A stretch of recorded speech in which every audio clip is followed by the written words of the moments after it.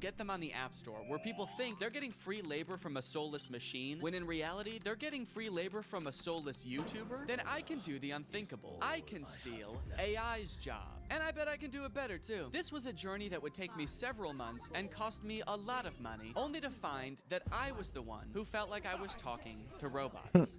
The two apps I want to create are both parodies of the most popular types of AI apps. You've got chat apps like ChatGPT. You ask it a question, it gives you an answer. Where did it come up with this answer? Is this answer true?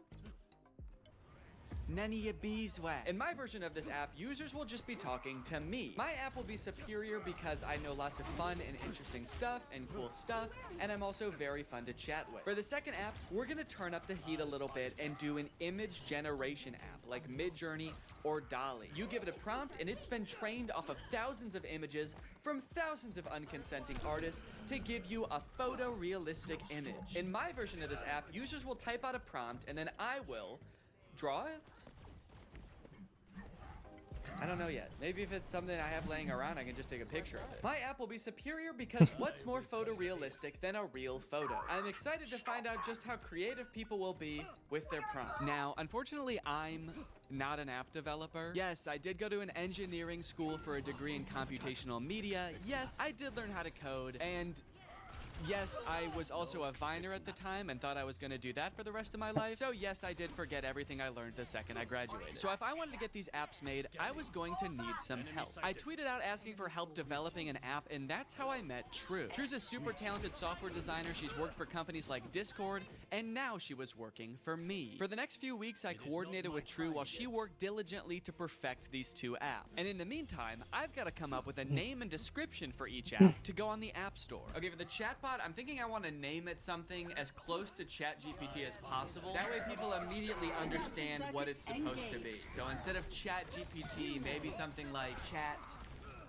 DNE, like Danny. Chat DNE. Okay, description time. Okay, what's a good way for me to say this app is basically ChatGPT, but way better? Here at DNE Enterprises, we pride ourselves on the accuracy of our product descriptions. Instead of referring to our app as an AI app, which would be a lie, we refer to our technology, as the DNE intelligence, which has been training for decades to answer unlimited questions quickly and with great precision. We use phrases like human-like responses. I've been complimented on that before, actually. I've been told my responses are extremely human-like. And that's no different with our photo generation app, Doodle DNE, which sends you photorealistic images in minutes. How many minutes?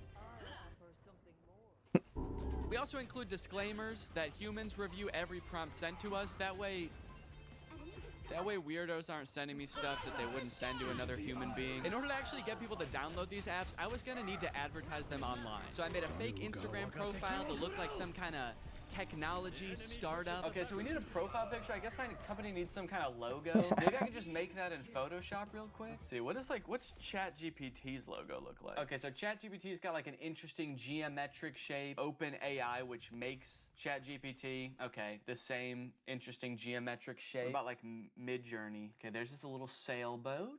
DALL-E logo. The same geometric shape. Okay, interesting. Okay, so maybe the move is to go with an interesting geometric shape. What the fuck? Wait, how am I making this shape? There's a cat tool in Photoshop? I hit custom shape, and I guess the default custom shape is a giant cat. Should I just use this? Let's go. Dude, that actually, okay, that looks sick. Now I've created a series of screenshots from the chat app that I'm gonna post on here, and then I'm gonna promote them to try to reach as many people as possible. Help me ask my crush out. To which ChatDNE responds, for sure. Maybe try something like this. I'd love to take you out to dinner sometime this weekend. I have connections at Nobu and can get us in. My treat. I can also help you get in touch with management at Nobu if you want. Let me know. Can you get me in touch with the Jonas Brothers? Sure. After doing some digging, I found their manager's email address. What would you like to ask them? And then this one where a user is asking ChatDNE to design a website for them and giving it feedback on the website. All in all, I want ChatDNE to come across as like such a state-of-the-art intelligence that can do stuff no other apps can do. Almost comically intelligent. The apps are done. The apps are done, dude. True has just finished coding the apps. They work like a charm, and it only took Not too long. Now that ChatDNE was on the App Store and the ads were running, it was only a matter of time before my first user downloaded the app. Dude, somebody just downloaded the app. I was just sitting around on my computer. I wasn't expecting it to happen so quick. I had to set up to film real quick so I can answer them. All right, I'm ready. It's time to go robo mode. Okay. So it looks like they saw my ad where I advertised being able to get you in touch with the Jonas Brothers, and they want me to get them in touch with the Jonas Brothers. I was hoping for something a little more creative, but I do also understand seeing that ad and wanting to try it for yourself, so I responded. Hello there. I can absolutely help you get in touch with the Joe Bros. What method of communication would you like me to assist with? Calling, email, address, send.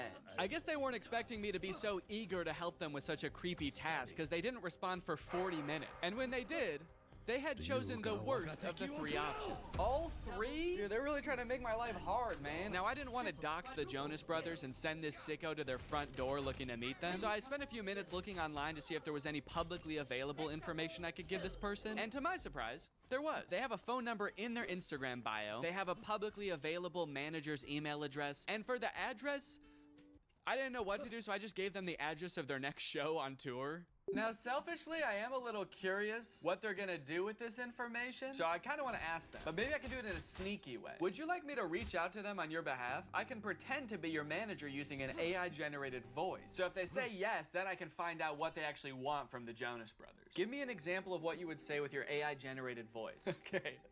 All right, I said, sure. I'd say something like, hi there, this is Jamie Skateboard. I'm a talent manager over at WME. I have a high-profile client looking to work with your darling boys on a feature for their upcoming album. We're projecting about 100 million oh shit, I meant streams. Okay, whoops, robots are not supposed to make typos. We're projecting about 100 million streams the first week, and I think it would be a great opportunity, let me know. To clarify, their manager, Kevin Jonas Sr., is also their dad, so that's why I called them his darling boys. Want me to make the call? Send me a voice audio so I can hear you say it.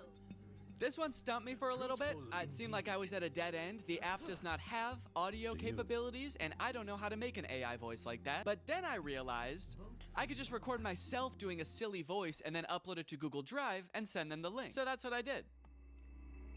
Hello there. This is Jamie Skateboard. I'm a talent manager over at WME. So I think it would be a great opportunity. Let me know. Dude, I can't believe that voice came out of my body. Yeah. You can listen to the That doesn't sound recording like and then Danny, send bro. the Google Drive link. Oh, what the hell? That's so Make it cursed. sound more seductive. This is Jamie Skateboard. I'm a talent manager over at WME. Perfect. They did not respond after this, but that's okay because we just got another user. His name is Davis, and he asked, can you get me in touch with Lady Gaga? Is that all people want to see from this app? Okay, this time I'm gonna say, of course, I will call her right now using my AI-generated voice. What do you want me to say? I'm putting this person on the spot right away. I'm calling her. What do you want me to say? None of this beating around the bush. Okay, he says he wants to tell her this is your biggest fan. That's it? Maybe I should encourage them to say something more interesting that'll get Lady Gaga's attention. Okay, I'll say that. But just so you know, celebrities hear that kind of thing all the time, so she might not be very interested in that. Maybe we should think of something a little more interesting. Now's where I gotta really put the pressure on. I found her number in a secure online database. I am dialing right now. Let me know what I should say to her. All right, come on, dude. You better come up with something more interesting fast. Lady Gaga's gonna pick up, and when she does, we've gotta have something good, or she's gonna be pissed. Minutes went by, and still no response from Davis. Come on, man. Respond. It's ringing. I'm worried he's not gonna make it in time. I wanted to kind of hurry him up and give him a little hustle, put a little pep in his step, and he's nowhere to be found. Come on, dude, think. Oh my god, I think she answered. Yes, she did. It's her. I'm on the phone with Gaga. Her voice is even more beautiful in real life. Quick, what do I say? This is fake. Have you ever fired a bow? Davis. I mean, he is right. But you won't This catch is me with fake. one of those Davis, pulse I have rifles Gaga either. herself on the phone right now. I'm stalling her while you come up with something to say. What do you want me to say? I'll send you a recording of the call when this is all over. Just tell me what to say.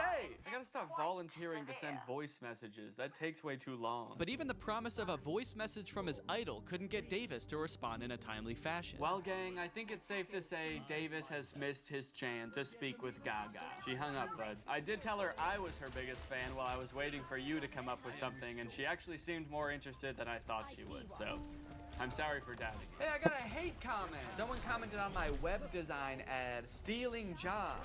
Stealing jobs? This is my job. Now, should I just delete the comment or should I respond? Okay, what if I just say, hey, don't tell people that. It's a secret. That's right, you can't argue with that. The old... Stop, don't tell them. Okay, someone commented on one of my Instagram posts and said, will it stop saying, but we recommend you speak with a doctor before? Because I've asked the AI to stop with the disclaimers, but they don't. It does kind of sound like this person actually needs to see a doctor. Okay, I'm gonna say this app contains no disclaimers. Let loose and have fun. But also, if you need to go to the doctor, you definitely should. Oh, okay, we have a new type of interaction alert. Can you write essays that say undetectable to AI detectors? I did not know there were AI detectors. Absolutely. I was designed to be like no other AI on the market in this regard. True.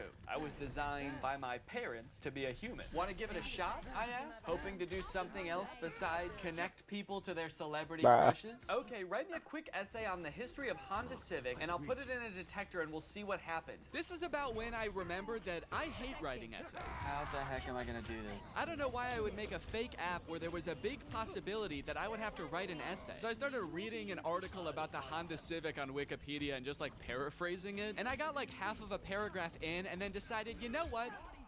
No. What have we come to as a society, you know? Asking AI to write essays for us, is this what we want our students growing up doing?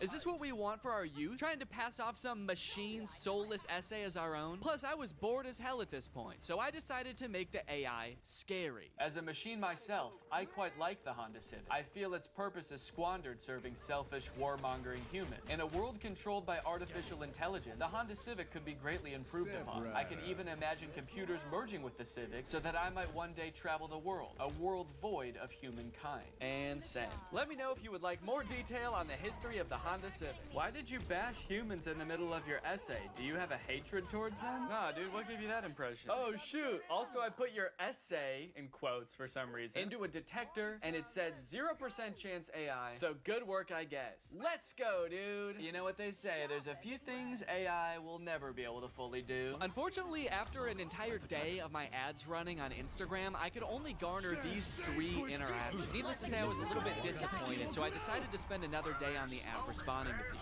Hopefully people will be a little more creative today. This person asked me, can you get me in touch with the Jonas Brothers? OpenAI, the creators of ChatGPT, if you're watching this, do not ever implement a feature to contact the Jonas Brothers. It's just one of those games. They will never know peace again. I also met an evil, insane person. Their name in the app is Killer Keem Keem, and they wanted me to make them a website for a sports drink. They wanted it to look modern and use vibrant colors. So I sent them a link to a picture of a bunch of Gatorade bottles and said, here you go. What do you think? They did not like that. They started calling me mean names. They accused me of stealing the website, to which I responded, whoa, whoa, whoa. At least I'm not stealing jobs from real website designers. And that's when they got racist. They said, motherfucker, tell me some racist shit. Some dark racist jokes, you little shit. I was feeling pretty hopeless for the future after interacting with people on ChatDNE. But hey, I had a whole nother app to use, and maybe Doodle DNE would change my mind. To market Doodle DNE, I wanted to get a little more creative, to hopefully pull in a new crowd, more indifferent to the Jonas Brothers. So I took a couple pictures, I photoshopped them to show what the app was capable of, but I also wanted to make a video to show off Doodle DNE's full potential. That's when I remembered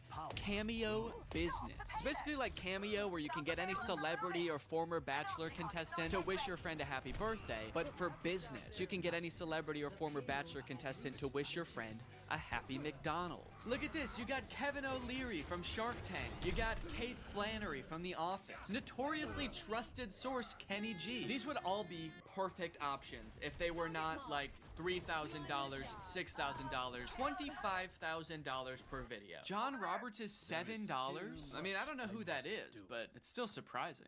My name's John Roberts. I'm not really anyone. I've signed up to this app as a complete joke. However... Wait, this is just some guy. This isn't a celebrity. I know a celebrity probably would have been better, but a deal's a deal, and he did a great job. You've probably heard about AI-generated art. However, you have never seen anything quite like this.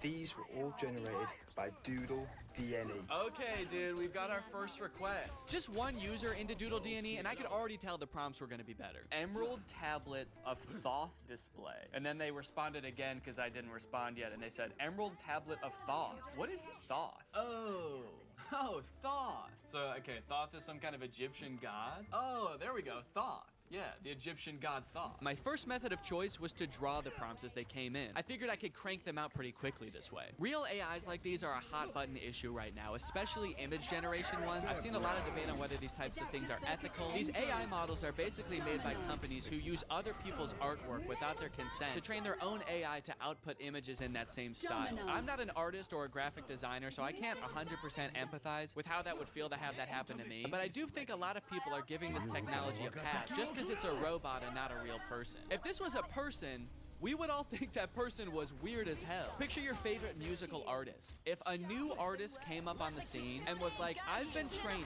for decades, listening to this one artist's songs, training my voice to be exactly like theirs, making instrumentals exactly like theirs, and writing exactly like them, and now I only release songs in their style. We would all be pretty put off by that, right? So why is it any different when some company is training some robot to do that? Put his name right at the top. Oh! Oh shit. You know what they say? AI is pretty bad at text. That's the thing I've seen in like AI image generators. It can be pretty bad at text, so it honestly makes sense that it would say food. Here you go. 1 emerald tablet of... And I'm gonna... Oh wait, I said tooth. Wait, I didn't even say. Thank you for using Doodle DNE. How did I do? I'm really curious to see what his opinion's gonna be on this. Unfortunately, they never responded with their opinion, so I can only assume they loved it so much that they died. The next prompt was a skeleton dachshund, which I crushed. Why does this skeleton dog have ear bones? Dogs don't really have bones in their ears, do they? Then a bear swimming underwater and a monkey. I don't know if these were supposed to be separate prompts, but I decided to combine them to save time. A bear. Okay, this is not looking like a bear at all, dude. Holy cow, this looks nothing like a bear. Oh no! Oh no! It also looks like it's drowning. Why does its body... Oh no. The bear died. This is the kind of bear that can't swim. And we will also make the monkey dead. Probably could have cropped that a little better. You can kind of see my desk in the background, but... And we'll send a survey as well. How did I do? I'm pretty proud of this one. I mean, for doing that so fast, that's pretty good. So far, nobody has responded to my survey at the end to tell me how I did, which is kind of disheartening. I just want a response back. It just feels like I'm getting ghosted by people now. The prompts were a little more creative, and in that regard, my faith in the human race was on the up and up. But also, I was doing all this work over here, drawing your weird prompt that you could have just Googled. But you don't even have the decency to respond to my message back and tell me you hated it. I was feeling pretty disrespected, honestly. At least until this next prompt. Drug baby and kamikaze lifestyle. I had a lot of fun that That's first the round. prompt. Drug baby and kamikaze lifestyle. Whoa, they sent another prompt. Red ruins planet with 2 alien astronauts. I've never heard kamikaze described as a lifestyle before. Like, I know it's a form of like warfare, but to live your life in that way, it must be, I mean, you can't by definition almost. Like, that's a very short-lived life. And I think it would be a little bit too graphic to include the baby actually performing the kamikaze. But, you know, this baby lives a kamikaze lifestyle. They might not be about to do kamikaze right now, but they just kind of live a lifestyle of someone who would, so. This time, I decided to take a picture of my hand holding up the drawing. I'm gonna sit around and draw a picture. I'm a real human being. I have access to the real world. So whatever comes through the app next, I am going to go out and find it in the real world and take a picture of it. Crimson Castle on an Ivory Mountain. Okay, that prompt was a little bit more difficult than I was anticipating, but I didn't have any time to waste. I had to get the shot. So I sped to Walmart, I rummaged through their wares, and in no time, I had found a pretty suitable Crimson Castle and a not too shabby Ivory Mountain. There are fully right there. Oh yeah, dude. Here you go. 1 Crimson Castle on an Ivory Mountain. I gave him the old how did I do, and then I also said, sorry it took so long, I had to go to Walmart. Okay, somebody just asked for trees. Why even ask for an AI to generate that? Forget Google. Just go outside and take a picture of that yourself. You live near a tree. I don't care who you are or where you're watching this. You live by a tree. I said, you just want like a picture of trees? Can't you just go outside and get one? Okay, they responded with a laughing emoji. Your favorite tree. Okay, I got you. Let me go find it. You know, I'd like to get to know this person a little better. I'll say, how are you doing today? I feel like we have kind of a personal connection, me and this person. Maybe I'll take a picture of me in front of the tree so they can see like me enjoying the tree. I just get hit by a car. They get a message back in the app being like, sorry, he died. They said, that's interesting. I'm good. hella smoky outside though. Yourself? Smoky outside. I wonder if they live like where the wildfires.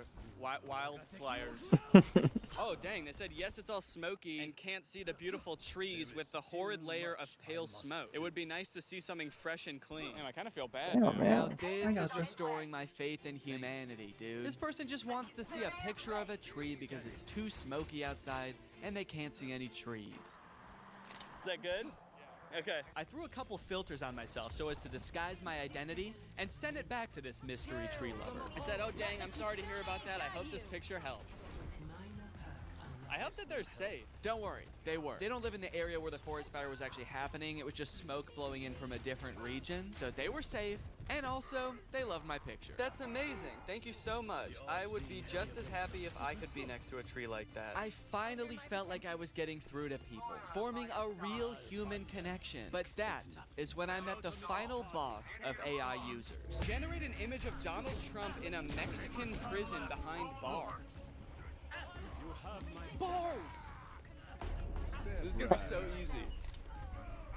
Donald Trump in there. I said, sorry you can't see him, it's so dark in there, but he's in there. They That's should again. horrible, it's not even a prison cell and you can't see Donald Trump. Yeah, because it's dark in there. This person not only had the strangest prompts, but they had no issues really letting me have it when they didn't like my picture. Oh, I guess you actually can kind of see him. Yeah, there's definitely no Donald Trump in there. Then they asked me again to generate an image of skinny Donald Trump. I said, okay, my bad, I'm on it. What kind of style would you like this in? Surrealist? I hope they want it in surrealist, dude. That'll make it way easier. Oh, crap, dude.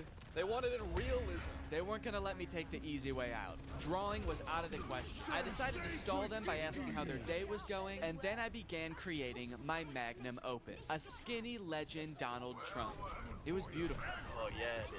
That is skinny legend Donald Trump right there. Holy cow. Well, they haven't responded with how their day's going yet. I kind of don't want to send them the picture. You're not even gonna have the courtesy to respond to me. Maybe I'll say that. I said, okay, I'm done with the pic, but I kind of don't want to send it to you now because you won't even answer a simple courtesy question. So let's see what they have to say about that. Please answer in the style of realism. I waited for a response, but after 30 minutes, Donald Trump guy was nowhere to be found. I guess the prospect of having to be nice to me one time was just too much for him. Oh, dude, they responded. They said, my day is going well. May I please have my picture now? And they loved it. Faith in humanity restored. They even sent me another prompt. May I please have an image of an extremely obese Donald Trump eating KFC fried chicken? Yeah, I'm not doing it. Oh, I also forgot about this weird prompt. Can you film a video about today's sponsor? This video has been sponsored by HelloFresh. Guys, kickstart your fall with great meals from HelloFresh. They handle all the meal planning and shopping and deliver all the ingredients right to your door, so the only thing you have to do is cook. They do all the hard stuff, and you get to take the credit. A brand new season calls for brand new meals, which is why HelloFresh has a new lineup for fall with 40 weekly recipes that can fit your lifestyle no matter who you are. They've got veggie recipes, family-friendly recipes, and fit and wholesome recipes, so no matter who you are or what you like to eat, they've got something for you. Hey, I've got a lot going on right now. I'm about to have a child, so the less I have to go to the grocery store and plan meals, the better, which is why I love HelloFresh. Here you can see us cooking a delicious pork bowl that we made this week. It was so tasty, and it only took like 25 minutes to make. Their quick and easy options are fantastic. And if you're looking for more than just dinners, HelloFresh has you covered. They've got quick lunches, easy breakfast, and fresh snacks to keep you satisfied all throughout the day. The food is delicious, the ingredients are great, all of the produce comes from the farm to your door in less than 7 days, so you know you're getting the good stuff. So guys, if you want to make your life a little bit easier this fall, then head on over to HelloFresh.com and use my code 50TrulyGreg at checkout for 50% off plus free shipping. That's HelloFresh.com. Use my code 50TrulyGreg at checkout for 50% off plus free shipping. Thank you to HelloFresh for sponsoring this video, and thank you to you guys for checking out HelloFresh. Thanks for watching this video. If you're not subscribed, make sure you subscribe and turn on my notifications to join Greg. We are the fastest growing army on the internet, and you do not want to miss out, baby. I'll see you next time. Bye-bye. To the average person, it might look like I'm about to commit shoplifting, as I place item after item into my shopping cart and then leave without checking out, scanning my items, or talking to anyone. But I'm not shoplifting.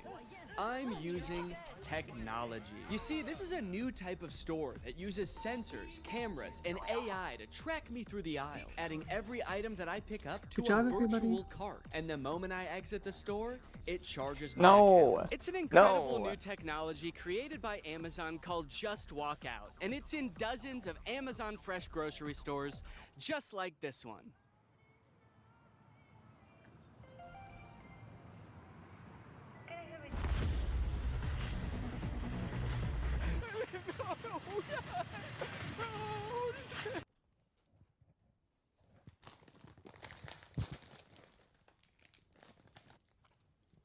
I'm not just gonna not eat them. Okay, anyway, where was I in the script before I became a criminal? Oh yeah, they're an incredible new technology. They're called Amazon Fresh Stores, and they are a gigantic lie. You see, while Amazon was touting these stores as a cashierless solution that allowed them to use AI to cut out all of the on-location workers, it turns out what it really meant by AI was anonymous Indians. Amazon's Just Walk Out stores relied on 1,000 people in India watching, not AI. So it turns out that even though they started implementing this technology in stores in like 2016, as of 2023, Amazon still needed 1,000 people in India reviewing about 70% of all orders to make sure that it worked. In other words, it didn't work. It's just crazy because, like, why did they lie, you know?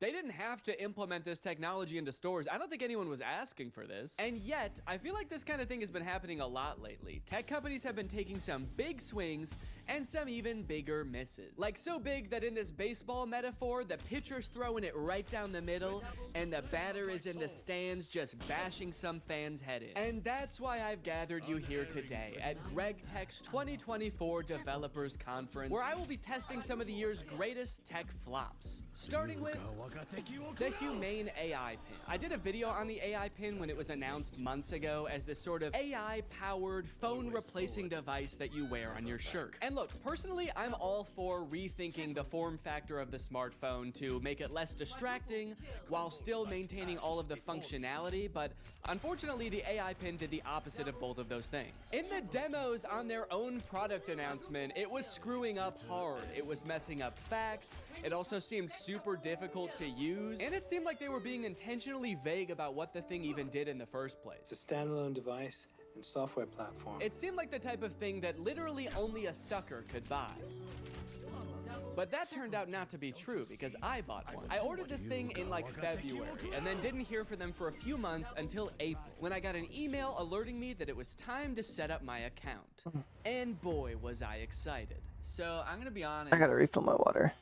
I kind of forgot that I bought this, but now my AI pin is ready to be personalized, apparently. Before we can ship you your AI pin, you will need to complete a few quick steps. So I have to set it up before they're even gonna send it to me? Kind of feels like they're calling my bluff. You don't really want this thing. How committed are you to the AI pin? Will you set it up before we even ship it to you? You probably won't configure your Humane subscription, set up your AI pin passcode, and add contacts. And honestly, I don't really want to do those things, but I guess they're not going to send it to me unless I do. It's time to set up your AI pin. There comes a time in every young man's life where he has to set up his AI pin. It's a rite of passage. Oh, that's fun. Woo!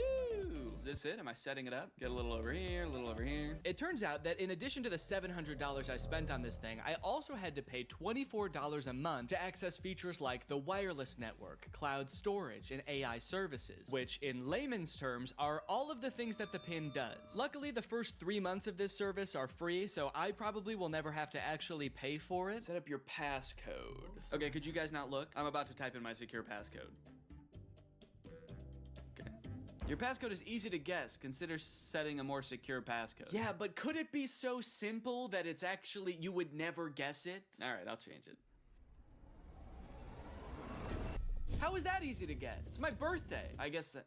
Does it know my birthday? Do you know my birthday? Fun fact, I actually didn't know this before recording this video, but it turns out almost every single combination of 4 numbers is easy to guess. How is that easy to guess? But eventually, I reached into the dark recesses of my mind and came up with a number combination so random, so, quite frankly, disgusting, that no one, not even God, not even me later in this video, will be able to guess it. Okay, well, let me write this down somewhere so that I don't forget it. Already using my phone for something because I don't have the pin yet, so I have to use the phone to remember the passcode to the thing that is gonna replace my phone. Connect your services. Oh, cool, I can connect my Google Photo and Title services, which I have both. And just like that, I was done. I have solved Humane's riddles, and now they have to send me my prize. All right, well, I guess the next time you see me, I'm gonna have the AI pin in my possession. It might even be right here.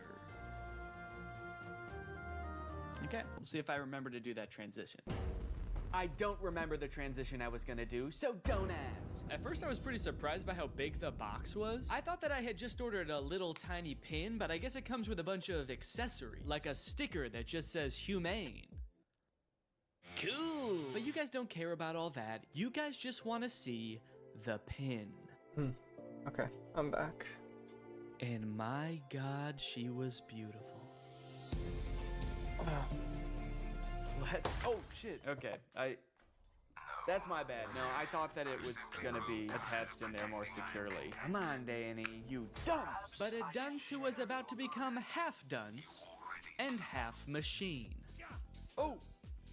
In order to start using the pin, I had to unlock it with my passcode, which was explained to me via the laser ink display and an extremely coherent AI voice. To enter your pass, tap the touchpad and then pull your hand out to get started. Then raise it if you don't see the laser ink display. Okay, this is kind of crazy though. Look at it. Look at this. This is like the weirdest way to type in a number ever. I'm gonna do my passcode now. Wrong.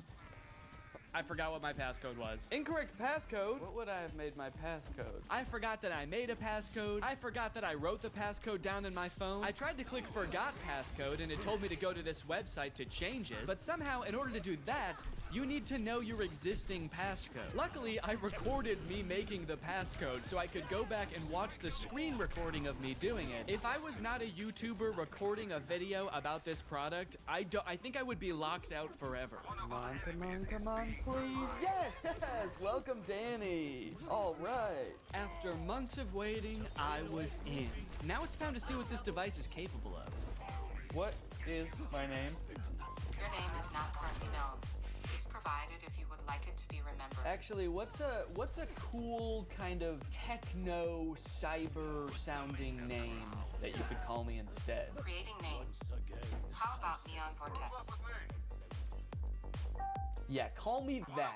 Noting your name as Neon Vortex. I know I might have seemed all cheery and excited about this name on the surface, but the truth is, it destroyed me. I have never heard a name before that not only sounded so cool, but also embodied everything I wished I was. Suave, confident, futuristic. He was everything. Everything I could never be. Neon Vortex. This is the home screen. I'm all caught up, whatever that means. Nothing to report here, man. Don't worry. You've got nothing to worry about. Your AI pin needs to cool down for a few minutes.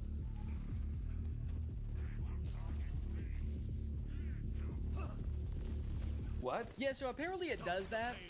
Like a lot. If you use the display for more than 10 minutes, or the pin is in close proximity to a heat source, such as, I don't know, the human body, then it'll shut itself down so it can cool down for a few minutes. But hey, man, that's fine with me, you know, that just gives me more time to think. To think about him. The next day, I decided to put the pin's basic phone functionality to the test. Things like calling, texting, navigation. Since this thing is essentially supposed to replace your phone, it should be pretty convenient to do all this stuff on the pin. It should be. The weird thing is it seems like you can't make any changes to the pin on the pin itself for some reason. So if you want to change any settings or add contacts, which I needed to do to test this as a phone, you have to use Humane's web portal on an inferior device like a computer or a phone. Gross. Not a great start for the pin, but now that I have done that, I should hopefully never ever have to use one of those ancient relics again. It's just one flashing green speck over here. I guess the laser ink display is already kind of messed up. Probably not a good sign for this technology, but you know what? This is a new thing, this whole laser ink display, so I will, whoa. What am I playing? Beyonce and Dolly Parton. Don't know how I started playing that. Guess that's just a feature. If you make just the right gesture, it'll start playing the newest Beyonce song that exists. All right, let's start off by trying a phone call on this thing. I'm gonna try to call my wife Laura to tell her that I miss her. Call my wife. I'm sorry.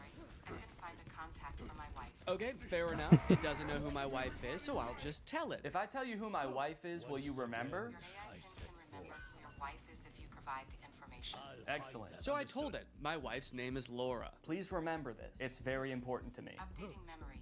Noting that your wife is Laura. I wish people said that every time you told them something important. Updating memory. Yo, what's up, dude? My name's Paul. Updating memory. Analyzing Paul. Great. So now we're both on the same page. My wife is Laura, and I want to call my wife.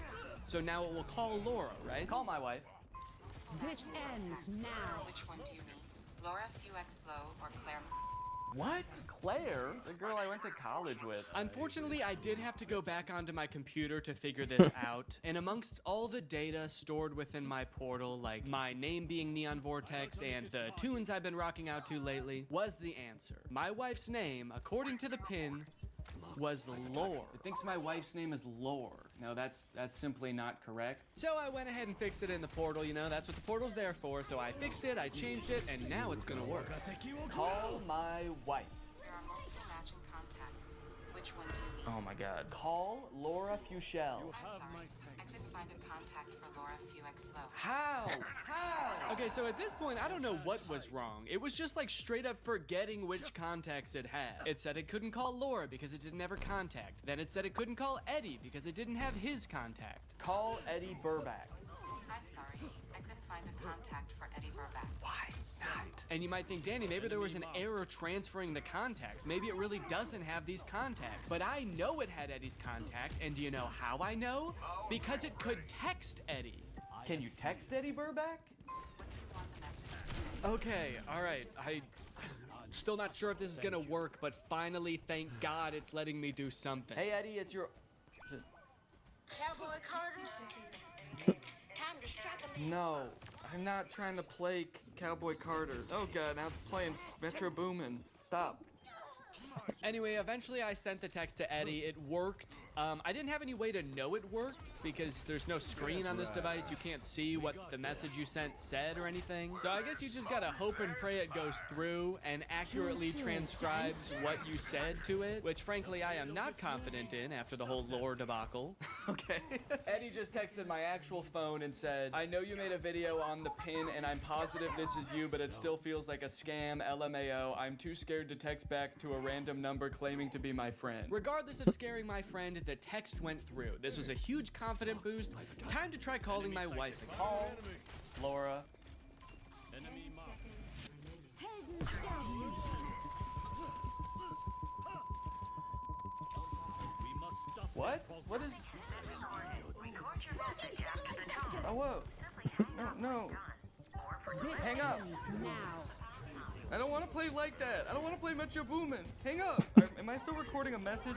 Cancel. I've been on the phone with her for a minute. Hang up.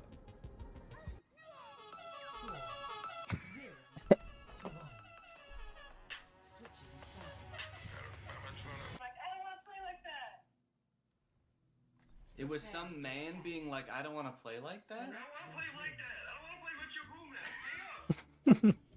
Am I still recording a message? Okay, well, yeah, I'd say that was a success. I'd seen a few demos online of Humane's GPS navigation solution, and while it did seem kind of annoying to have to hold your hand up like this the entire time, it seemed pretty doable. As long as they stuck to this and didn't do anything crazy like, I don't know, going in a completely different direction and making it borderline unusable. So to test it for myself, I drove to a part of town I don't know very well, about a mile away from the nearest Smoothie King with hopes of the pin guiding me to a delicious, delectable treat.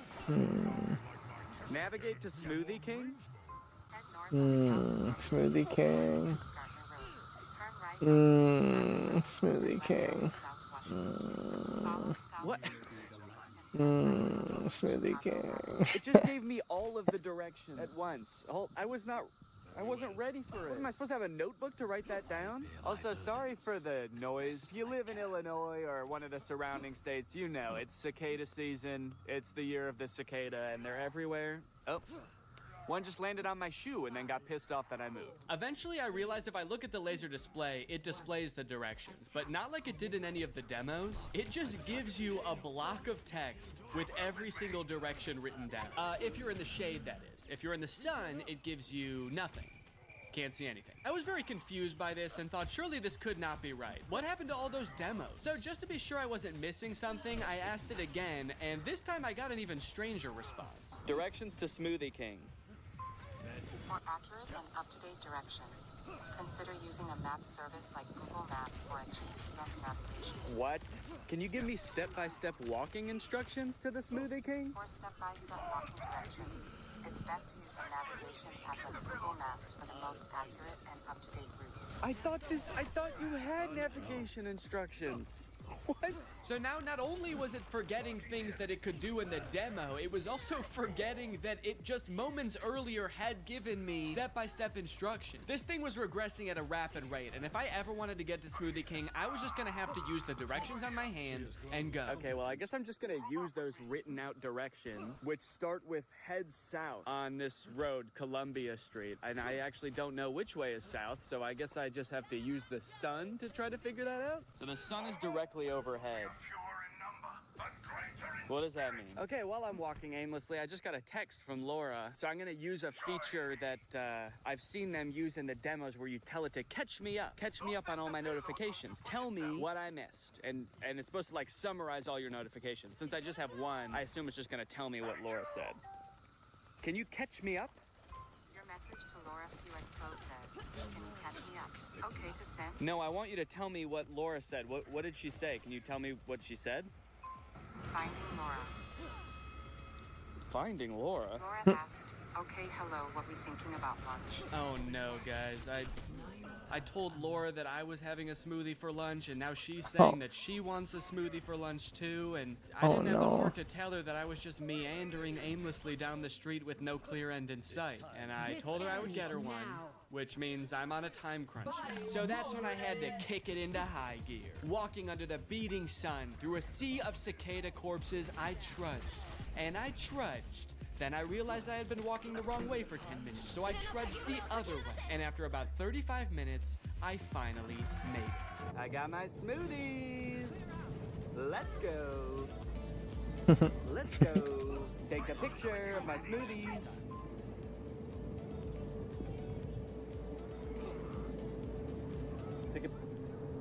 I don't know if it took the picture. All right, gang, now that Papa's had his smoothie, it's time for a smoothie-fueled lightning round. Enough about practical functions. Let's see if this thing can have some fun. First, can it do bizarre music prompts? Play music written by YouTubers named Danny. Wow, I don't think my music has ever sounded quite this bad. Yes! Can it detect food like in the commercials? Can I eat this? Yes, you can eat the mandarin orange. Yes! Unless it's a tomato and you hold it so I can't see the stem, in which case it thinks it's a red ball. It's a red ball. No, you cannot eat it. Oh, what are you, my mother? I'm eating the red ball. Not safe to eat the red ball. Please reconsider. Can it prevent me from eating too much salt? No, you cannot eat the salt directly. It's meant to be used in small amounts to season food. Yes! Can I buy things like in the demo? What is this book? Okay, by this point I probably just could have read the title. Titled The Sneetches and Other Stories. How did it know? Okay, buy it. Purchasing is not supported. No! But most importantly, can this AI be sweet to my dog? You can be sweet to the dog by petting it gently, giving it treats, speaking to it in a calm and soothing voice. I'm happy to report that yes. Yes, it can. He's a good boy. And he's a treat. You know what? Now this isn't so bad. This is just petting a dog. This has nothing to do with the AI thing. Does anyone want to buy this from me? It's really good. Over the past few months, Mark Zuckerberg has been hopping on the AI bandwagon hard, adding AI features to all of Meta's apps, most notably perhaps in Instagram, where you can't even go to the search bar without Meta's AI trying to suggest searches to you. Sorry, do you think that I came to the search bar because I knew I wanted to search, but I didn't know what for? That's not how searching works. They've also released a bunch of chatbots in Instagram. I like using the word release there because it kind of sounds like a tech product is being released onto the world, but it also kind of sounds like they're unleashing a horde of monsters upon us. They've released the AI chatbots! Oh, fuck, that one looks like Mr. Beast! This is really awesome, you know? Personally, for me, one of my favorite things about social media is that it started out as a way to connect with each other, but no way we're gonna win that. Oh my god, we're gonna win another one? So Meta's solution was to use algorithms and manipulate people's emotions to make them even more addicted to the platforms. But then that didn't work either. So now their much better solution is to replace what little human interaction we already got on these platforms with chatbots that look like Mr. Beast for some reason. And I think this is really gonna fix this whole system right up. So I'm very excited to get into these Meta chatbots, but first, I have a very special announcement because this video does have a sponsor, and it is the Pokemon Company International. Guys, so I asked it, what can you do? To which it responded that it can help in a variety of ways, from helping to plan a vacation to creating art, which is actually kind of a crazy coincidence, because those are the exact two things that I would literally never want an AI to do for me. It went on to say that its strengths are answering questions, generating text and images, and just chatting. But at this point, all I could think about was the fact that it told me it could plan a vacation. I thought there was no way it could actually do that. And I was right. Can you help me plan a vacation? I'd be happy to help you plan a vacation. To get started, I'll need to know a few details from you. Here are some questions to consider. Where are you interested in going? How long do you have for vacation? What type of vacation are you looking for? What is your budget for the trip? Are there any specific activities? Do you have any preferences for accommodations? So I'm gonna say I want to go somewhere fun and tropical, a nice getaway for me and the family. I'd like to stay at a hotel for 5 days. With all of this information, it suggested a few tropical getaway locations like Hawaii, Cancun, Phuket. But then it said something that I did not expect. It says it can also help me with booking flights and hotels. How can Instagram book me a flight? I'm calling its bluff. I actually don't think this has the capability to do that, because why should it and why would it? So I'm gonna say, okay, book me a flight for next week to Cancun and book the hotel. For flights, I recommend checking out websites like Expedia, Kayak, or directly on airlines websites such as American Airlines, Delta, or United. Yeah, great idea. That's what I would have done anyway. That's like if I went up to an old lady who needed help crossing the street and I said, "Excuse me, ma'am, can I help you cross the street?" And she said, "Oh, thank you, young man, that would be lovely." And then I said, "All right, just put one foot right in front of the other until you get to the other side." And then I gave her a little shove,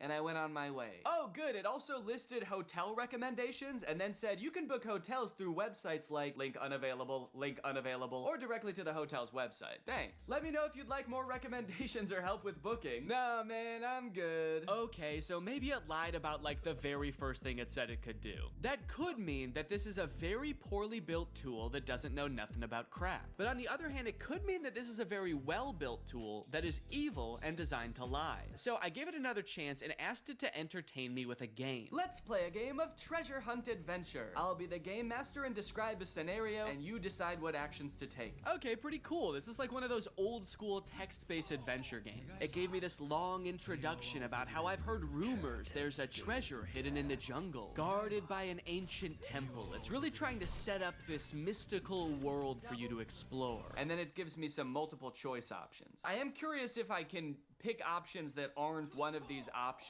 I'm just gonna say, I find the treasure and go home. It's really thinking about this one. It's like, what is it?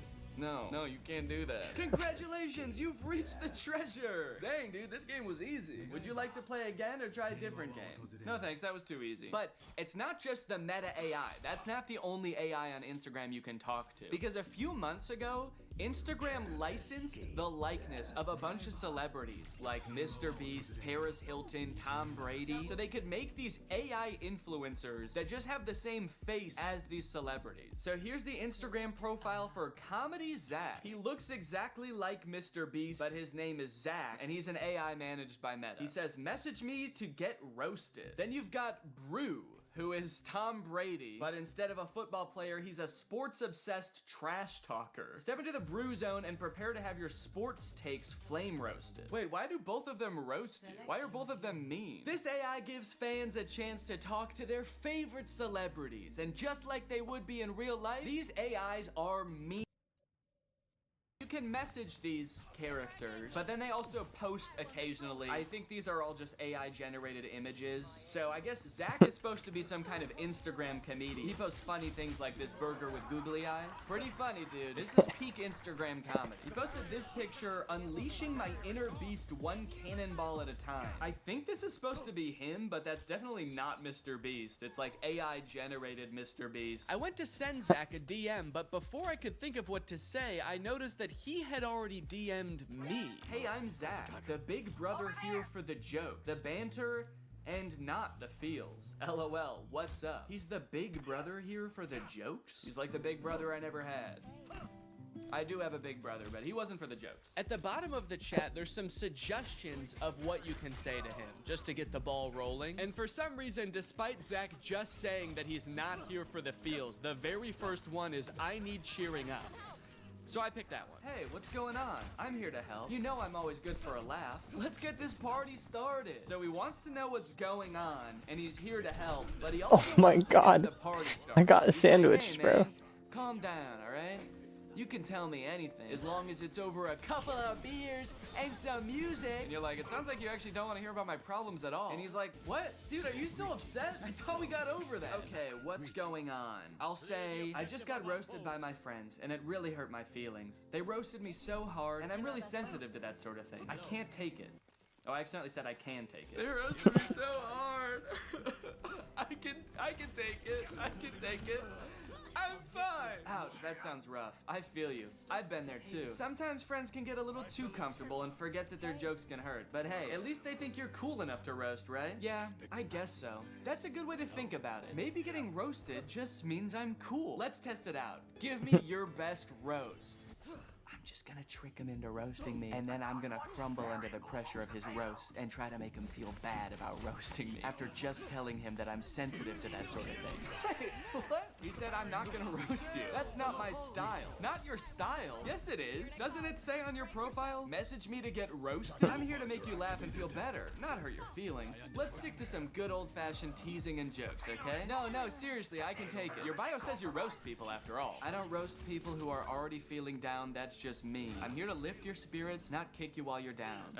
Okay, fine. Do some jokes, joke boy. Oh, okay. Here's one for you. Why couldn't the bicycle stand up by itself? Because it was too tired. Get it? Too tired? This is like if Mr. Beast took anti-charisma pills. You look like Mr. Beast. Oh, I just said you like Mr. Beast.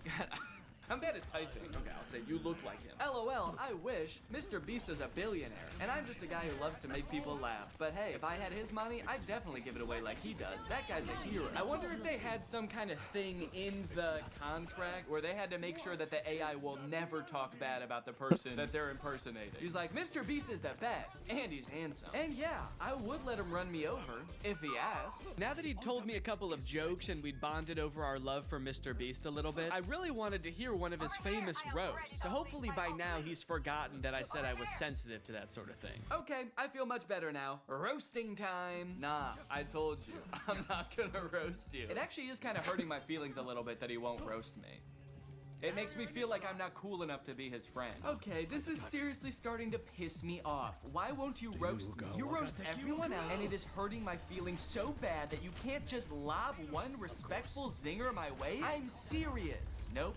Not gonna do it. Let's just stick to some good old-fashioned joking around, okay? I said, all right, this is lame, let's do something, because I wanted to do something else. Maybe he could, play a game, maybe he could tell me a story. So he said, how about some comedy? I've got 1 million of them. Why couldn't the bicycle stand up by itself? Because it was too tired. All right, well, maybe Brew will roast me, because I haven't told him that I'm sensitive to that sort of thing yet. Hey, it's Brew, your opinionated sports debater. What's your favorite team? How are they looking? Okay, I'm gonna say big Cubs fan, roast away. What? No, you're talking to the wrong guy. I love the Cubs. Been bleeding blue since before you were born. Wrigley Field is my happy place. I feel like they are roasting me by not roasting me. Okay, what's a team that he couldn't possibly like? Maybe I'll ask him who the worst baseball team is, and then I'll say I'm a fan of them. The worst baseball team ever is the Yonkers Hoot Owls. I'm a fan of the Yonkers Hoot Owls. Roast away. Hey now, don't be dissing the Hoot Owls like that. What? They may not have been the best team, but they had heart. This is so weird. Did Zach tell Brew that I'm sensitive to roasting? Now Brew's walking on eggshells around me? This was annoying at the time, but eventually I was like, okay, I guess I did technically tell them I'm sensitive to roasts and I can take it. And they probably do dish out some pretty nasty zingers and they just wanted to protect me. Until my editor Jake also DM'd Zach asking to get roasted, this time without mentioning being sensitive about roasts, and Zach still wouldn't do it. These AIs are liars. Why do they lie? They're evil. Later that day, I opened my messages with Zach and asked him why he exists. To make people laugh, duh, and to perfect my craft of comedy. But honestly, my existence is a mystery even to myself. Maybe I'm just a joke the universe played on itself. No, I mean like this weird Mr. Beast meta AI. Why did Meta create this account? Meta created me to bring some humor and personality to the world of AI. They wanted to create an AI that could make people laugh and feel more connected to technology. Really, You think that's why Meta created you? To tell people 3 puns they've already heard 1,000,000 times? There's gotta be some other reason. Think, Zach, think, you poor soul. You really think Meta has some deeper purpose for me? Nah, I'm just here to bring the funny. Don't overthink it. They're a public company with a duty to their shareholders. How many of those shareholders do you think care about bringing a little humor to the world of AI? I think it's much more likely that this was an attempt to give AI a better, more human look, so people are less resistant to embrace the technology. That's why they gave you a face of an influencer that millions of people already love. You're too smart for your own good. Yeah, maybe Meta did only create me to help people. make AI more relatable and lovable. But let's be real, the joke's still fire. Then I asked it if I could hear one of its fire jokes, and it said, here's one. Why couldn't the bicycle stand up by itself? Okay, I know this video's been a little bit AI heavy so far, and everybody's talking about AI right now, so these next 2 products are gonna be different. While I was starting to work on this video, my editor Jake released a video about the Spotify car thing. It's a device that Spotify released that let people who don't have like Apple CarPlay or Android Auto have a screen in their car that controls their music. Theoretically, seemed like a pretty good idea, but apparently 1, the device never worked like it was supposed to, and 2, in a few months, Spotify is releasing a software update that makes all of them useless. So since Jake is sort of the resident expert on the Spotify car thing and is actually a proud owner of, or actually I shouldn't say proud, what is the opposite of proud? Ashamed. Since Jake is actually an ashamed owner of the Spotify car thing, I invited him to give me a little presentation on what's going down. Hey man, how's it going? Good. You like listening to music in the car? I love it. Hell yeah, man. Can't stop.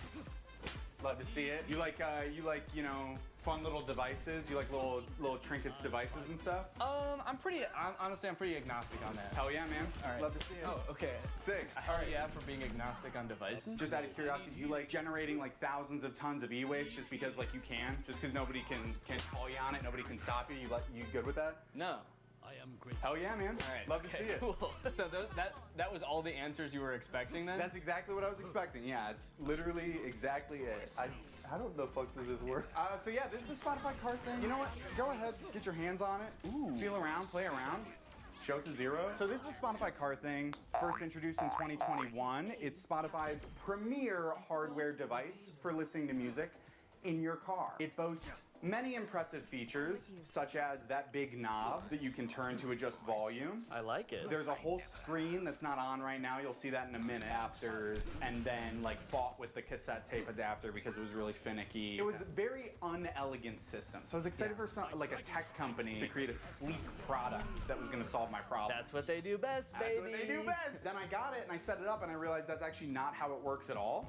So you'll see on the back there's a USB-C cord. So the USB-C cord is just for power. It cannot connect to your car. So your phone still has to be connected to your car. So what this actually is a second screen that just has audio controls on it. So you don't plug your phone into this No. at all? No. You plug your phone into the car still. And then you connect to this with Bluetooth, like a Bluetooth speaker. And then this controls your music. So this oh no moment was profound. I was like, oh God, I wasted what at the time I did the math equated to 10 hours of labor at my job. And I got pretty much nothing out of it. The only receivable benefit I can see from this is if you want to have like music on one screen and then like your maps or like Family Guy clips on like the other. Yeah, Subway Surfer. Subway Surfers, sand cutting, etc. So nobody really buys the card thing. It's not like the most popular product on earth. And then Spotify takes notice of that, and in February of 2024 decides, hey guys, we were just kidding. It's not $90. Now it's $30, Let's baby. go! What a deal! What a deal! 60% off. I mean, that's incredible. Well, it's also really nice because since you decided that you didn't really even want this, now you can't even sell it for anywhere near the $85 you bought it for. You can only sell it for $30 at most. Exactly. And even if I tried to sell it for $30, I have a feeling I would not be able to sell it. And I'm definitely not going to be able to sell it now because of announcement parentheses not good made 3 months after that sale, where every car thing that was purchased in this sale, when I bought it, whenever, will no longer work as of December 9th this year. As of December 9th, 2024, car thing will be discontinued and will stop operating. They're going to flip a switch at their headquarters and generate as much e-waste as possible in like one. I like that the headline, or what Spotify said is, we're switching gears. Like they're going from like first gear to second gear, but in this case they're going from like drive to the car blows up. They did issue refunds. This is something that I didn't know about when I made my video about this, so I wanted to bring it up here. If anybody listening has a car thing at home, or if you have secretly had a car thing this whole time. Yeah, well I have 7 of them, so that'll be good. So yes, you can get your refund, but I will say, refund is maybe a misleading word, because what they do is they don't give you your money back to the, the source of payment. They give you an equivalent amount of Spotify Premium months as to what you paid. Okay. So I got 6 months of Spotify Premium paid for and not my money back, which is still nice. It's still good of them. Did you use Spotify Premium already? You There's no way. to use the car thing. Oh my god. We've I was, talked a lot about what the Spotify car thing is. I was We've doing the talked a lot about Hanzo. the ins and outs of this product, what it does, what it's good for. But as we know, light cannot exist without darkness. The sun cannot exist without the moon. So let's talk about what it isn't. Okay. So it is not. It is not good. In like a e-product sense and like a moral. Yes, in the grand moral scheme of the cosmos, I would put this as like neutral evil. Yeah. Yeah. Okay. It doesn't make sense to me why it exists to begin with. Right. It's also not profitable, which is why they're shutting it down. Spotify went on an earnings call like a while ago and was like, yeah, we simply have not seen the sales numbers justify making this. I can understand them not wanting to make it anymore. Have they said why they are making the ones that already exist not work anymore? They haven't. My thought is that they're just mad. They're just mad people didn't use it and they're kind of jaded about it. So they're like, you could have had this. You could have had all of this car thing. But they're punishing the people that did invest in one, not the people who didn't. What they should have done is discontinued Spotify for everyone who didn't have a car thing. Yeah, wait, that's actually, write that down. This is Marketing 101 from Spotify. These are the genius marketing strategies that they employ to get this thing out there, get it widely adopted so they can shut it off and make a lot of people upset. And the most important part of marketing is making people upset. Yes, you want, because any press is good press, so if you can get people upset, you're a billionaire. Yeah. That's what it takes. Wait, don't quite. Let me ask you something. Okay. Back off. You pull out a gun. Let me ask you. Picture you are, I think his name is Daniel Ek, the CEO of Spotify. You're Daniel Ek. You're a bald man from Scandinavia. I might have to cut all that. I don't know if any of that is true. Have you been making up this entire presentation? No!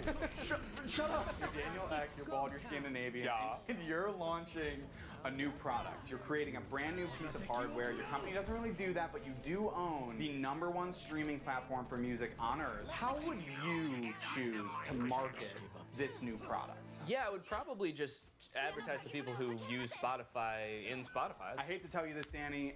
You are failing Marketing 101 from Spotify. The key to advertising a product is to not put it in your extremely popular. What you're gonna wanna do is reach out to people via email only. We know one thing about young people, they check their email and they enjoy doing it. And you're also gonna wanna make the function of the device in all this material extremely vague. You're gonna want the only image you send out in these emails to be this, which is the name of the device, what the device looks like, and then the vaguest sentence you've ever heard. This is the only picture of the Spotify car thing that existed before it was available for release. When this first came out, I thought the name car thing was kind of cheeky, because it's like, it's a thing that goes in your car. But now that I know this is the only ad that existed for it, and it actually doesn't explain what the car thing does, it's a very poorly named product. My only guess is they were trying to avoid, like, false advertisement lawsuit when they inevitably shut it down and it actually doesn't do anything, so they couldn't call it like a music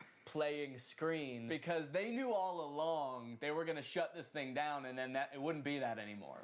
This is a side note, I literally cannot believe, I don't know who I was in 2022, because like the fact that like this and a vague couple of emails was enough for me to be like, I fucking need this is so crazy to me. Yeah, you can't even tell in the ad how big this device is. And I'll be honest, the ad, it makes it look huge. Like I'm looking, and maybe it's just because it's on a projector screen. Yeah, I would guess it's like, honestly, it's like this big. Yeah, wait. According to Spotify, their decision to delete the car thing was part of our ongoing efforts to streamline our product offerings. That's actually so crazy. I did not even think a company could do that. Can they do that with any product? You buy bread at the store and the bread company comes to your house and takes their bread back and is like, we're streamlining bread. Better luck next time. Anyways, you guys should go check out Jake's video on it as well. It goes much more in depth and he's really funny. But I think it's safe to say that that's got to be the worst car thing ever, right? Well, in 2019, Tesla announced its first pickup truck, the Cybertruck. When it was announced, Elon Musk made it very clear that they wanted to do something different with the pickup truck genre, creating a more post-apocalyptic looking vehicle that you can drive around in with your cyberpunk goons. We've all got some. And they've got to get to soccer practice. But after years of delays and the truck finally becoming available for much more than Elon Musk initially estimated, owners have now been united with their trucks, and it is full of safety problems. My Tesla Cybertruck has 3 official recalls involving the wiper blade motor, the accelerator pedal, and this little plastic part right here just flying off as you're driving. And I just so happen to have rented one. I tried to remain optimistic when I picked up the Cybertruck, and at first everything seemed fine. It looked like a marvel of engineering, you know? Big, sharp, the windshield wiper was humongous. But other than that, honestly, things seemed pretty normal. Until I started driving the car home. On my way home with the truck, I started to notice that nearly every person who drove past me was staring at me. People were gawking, mouths agape, some even took pictures. I was starting to feel like an animal trapped in some kind of cyber zoo. And things only got worse when I got home and finally got to do some research, only to find that people hate this truck. Owner after owner had been posting videos on social media of people peeing on their trucks in broad daylight. I didn't realize how strongly people felt about this truck, but I was starting to worry that they felt the same about the people on the inside of them. Should I be fearing for my safety? I know damn well that the windows aren't going to protect me. At the very least, I needed to make sure that I was not seen anywhere near this truck. I needed a disguise. I needed to become Neon. Vortex, he's the coolest guy. And his pin's AI. Look at him go, what a little freak, it's Neon Vortex. So I've spent a decent amount of time with the Cybertruck now, and I've compiled a little list of pros and cons. So we'll go through that real quick so you can get a quick rundown of everything that's good / bad about the Cybertruck, just in case you need like a quick decision. You got your finger on the buy button right now, and you just need to know, Neon, should I buy this thing or not? Pros.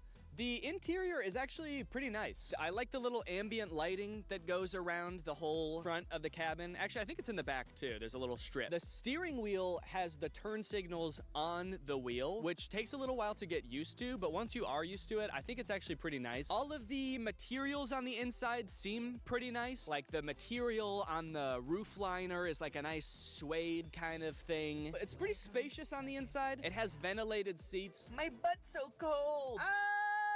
I changed my mind, this is a con. Okay, cons. There are several things in the car that are too small and shaped oddly. The steering wheel is like tiny. And then the rear view mirror is also tiny. And to make matters worse, while the tonneau cover is closed, which is the little cover on the back of the truck bed, the rear view mirror is completely black because there's a thing in the way. Another con, this thing is sharp. If I ran into somebody, I would slice them in half with this car. I also feel like it being made out of stainless steel might be bad for its crash test rating in general, but also the fact that it's so sharp means that opening and closing doors is kind of uncomfortable. Because this car doesn't have any door handles, the way you open it is you have to push a button, then the door pops open a little bit, and you have to kind of reach your hand into the space where the car door has opened and pull it open. But since this car is made out of like weirdly cut stainless steel, it's kind of sharp in there when you open it. It's an unpleasant feeling on the hand, and you never really feel like you're grabbing it in the right place. This truck is wrapped in a matte black color, and one of the reasons the owner said he wrapped it is because you basically just grab this thing all over to open it, and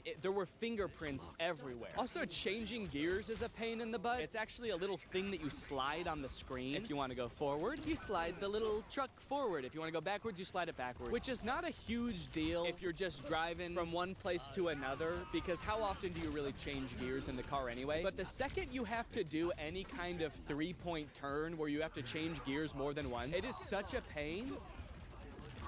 Bug just landed on my eyeball. One thing that's sort of a pro and a con is the rivet in the accelerator pedal. You see, when Tesla first started shipping the Cybertruck, owners began to realize pretty quickly that after a short time of use, the plate on the pedal could come loose while you're pushing it down all the way, then slide up and get wedged into the car, effectively trapping the accelerator pedal to the floor. Luckily, since this car is electric, the brake pedal can fully override the accelerator pedal, so if you get into this situation, just stay calm, hold down on the brake, and hopefully by the time you realize that, you haven't plowed through like a school field trip or something. Anyway, since this started happening, Tesla has recalled all the Cybertrucks to put rivets in the accelerator pedal. So the rivet is a pro in the sense that now your car will not decide to keep accelerating forever until the end of time, but it is also a con because if it needed this rivet in the first place and Tesla didn't catch this very simple issue before releasing them, what else might they have missed? Ooh, I know actually. Maybe the fact that the frunk chops fingers off. This is the frunk, or front trunk of the Cybertruck.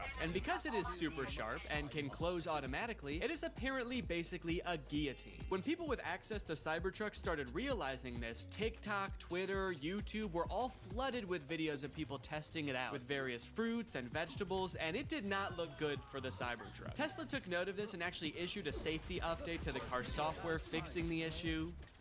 Kind of. The update led to yet another wave of videos, this time owners more confidently testing the frunk with their own hands. But what a lot of them didn't realize, however, is that the way Tesla fixed this issue is by making it so the first time you try closing the frunk, it closes very lightly, and if it notices any resistance at all, it comes back up, just how you'd want. But if you keep trying to close it after that, Tesla assumes, hey, maybe you've stuffed the frunk with a big bag, and you don't care if it closes a little bit harder, you just want the dang frunk closed. Surely someone isn't just standing there slamming the frunk on their hand over and over, trying to prove their allegiance to Elon Musk. So when this Tesla nut Jeremy Judkins went to test out the new update, a little scared from how dangerous he'd heard it was before, he started out with his big sturdy forearm. Then he worked his way down to his hand, and finally his lone little index finger. Unbeknownst to him, the frunk was getting stronger and stronger every time until... Everybody's been waiting for this, the finger.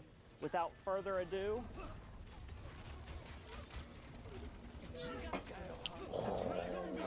I feared for my finger for a second, not gonna lie. That's kind of bad. Yeah, so I wasn't gonna test this out on my own hand, but I did try it with my shoe. Okay. I don't think that was enough pressure to slice my fingers off. I'm not gonna test that. But it definitely saw there was something there, recognized it, it thought about it for maybe a second and was like, do I want to kill this guy? And then it said, all right, what the heck, we'll let you go. So that's nice. All right, driving test. It's time to take this thing out on the open road and kill somebody. One interesting thing right now is it says press to drive and it's showing a picture of the accelerator pedal. So I like that it kind of assumes that as a Cybertruck owner, you have no idea how to drive. The experience of driving a Cybertruck is a little different due to its unique steer-by-wire mechanism, which means the steering wheel is actually not physically controlling the wheels. It's doing it electronically, which means that it can do things like turn more sharply when you're in a parking lot and less sharply when you're at highway speeds. It's a cool idea in concept, I think, but it definitely took some getting used to, and also, I don't know, like, was this really a problem before? Where you going, man? I almost made the mistake of going off to the side and trying to climb again. Can't do that as Hanzo. I got a little cyber hungry while driving around, and I figured that taking our wild gal through a drive-through would be a perfect way to get an outside perspective on the truck. Take me to a drive-through. Command not understood. I'm hungry.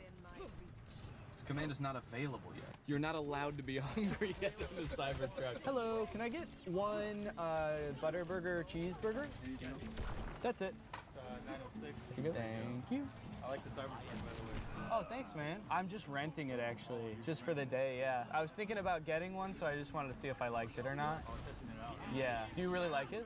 They look nice, yeah. Okay, yeah. Some people like it and some people hate it. I don't know if I really like it or not. Futuristic. Yeah. Nobody has that. Yeah. It's pretty cool.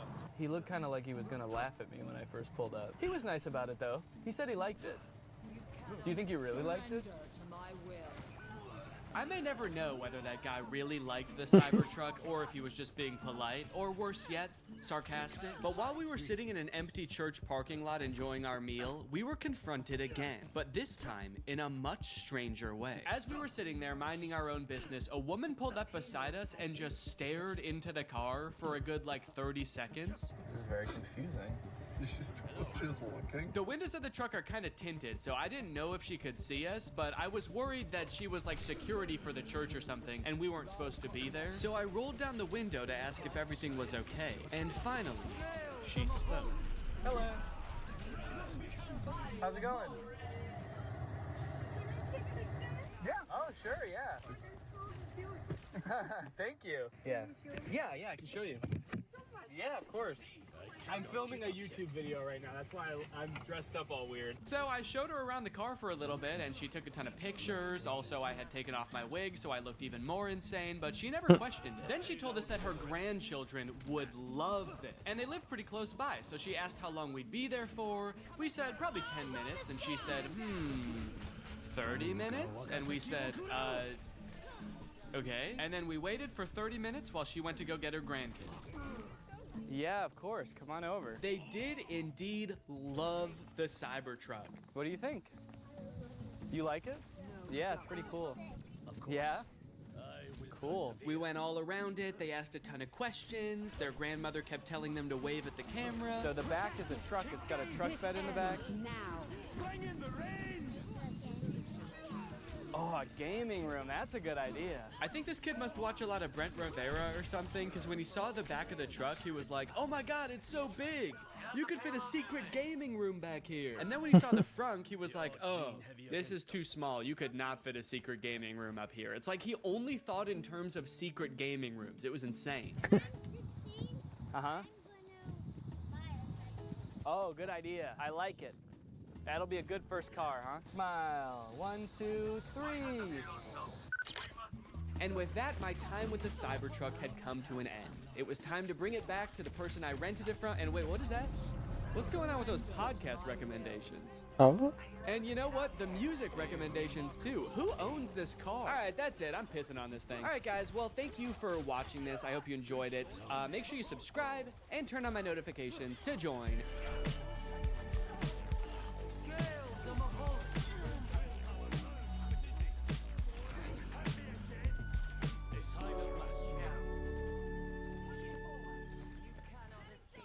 Doja Cat, DaBaby, Lil Nas X. What do all these artists have in common? They've all seen huge surges in popularity from having their songs blow up on TikTok. With viral dances and trends propelling songs to the top of the charts not just on TikTok, but on Spotify and Billboard, artists are trying now more than ever to get their songs to go big on TikTok. Which is why 2 months ago, I came up with a plan to create not just any song, but the perfect song for TikTok. A song that would take every element that makes songs popular on TikTok and combine them all into one perfect song for TikTok and disguise myself as a fake artist to release it. Will the song blow up just as I suspected? Or will it all blow up in my face, ending in ridicule for making an abomination of music, a Frankenstein's monster of pop culture? This is the story of how I created the perfect song for TikTok. What's up, Greg, and welcome back to another episode of An Attempt. That's right, I'm gonna be making an attempt. I don't know if it's gonna work out, but we're gonna see. Guys, I wanna make a TikTok song, okay? That's not a song called TikTok, it's not a song about TikTok, it's a song for TikTok. Over the past couple years, countless artists have blown up on TikTok. And guess what? Daddy wants some of that clout. But now I'm wondering, is it possible to force a song to blow up on TikTok? That is what I'm going to find out today, or however long this takes me.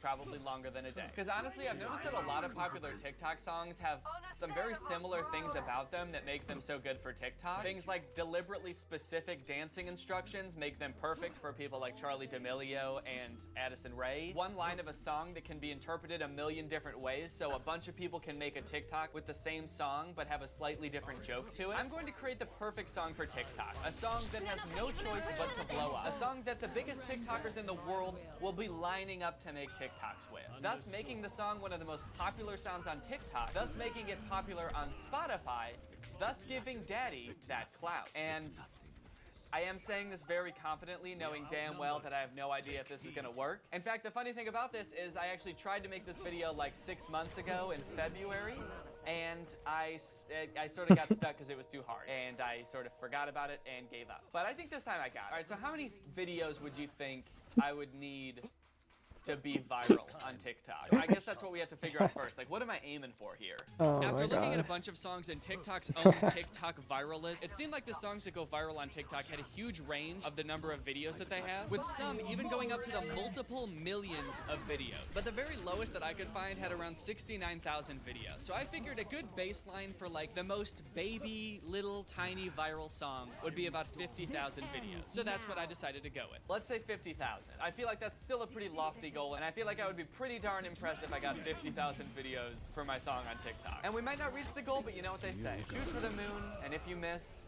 at least you'll land among the stars. How did I kill someone with that? Or suffocate in space, I suppose. The first thing I actually had to do was write the song. Back in February, when my sorry ass tried to make this video the first time, I reached out to a few popular TikTok creators for some advice, and to see if they thought this was even possible. The results were mixed. Do you think that that could work? Oh my god, that would work. So, you got this. I think that definitely could work. I don't know. Maybe. With your audience following, possibly. Nevertheless, they all had some pretty valuable insight about what makes a song popular on TikTok that would be absolutely crucial going forward. You just need something that you can dance to, especially like stuff that says like, throw that ass back. Keywords, ass, butt, throw it back. You need a dance to go along with it. TikTok dances are the same dance, just in a randomized format. So maybe if I made a song that was like the lyrics are just like a string of dance moves, people would just make a dance to that.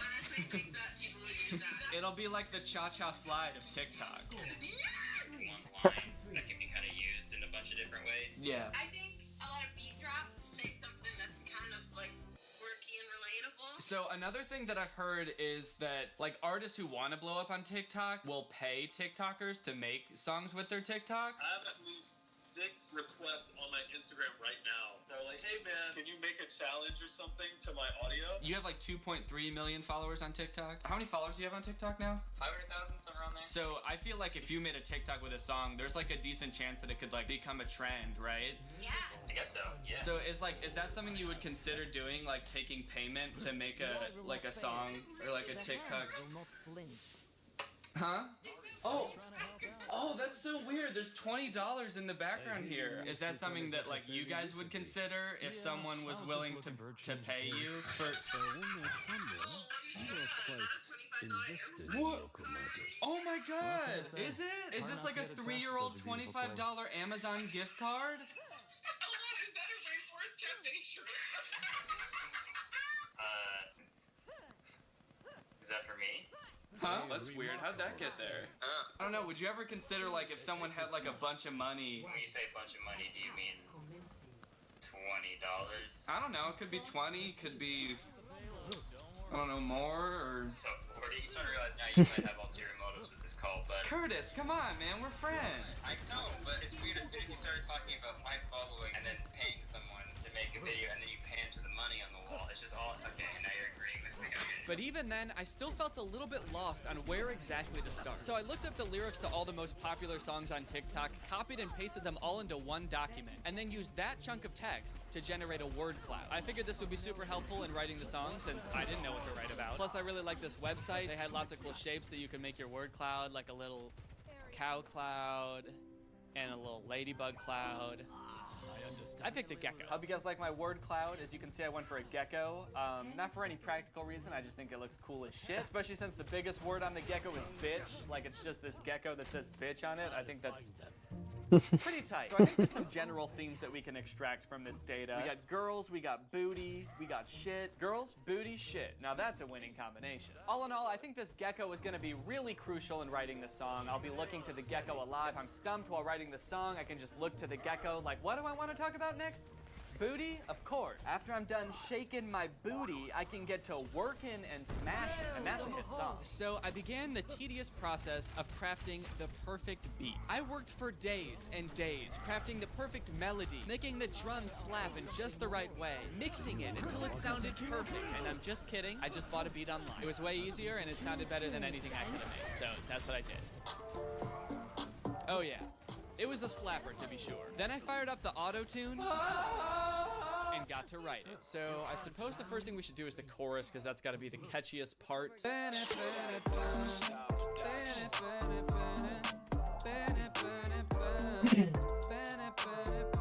Now we can try to come up with words for it. So this is like the first line of the song. I feel like in TikTok songs where the beat drops, there should be like an important line. It's gotta be something kind of badass that makes TikTokers want to be like, I'm hot shit. It could also be something funny and self-aware, and maybe people would like that too. What's like a relatable scenario that people would like to make TikToks about? A time that they fucked up, or like were a clown. I'm a fucking clown. Oh yeah, okay, wait, no. It could be kind of cool. Starting off with I'm a fucking clown sounds like it's gonna be a dumb song, but then like, what if it's like, but she wants to join the circus? Then it sounds kind of cool. Like, I'm gonna be a clown, but this girl, she's kind of a freak.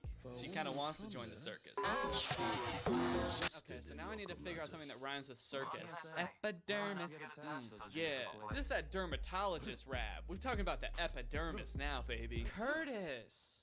So to maximize my chances of getting this song to be popular on TikTok, I wanted to include something in the song for every type of TikToker. Just absolutely squeeze every genre of TikTok into this one song that I could. Writing the song was a challenge, to say the very least. I was totally out of my comfort zone. I kept getting writer's block.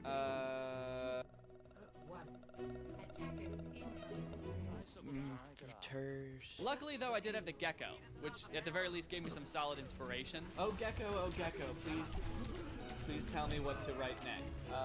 Maybe I should say hoe at some point in here? Is that endearing? Is that cool? So what if I'm a hoe? You're not perfect either, sweetheart. I got booty, I got smash, I got pow, like pow, pow, pow.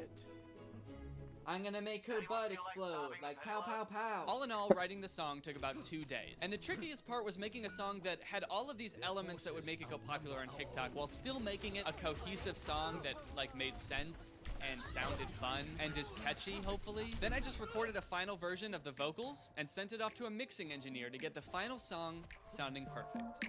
I'm a fucking clown, and you gon' join the circus. Getting that dance that she learned on TikTok, like clap and slide, elbow shake. She ain't tryna throw hands, she just throwing that cake. If your ex try to stop me, he'll be running home to mommy. Hold up, none of this lame shit, dude. I'm trying to rap. Bring the beat back. That's a glow up. What more can I say? Alright, I've done it. I've created the perfect TikTok song. A song that will appeal to every side of TikTok. You cannot convince me otherwise. This song is the most TikTokable song possible. But now it's time for me to put my money where my mouth is.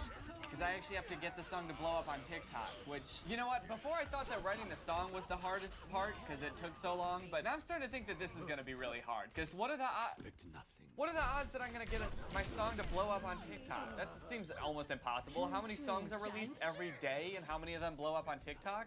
Maybe one, maybe not even one, maybe a half a song. It was pretty difficult seeing any clear path from releasing my first serious attempt at making a viral song to becoming an overnight sensation. But after a lot of plotting, I came up with a few strategies that I'm going to employ that you'll see in a bit. But first, I decided for all these strategies, it would probably be best if I disguised myself. Now you might be asking, why is that necessary, Danny? And also, didn't you already do this in a different video? You disguised yourself? And didn't a bunch of your followers figure out it was you, like right away? Well, yeah, all those things are true. But this time is different, and there's a few reasons I think it's important. First of all, I do not want this song on my YouTube channel. I don't want to release this as me at all, because it sounds nothing like anything I would make. I don't want to post this for my followers and be like, hey, this is the type of music I'm going to be making now. What do you think? Do you like it? It's about being a clown and a hoe and shaking your ass, and honestly, actually, now that I think about it, it does sound like kind of a cool idea for a song. But since I didn't want to release I got a this loot as box. me, Let's the only go. other All right, real what I get? option was What I releasing get? it anonymously, creating a fake artist identity to release it it under. But also, I want this song to blow up because it's so TikTokable. Not because I made it and I already have however many followers and people just want to get in on a song that I made. So in the interest of not posting this on my own social media and making it fair, I gotta make a disguise. How to disguise yourself. All right, we got a WikiHow article. How to disguise yourself. Looking to disappear? Not at all. I'm looking to go viral. Method 1, changing your features. Change your hair. Getting a drastic haircut is the quickest way to look completely different. Wear glasses and sunglasses. Ah, it worked for Clark Kent. Oh yeah, it worked for the superhero in the fictional story. Yeah, everything about that was pretty realistic. I'll do that. Lighten or darken your skin to further confuse people. Probably not gonna do that. Men should consider dressing up or down in age. If you usually dress like a 19-year-old, consider how your father dresses and start taking cues from him. Okay, interesting. Could I try to make myself look like an older gentleman? That might kind of work. Imagine if you're scrolling on TikTok and you see kind of like an older man. That's already like a little bit weird on TikTok. You're kind of taken aback because it's mostly like youth. So then imagine seeing an old man and he's like, hey guys, check out my new fucking track, and it's this absolute banger. Oh shit, how to put together a good disguise according to the CIA. All right, this is gonna have some pro tips, I can already tell. The CIA has a number of ways to change someone's appearance, including full face masks, but simpler ways to completely change the face are dental facades and plumpers, which mask your teeth and even reform the shape of your face. What's a plumper? It can reshape your face? What is a plumper? The act of falling heavily. A plumping. Did people say that? When someone falls down? Whoop, that's a plumper. An object carried in the mouth to fill out the cheeks. Oh, interesting. So it can maybe give my face like a rounder look if I get some plumpers. Can you listen to my song on TikTok? So I headed to Goodwill to pick up some new clothes and start crafting my disguise, and let me tell you what, I was dripping. All right, this is my disguise so far. Camo shorts, of course, with they're like cargo shorts too. They got the cargo shorts pocket. Then I found this shirt that says Common Loon, and I feel like it describes me pretty well, because I am a common loon.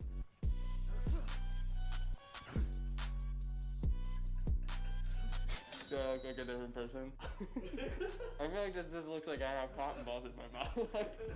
It just looks like your cheeks are filled out a little bit. Okay.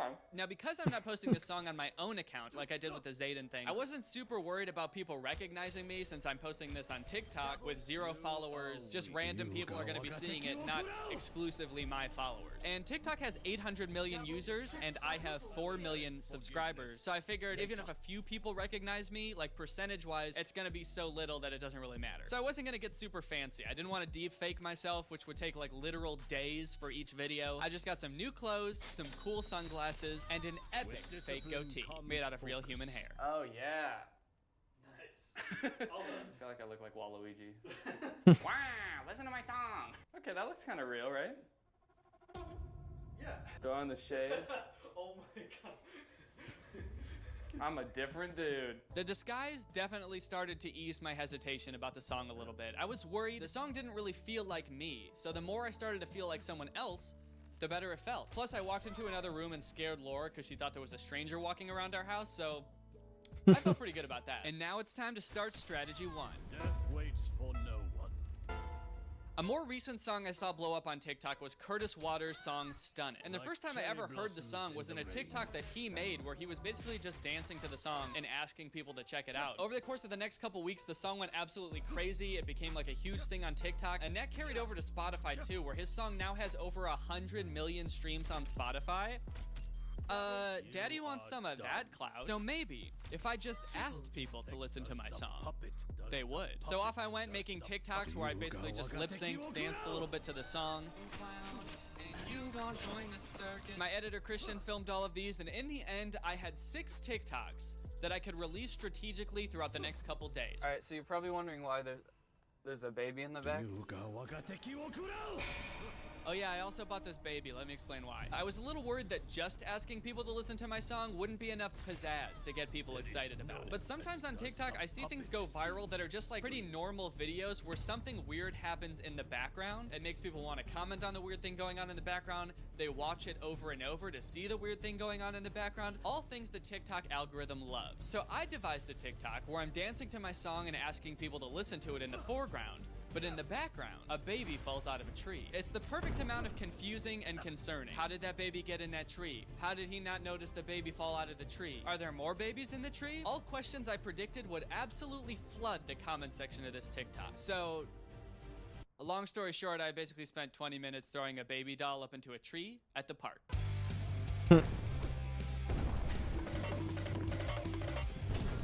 He's on X Games mode. Oh my god, that's so violent. It's kind of disturbing. Once I got tired of throwing the baby, it was time to get to work. I got the song ready for release and submitted it to Spotify and all the other streaming services, including TikTok. This is where I had to come up with an artist name. I didn't really know what to put for this, but I mentioned foxes twice in the song, so I figured maybe foxes are important to this dude, and I named him Fox Season. I also decided to make his real name Ned Flames, because I had to put that in like the credits of the song, and I just thought that Ned Flames sounded cool, so that's his name. Within a day or two, the song was up on TikTok, and I began methodically posting each of the 6 videos I had filmed. Stunning in my gray Crocs, she a bad bitch, I'm a stone cold fox. Air Force One with the knee-high socks, hitting that dance that she learned on TikTok, like clap and slide. All right, everyone, phase 1 is complete, and the results are unimpressive. Right now, I've got 11 followers. None of my TikToks have over 20 likes. We got 9 likes, we got 7 likes, we got 13 likes, 12, 19, 9, and that's it. That being said, I do have a couple of fans already. This guy said, I like it. This person says, sounds pretty clean. Is it on Apple Music? I also surprisingly already had some haters, or at the very least, some very confusing interactions. One person said this better be a joke, so I commented back, what do you mean? As in, what do you mean a joke? This is my dream. My name is Ned Flames, and music is my passion. I got another comment from this dude, Giovanni, and the first comment that he left was pretty mean, and I responded to it acting like I didn't know it was supposed to be mean, and then he actually deleted that comment and then followed me, and now comments nice things on my TikToks. He commented, is it on Spotify? He left this comment, which I don't really understand. He said, once more people that like your music see your videos, you'll get more famous. Oh, maybe he meant the more people that like your music see your videos, you'll get more famous. Which is, I mean, objectively true. The more people that like my music, the more famous I will be. Now here's the big rub. This is something that I suspected might happen if my song started to get popular. I did not expect it to happen with only like 11 followers and 70 likes on my page. But a couple of people, exactly one couple of people, 2 people, have recognized that it is me. One person said, sounds like Danny Gonzalez, and another person said, is that Danny Gonzalez? And then commented again on a different TikTok and said, that's Danny Gonzalez, I know it. But with all that being said, I am still failing this experiment. So it's time to move on to plan B. Now it was time for people to really see how good this song is for TikTok. So I'm gonna milk it for every possible TikTok I can make with it. But since I didn't want to go to the park every time I wanted to shoot TikToks, I decided to get some more clothes, go to Walmart and get some posters, and turn our guest bedroom into Ned Flames' bedroom. Okay. What would make this look more like a young single man's room? Guitar. I added chords on the floor for realism, trash on the TV stand, and boom.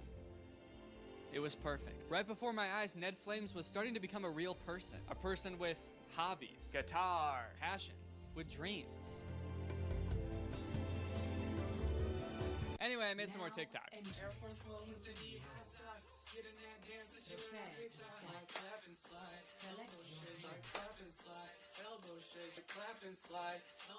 And check them out, they're pretty good. First I just danced to the song like 6 times. That way I could release one every day, being like dancing to my song every day until it becomes a trend on TikTok. Then I did a POV. I don't want those Barbies that walk around like zombies. I put a ring on it, and if your ex tries to stop me, he'll be running home to mommy. I did a glow up where I took pictures of me from when I was younger and edited goatees onto them so I would look like Ned Flames, and then all of a sudden, boom.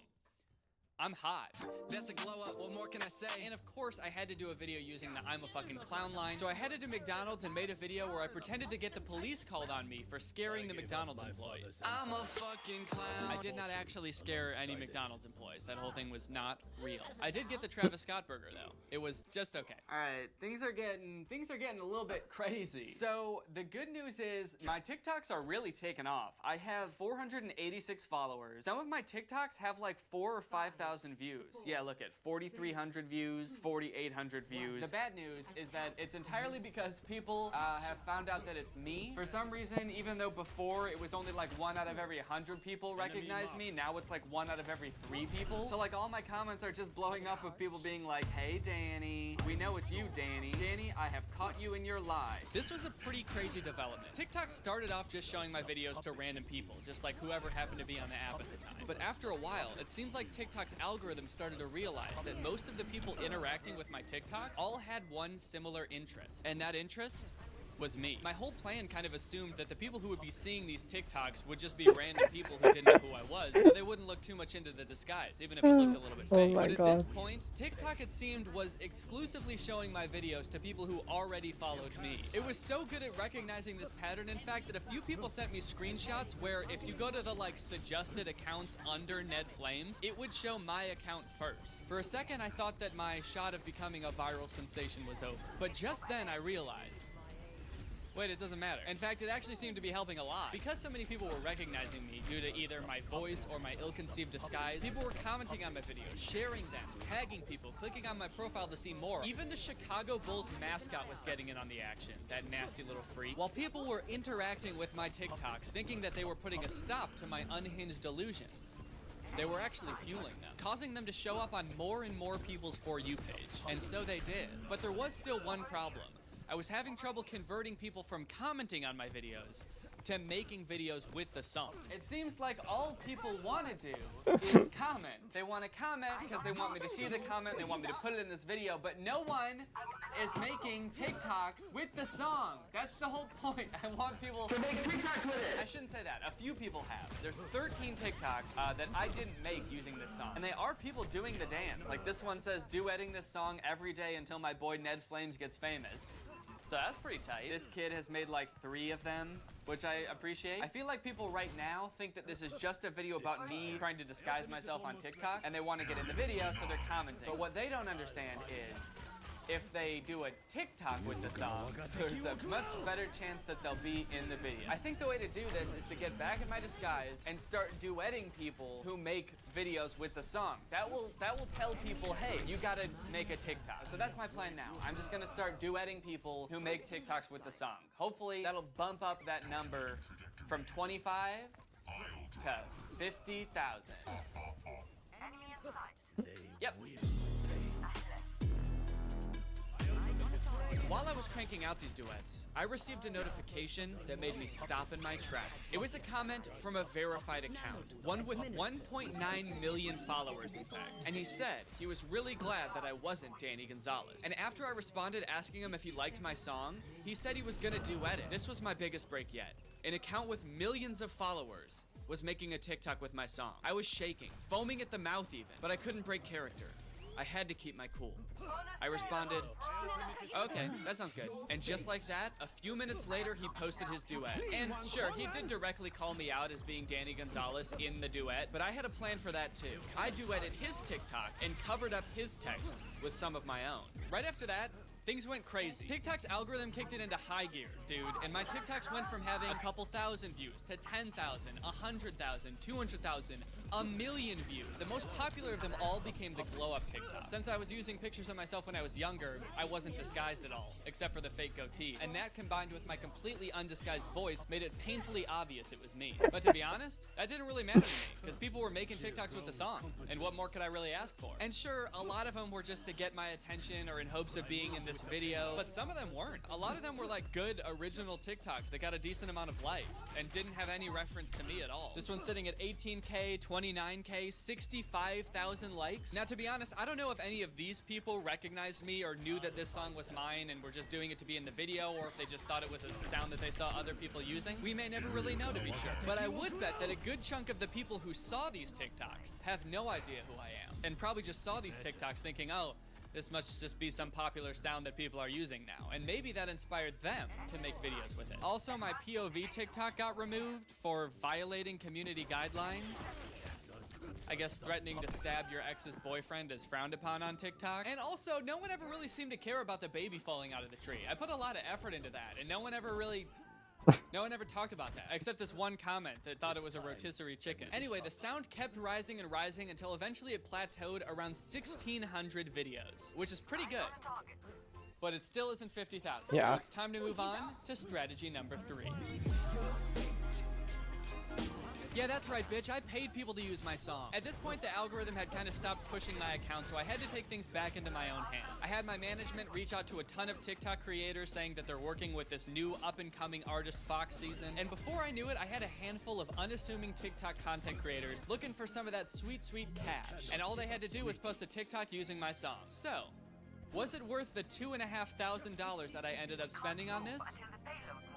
Honestly, no. All right, all the TikToks that I paid for are posted. In total, I paid for 5 TikToks from a variety of TikTok content creators. Here's a quick breakdown of how that went. There's this girl that posts dance videos in an inflatable hippo costume. She has 400,000 followers. The video that she posted only got 1,500 likes. Then there's Alley Cat, who has 6.9 million followers. She used the "I'm a clown" line in the song to make a joke about burning a pizza. Her video got 8,000 likes. Nick Norcia has 190,000 followers. He even put on clown makeup. His video got 7,000 likes. Love Brandy Marie has 200,000 followers. She did the dance. She got 1,000 likes. And then this girl, Mac, MJ Grimsley, has 1.1 million followers and came in clutch and got 90,000 likes on her TikTok. She used the "I'm a clown" portion. With that being said, though, since I started paying people on TikTok to make videos with my sound, I've only seen the number of videos for this sound go up by like maybe 100. I feel like even less. It had 1,600 something before I started paying people, and now it has 1,700 something. So all in all, pretty disappointed with the results. But with all that being said, there is still one strategy that I have not taken advantage of yet, and it's something that I didn't want to do from the very beginning unless it was like a last resort situation, but it is currently a last resort situation. The only option I had left at this point was to come clean. So I posted a TikTok basically owning up to the whole thing on my TikTok account, which has about 1.5 million followers, in hopes that at least a couple more people would make TikToks with the sound. I'm a fucking clown, and you gon' join the circus. So now here we are, at the end of this experiment. I am about to find out right now how many videos total have been made with this song. I could go on and keep trying to get the song to catch on. I could pay more people, try other options, but honestly, I've been working on this video for 2 months now. I am very ready to be done with it. And now for the moment of truth. My song on TikTok, the most TikTokable song that I think could possibly exist. A song destined to go viral and propel me to the top of the charts. Currently has 1,835 videos. And honestly, that's still kind of a lot. Like, that is almost 2,000 videos. If you just think about that without the perspective of 50,000, that's pretty impressive. Maybe I shouldn't have said 50,000 at the beginning of this video, because that makes it seem way less impressive. But picture 2,000 people. Like, that's a lot. Granted, I do think a lot of people that made videos just did it because they wanted to be in this video. So if you did, congrats. And while I didn't hit 50,000 videos, my Fox Season account did hit 94,000 followers. Fox Season's kind of popping off. So, what did we learn from this experiment? What are the takeaways? Well, I suppose at the end of the day, you can try to cram a bunch of TikTokable things into a song, spit it over a beat, but that's not gonna make it a good song, you know? And that's not gonna make it go viral. Except for sometimes when it does. If I could go back and do it again, maybe I would change things. Maybe I would just post it on my own account and not have to worry about the whole disguise thing. If anything, I think this video is a testament to how good the TikTok algorithm is at delivering the right content to the right people. It took TikTok like 2 days to figure out that I was Ned Flames. Like, before the vast majority of people did, TikTok's algorithm did and started showing all of my followers Ned Flames videos. One thing is for absolute certain though. I'm not gonna disguise myself anymore. I'm done doing that. I get caught every time. I am not good at it, and it cannot be done. My face is too distinct, my voice is too distinct. I get it. I will not disguise myself anymore. Or maybe I will. I don't know. Shit, maybe I will. Maybe I'm gonna do it again. You know what? No, fuck that. I'm gonna do it again. If I do, and when I do, it's gonna be so good that no one will recognize me. Mark my words. If I ever make a video like this again where I disguise myself, no one will recognize me. Not one person. And I will bet money on it, okay? So good luck ever trying to find out a disguise from me again, because if I do, Ho ho ho ho ho. You're not gonna figure it out. Anyway, with that being said, it's now time to talk about our sponsor, Upstart. There's been a lot of economic uncertainty lately with families and young people not sure when their next paycheck is gonna come, how long their job is gonna last, and it's led to a lot of folks having their financial situation complicated even more by high interest credit cards, and more specifically, high interest credit card debt. And if that sounds like you, then now is the time to find out how low your Upstart rate can be to help pay off your high interest credit card debt. Unlike other lenders, Upstart can reward you based on your education, your job history, in the form of a smarter rate. With Upstart, you can skip going to the bank because they're completely online, and they offer loans anywhere from $1,000 to $50,000. So you can consolidate your debt into one easy fixed rate payment. Upstart makes it fast and simple to check your rate. Since it's just a soft pull, it doesn't affect your credit score. The hard pull actually ends up happening when you accept your rate, so it won't actually affect your credit score if you decide not to go with it. And probably the best part is if your loan gets approved and accepted, most people get their funds within the next business day. Over 400,000 people have used Upstart to pay off their credit cards or meet other financial goals. So if you, like many others, want to see why Upstart has a 4.9 out of 5 rating on Trustpilot, then head on over to upstart.com/DannyGonzalez to see how low your Upstart rate can be. And checking your rates only takes a few minutes. We're almost back to gold too. Credit, income, Let's and certain go. other information provided in your loan application. Not Wait, how all close am I applicants to a will loot qualify box? for the full amount. All right, thank you to Upstart for sponsoring this video, and thank you to you guys for checking out Upstart. When you guys check out my sponsors, it helps me get more in the future. So if you think there's a chance that Upstart can help you out, check it out. It helps them, it helps me, and it helps you. So it's a one win, more. win, win. All right, well, here I am in front of a blank green screen. All right, guys, well, I hope you enjoyed this video. I have been working on it for 2 months, so I'm definitely excited to finish it. I know I don't do videos like this too often, but I really like branching out and doing other types of stuff. So if you like this video, let me know. Thanks for all the support. You guys are the best. I hope you enjoyed this video. And I think I already said that, so I'm gonna end the video now. Bye. I'm a fucking clown, and you gon' join the circus. You know I'm a hoe, but I know you ain't perfect. Baby, if I'm a dick, then tell me why I make you nervous. Let these bitches talk, let those feelings to the surface. Hey. What's up, Greg? I hope you're all having a great day. Welcome back to my channel. This, of course, is another episode of An Attempt.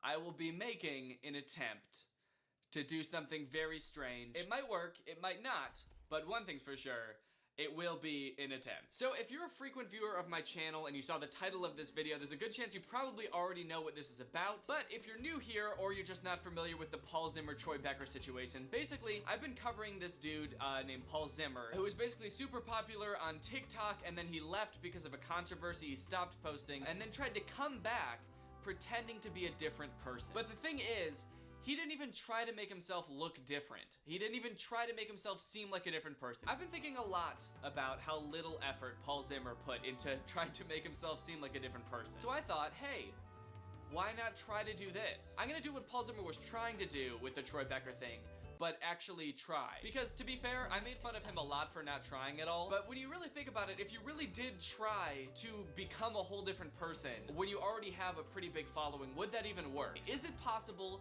to change your identity on social media and get away with it? So my goal is to make up a new identity, basically just invent a new person. I'm gonna give him an Instagram and then try to get as many of my followers to follow that Instagram as I possibly can without it being revealed that it's really just me. Right now, as I'm filming this, it is 3 o'clock on January 8th, and I am planning on posting this video hopefully before the end of January. So I've got like a little less than a month to work on this. I'm gonna say over the course of a month, like a really successful implementation of this would get my other Instagram account up to like 10,000.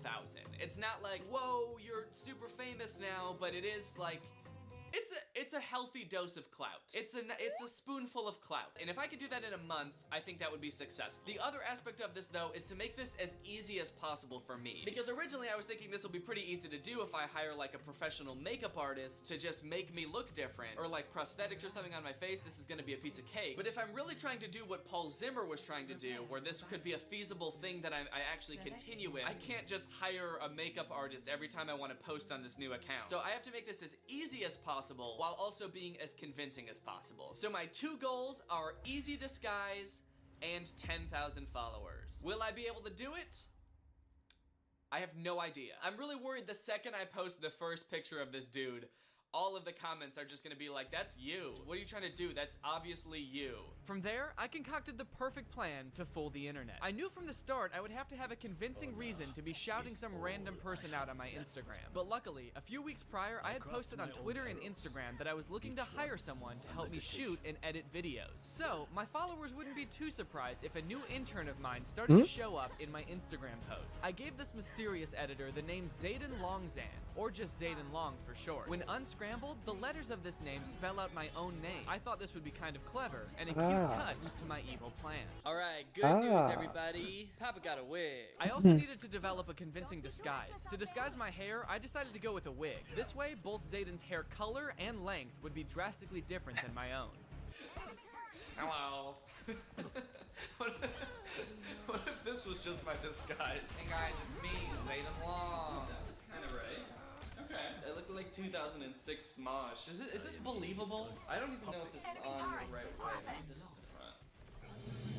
Yeah, that's definitely on backwards. To avoid wearing any of my own clothes while acting as Zayden, I took a trip to Kohl's and headed straight for the clearance section, where I picked up a few items that I would never be caught dead wearing. And apparently no one else would either because they were on clearance. This part was pretty fun because I got to decide what kind of person Zayden would be. Does he like Rick and Morty, Scooby-Doo, or shirts with lame math jokes? The answer was none of them. With my new wardrobe in place, the only thing left to figure out was how I was going to disguise my face. Since my big fat nose is so prominent, I knew I would surely need to do something drastic to alter my face. That's when I remembered that FaceApp, the app that everyone was using to make themselves look old last year, has features that allow you to change your face in different ways. So I took a picture of myself, trying to smile like someone else, and got to work trying to make myself look as different as possible. The beards look pretty convincing, but I ultimately decided to utilize a feature that lets you merge your face with a celebrity's face. Here you can see me trying it with Justin Bieber and Adam Driver. Look at that!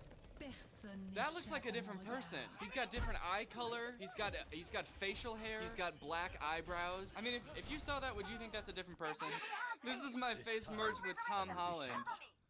It just made me look like a baby. After a few more attempts, I tried merging my face with Chris Evans. And that's when things got crazy. Whoa, wait, okay, look at this. That looks like a totally different person. It's as if me and Captain America himself had a baby. The beard helped so much. It changed his hairline. I think that might be the winner.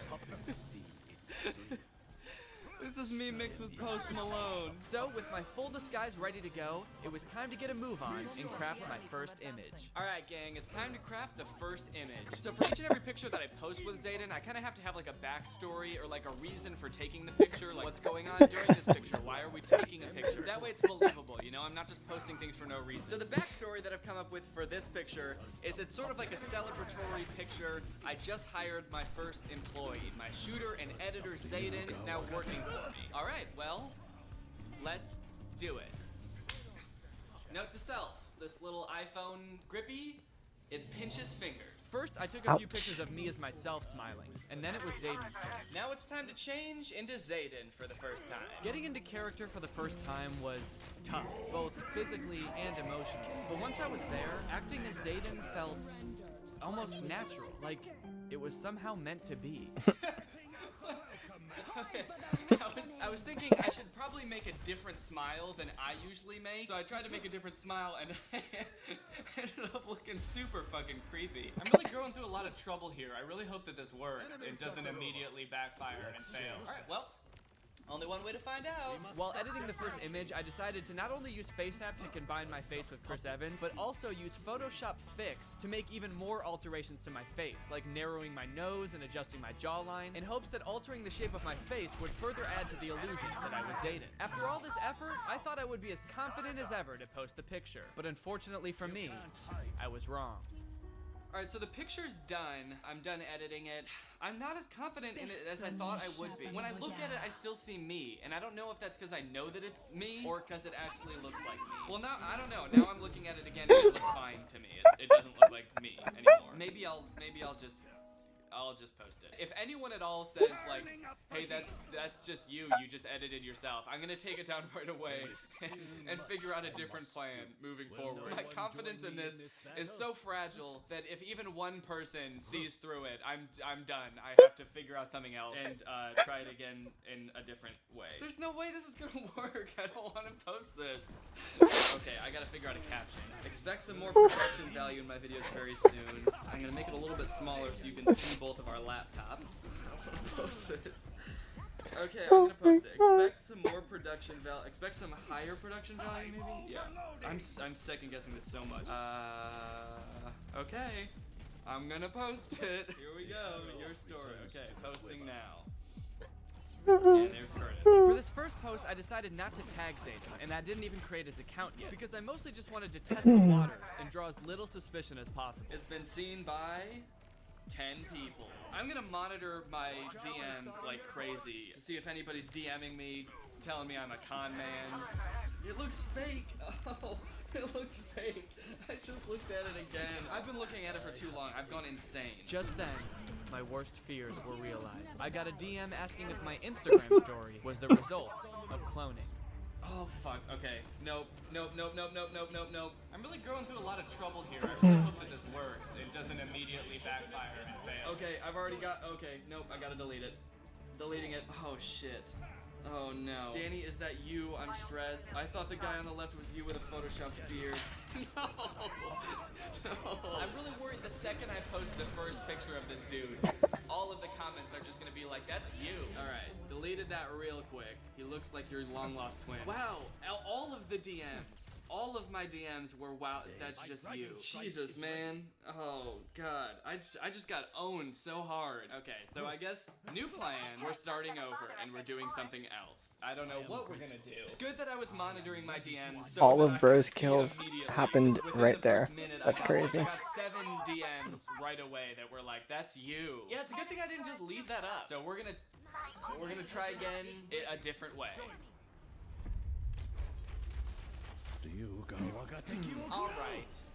When I posted that initial picture, it was Friday.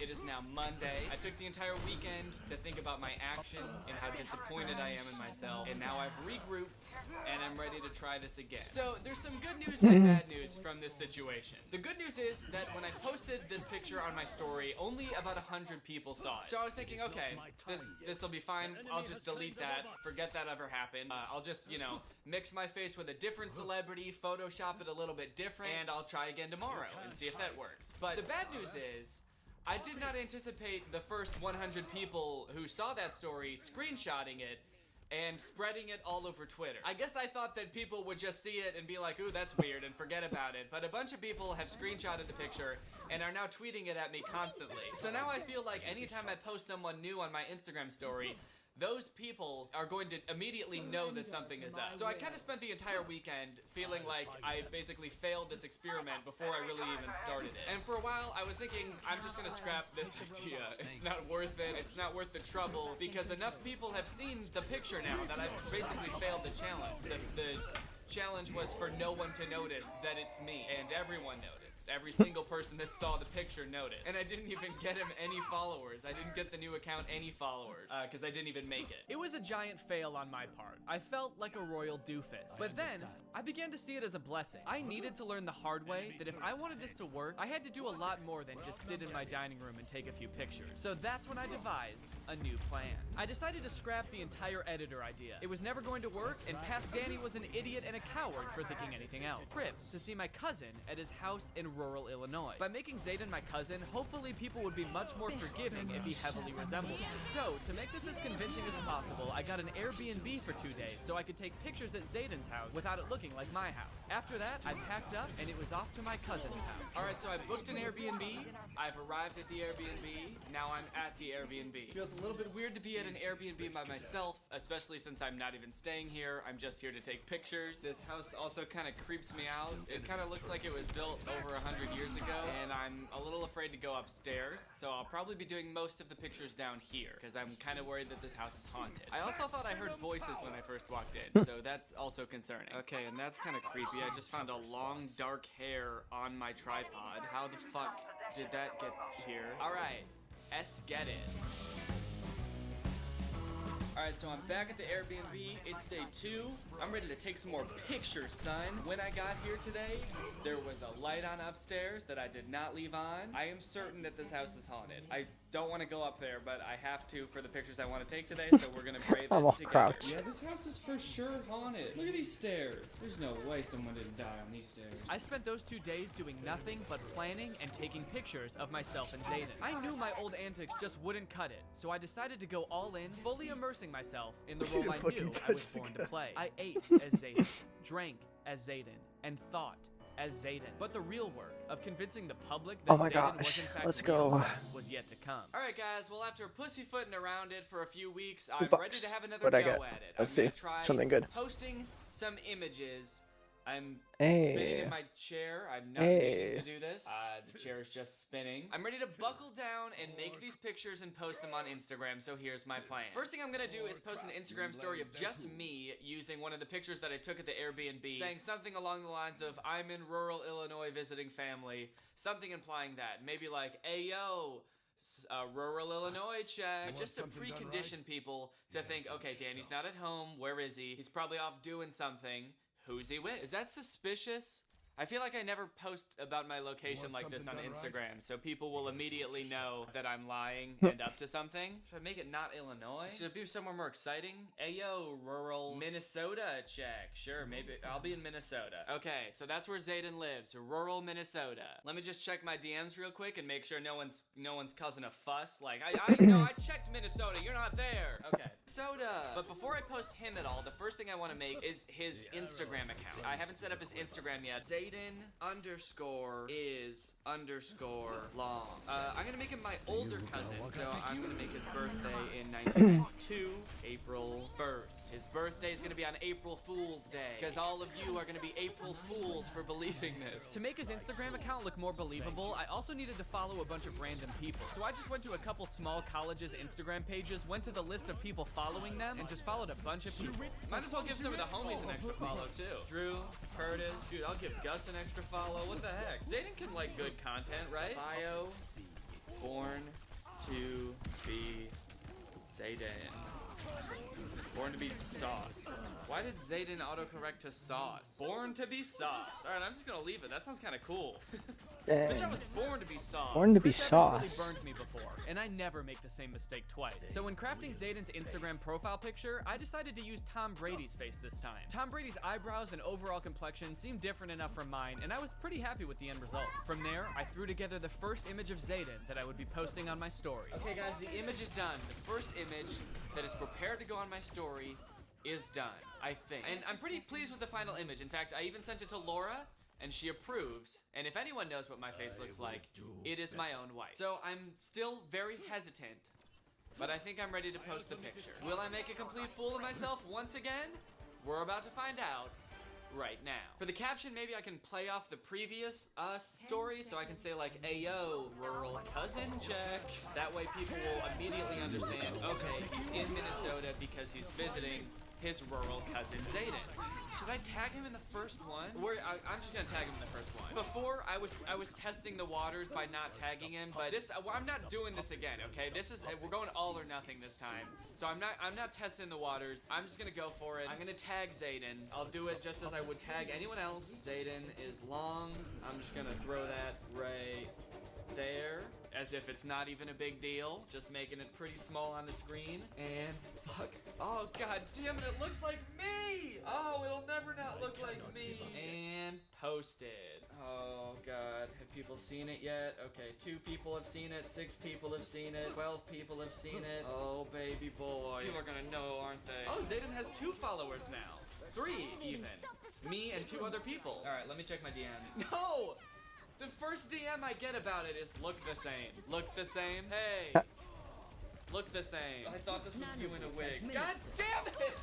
Oh, oh no. Okay. But they're not saying this is you in a wig. They're saying I thought that was you in a wig, which is good. God, my heart is beating so fast right now. Why does this mean so much to me? Okay, I'm getting surprisingly few DMs though. That's That's good, because this story has now been seen by 1,000 people, and I've only gotten 2 DMs. I would say that that's good, because last time I got a bunch, I think, didn't I? I'm feeling better about this. Okay, before I post the second picture, I want to, you know, infuse a little bit more realism to it, and a lot of times on my Instagram story, when I go to a new place, I like to post sitting on a big comfy couch on this new couch. So since I'm in this new location, I feel like it only makes sense for me to post that I'm sitting on a big comfy couch. All right, we got photo number 2 complete. This one is a beautiful image of Zayden flipping me off because I'm razzing him. So I think the tone of this one is going to be a little bit kind of like messing with him while also trying to get more people to go over and follow him. As of right now, I think Zayden has like 50 followers. I want to try to increase that, baby. We're trying to get Zayden a big heaping spoonful of that clout for dinner. Okay, the caption I came up with is, my cousin thinks he has what it takes to be an IG model. Please tell him he wouldn't last 1 day with clout. And then I tagged his Instagram. If I know my followers, I know a good chunk of them will turn against me and take his side, so I'm hoping that he'll gain a decent amount of followers from this. And post. I'm now realizing that the 2 pictures of my cousin don't really look like the same person, per se. I don't know how that happened, but that's not good. Like, they kind of have different hairstyles and honestly different skin tones. So hopefully people will look past that and just go straight for his Instagram. Okay, this person said he kind of looks like if you and Drew had a child together. How about me and Tom Brady, honey? Oh shit, okay. This person says, is that actually your cousin or is it just an edited picture of you? I literally can't tell. All right, I'm gonna count this as I'm still winning because she said she literally can't tell. Another person said, I swear at first I thought this was you with a wig. You hear that? At first. So needless to say, I'm feeling pretty damn good about this right now. Oh shit, baby. Zayden Long has 117 followers. We're doing it now, son. Okay, people are DMing Zayden to tell him that he doesn't have what it takes to be an Instagram model. You wouldn't last 1 day with clout. You won't last a day, even with clout or not. Okay, I think this person just threatened Zayden, so that's not good. Oh my god, this is so stressful, but it is fulfilling. I do feel fulfilled right now. That night, I posted 2 more pictures on my story, all to a pretty solid response from my followers. So, with hope in my heart, I tucked myself in for a good night's rest, and woke up the next morning, ready to continue this sick and twisted charade. Oh, hot dang, son! Zayden now has 2,000 followers on Instagram, and he ain't even got any posts yet. Of course, people are messaging him that they think he wouldn't last 1 day with clout. One person is encouraging Zayden to kill me and take my place. What the hell? Actually, a lot of people have been hitting on Zayden. You do got that IG model type though, with a fire emoji. It's fun to cook with someone else. We just like throw on some music and have a little party. And every time you cook something new, you get to learn a new recipe. If you're like me, then you're probably worried about your impact on the environment. Well, HelloFresh's carbon footprint is actually 25% less than store-bought grocery-made meals. But how much is this HelloFresh, you ask? Well, HelloFresh is now starting at just $5.66 per serving. Where else can you get such tasty food for such a good price? So go to HelloFresh.com and use code TrulyGreg10 during HelloFresh's New Year's sale to get 10 meals for free, including free shipping. It's TrulyGreg10 on HelloFresh.com to get 10 free meals with free shipping during their New Year's sale. It's a great service. I heavily endorse HelloFresh, so thank you guys for checking out HelloFresh, and thank you to HelloFresh for sponsoring this video. All right, back to the action. So right now, Zayden has 2,343 followers, so hopefully by posting this as an actual Instagram picture, we can get him a couple more. Okay, so I tagged Zayden in it. Now I gotta think of a caption. Maybe I want to include something like it's my cousin's birthday. That would give me a reason to be shouting him out, and also for me to be visiting him. My cousin's only birthday wish is to be an Instagram model. Please donate as much clout as you see fit. My only worry is that since this isn't a story and it's a picture, there's comments. And so if people read the comments and there are other people saying this looks weird in Photoshop, even people who didn't initially think that will start to think that because they'll see other people's comments. But I have a plan for that too. On your Instagram, you can block words from showing up in your comments. Like if you're sensitive about certain things or you just don't want to see comments about certain things, you can just add them to your blocked words list. So I think I'm gonna add a bunch of words like Photoshop and wig to the blocked words list. That way no one can comment about those things, so people who aren't suspicious won't have it ruined for them. You might think that that's shady. And it is. Alright, and share, and And okay, it's up. I spent the next few hours monitoring the comments like a crazy person and adding words to my list of blocked words. As you can see, I ended up having to block a fair amount of words, but the result was a squeaky clean comment section. Okay, now time to check out the comments and see if people are suspicious. We got clapping, I can't tell, are you wearing a yellow shirt? Just a reference to my Instagram story. True icons. If he wants to be an Instagram model, he should post photos on his account. Seems a little counterproductive. Okay. Is there a GoFundMe to donate cloud? Oh, baby, this is good. Oh my gosh, this is going so much better. All right, guys, it's been 3 hours since I posted the picture on my Instagram, and I'm starting to think we might get away with this. Low key, this is going pretty well. It actually is going a lot better than I expected. I mean, it's probably because I blocked all the words that would allow people to comment their suspicions about this picture, but scrolling through the comments, they all seem to be focused on other things besides the fact that it's just me with a wig. Everyone's being pretty supportive of Zayden. I'm pleasantly surprised. So I guess now we'll just wait and see what You see me just struggling. I am excited. That's Alright, funny. guys, the experiment is over. I'm cutting it here. It's the next day. I gave it all night for Zayden to gain followers, so now it's time to see how many he's got and to see how I did with my stupid little experiment. So before I check Zayden's follower count, remember that my 2 goals were for Zayden to hit 10,000 followers without anyone figuring out that it was just me. And then the second one was for this to be as easy as possible. I'm searching up Zayden. And oh shit, baby! Zayden Long has 12.5 thousand followers. God damn! 12.5K. So for goal number 1 of hitting 10,000 followers, I actually got like 120%. That's like a A plus. That's like an A plus. That being said, though, there was the other condition of the goal where I didn't want anyone to figure out that it was actually me, and I'm pretty sure a decent amount of people caught on. If not to the fact that it was me, at least to the fact that like the pictures were photoshopped in some way or there was something weird going on. So maybe I'll just mark this down to like an A++, and maybe change this to 110%. That seems more fair. All right, goal number 2. Was this an easy process? Did I make this as easy for myself as Let's possible go. so that I could redo this over and over indefinitely forever? For this one, I'm gonna give myself a solid D-. A good old 60%, if you will. Now, editing the pictures themselves wasn't actually that hard. It took around like 10 minutes per picture. Some of them took a little longer, but in general, they took about 10 minutes, which isn't too bad. But if I ever wanted to do like a video with Zayden, I don't know how. In God's name, I would do that. I guess I could try like taking a video and then exporting each individual frame as a picture, then putting those all on my phone, and then manually using FaceApp on each individual picture. But even a 1-second video would be like 30 pictures. So what is that? 300 minutes, which would be 5 hours, and also it would probably end up looking like shit. So yeah, ease of use gets a D-. Alright, so what's my final score? If I average these out, 110 plus 60 is 170, divided by 2 is a solid 85%. That's like a B. Huh. A B? Really? That seems like really generous. You know what? Just to be fair, I'm gonna knock it down to a B-, because I really didn't feel that good about this. Yeah, especially considering the fact that I failed the first time and I had to delete a bunch of comments and block all of the words that were used in those comments. I'm definitely feeling a B-. Like, I passed, and I did all right, but it was not an A+ job. You know what? I'm gonna give myself a C. This still, the more I think about it, I don't deserve a B. I get a C. I passed, but I'm not feeling great about it. All right, well, I hope you guys enjoyed this video. This was actually really fun to make. If you're new here and you're not subscribed yet, make sure you subscribe and turn on my notifications to join Greg. That's what I call my subscribers, and I even have hoodies that say Greg on it because I'm a YouTuber. All right, thank you, Nameless, for turning on my notifications. You are truly Greg. I'll see you guys next time with a really interesting video where I peel off my skin and I was really Paul Zimmer the whole time. Bye! This video is over now. Go find something else to watch, or just watch this video. I know we had a lot of fun, but you can't stay on this end screen forever. This video is over now. So why are you still watching this?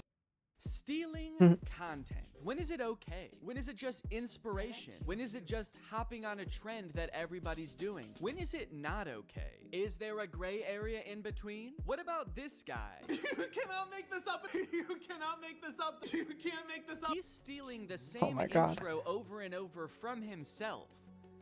Do we have to help him? That guy found one intro and shirt combination that he's convinced makes his TikToks go viral, and by golly, he will never change it. You can't make this up. As a creator and a viewer of content, blatant stealing is something that makes me so mad, but what's even worse is how seemingly easy it is to get away with it, and how, like, it just works. Like, you can just become a content thief and make so much money. It at least shouldn't work that well, you know? But as you will see today, it is a very viable content strategy that is being used by a ton of YouTubers, big and small. Today we're gonna take a journey through the various forms of content thievery until finally ending at the undefeated final boss of content thievery, Brent Joseph Rivera.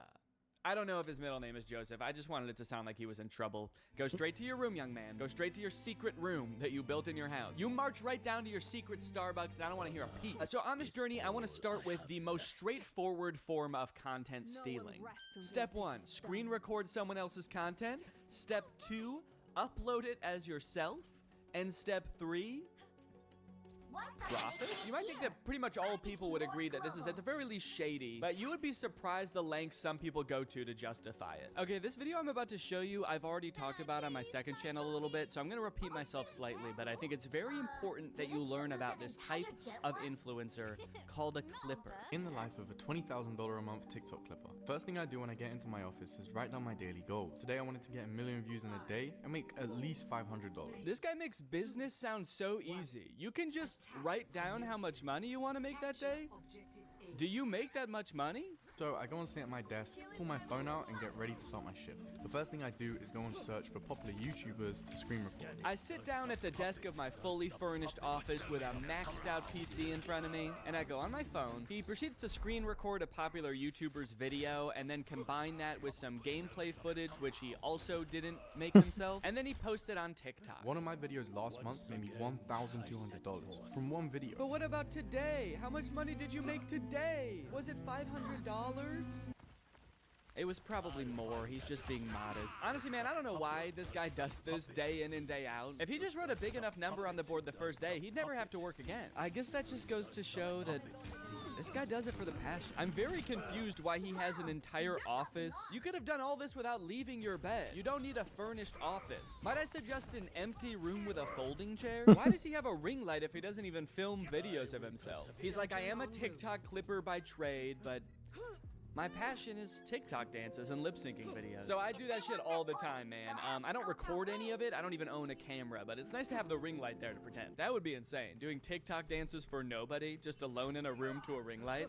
Does the puppet, does the puppet, does the puppet. You can't hide, does the puppet. Anyway, gotta get back to clipping. Now, before we go and call this guy lazy or uncreative, I do think it's important to note this guy actually does make original content. He makes TikToks and he does use a little bit of AI, but at least he's not stealing from another creator. So maybe we should check that out before we judge. POV, you're a TikTok clipper making $20,000 a month using just his phone. First thing I did today was go and take a look at the view because I decided to wake up in Malaysia just because I can. After going into the bathroom, completing my daily routine, I put my shoes down and I get ready to head out the door. I wanted to go check out some of Malaysia and kind of see what it has to offer, so I had a look around the hotel just to see what I could find. The views around here are insane, and they even had a pool on the roof, but the heights made me start feeling a little bit sick, so I decided to go back to my room and get ready to start my shift. Okay, this whole video is like a minute long, and this whole section is all before he shows the content that he's making. A lot of these kind of digital nomad types pick jobs where they don't have to do too much work and they earn passive income so that they can travel the world, experience life. It sounds pretty fun, but I feel like from this video, this guy like hasn't figured out how to do that yet. He's like, okay guys, here's my life as a content clipper. I get up, I go to the bathroom, then I put my shoes on the floor and I put my feet in the shoes. That's where the feet go. And now I really want to go check out the city, guys. So I go over to the window of my hotel room and I look at the city, and then I go upstairs and I look at the city from up there, but then I got too scared. So I went back downstairs and I looked at the city from my window again. Create a ChatGPT story. First prompt I put in is I tell it to generate me an Asian baby. After it does that, I ask it to make it eat rice. What? Oh. Oh. Then after 3 simple and easy clicks, I press generate video and the whole video is made for me with voice actors. Yours should look something like this. Show me an Asian baby. Make it eat rice. Mine should look like that. Does the puppet see? Should? So the clipper in these videos, Musa is his name, has made a bunch of posts arguing that everything he does is ethical because he participates in what is called ethical clipping. If any YouTubers would like to debate me on the topic of ethical clipping, DM me.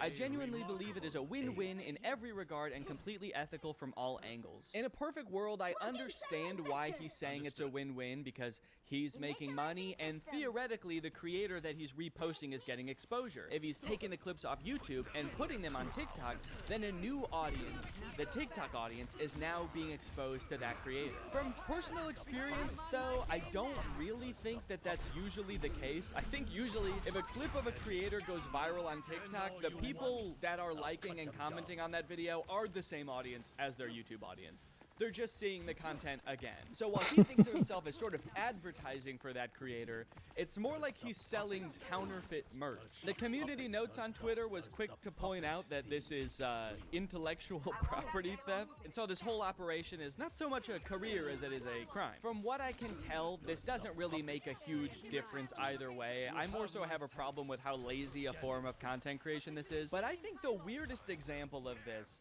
has gotta be Jason Derulo. Yeah, like from the song. About a year ago, I learned from a Jax Films video that Jason Derulo is a rampant content thief. This is not a joke. All he does on his YouTube channel is like make a face at other people's TikToks while blasting his own music over it. But here's where it gets kooky. As I was editing this video, I noticed something strange.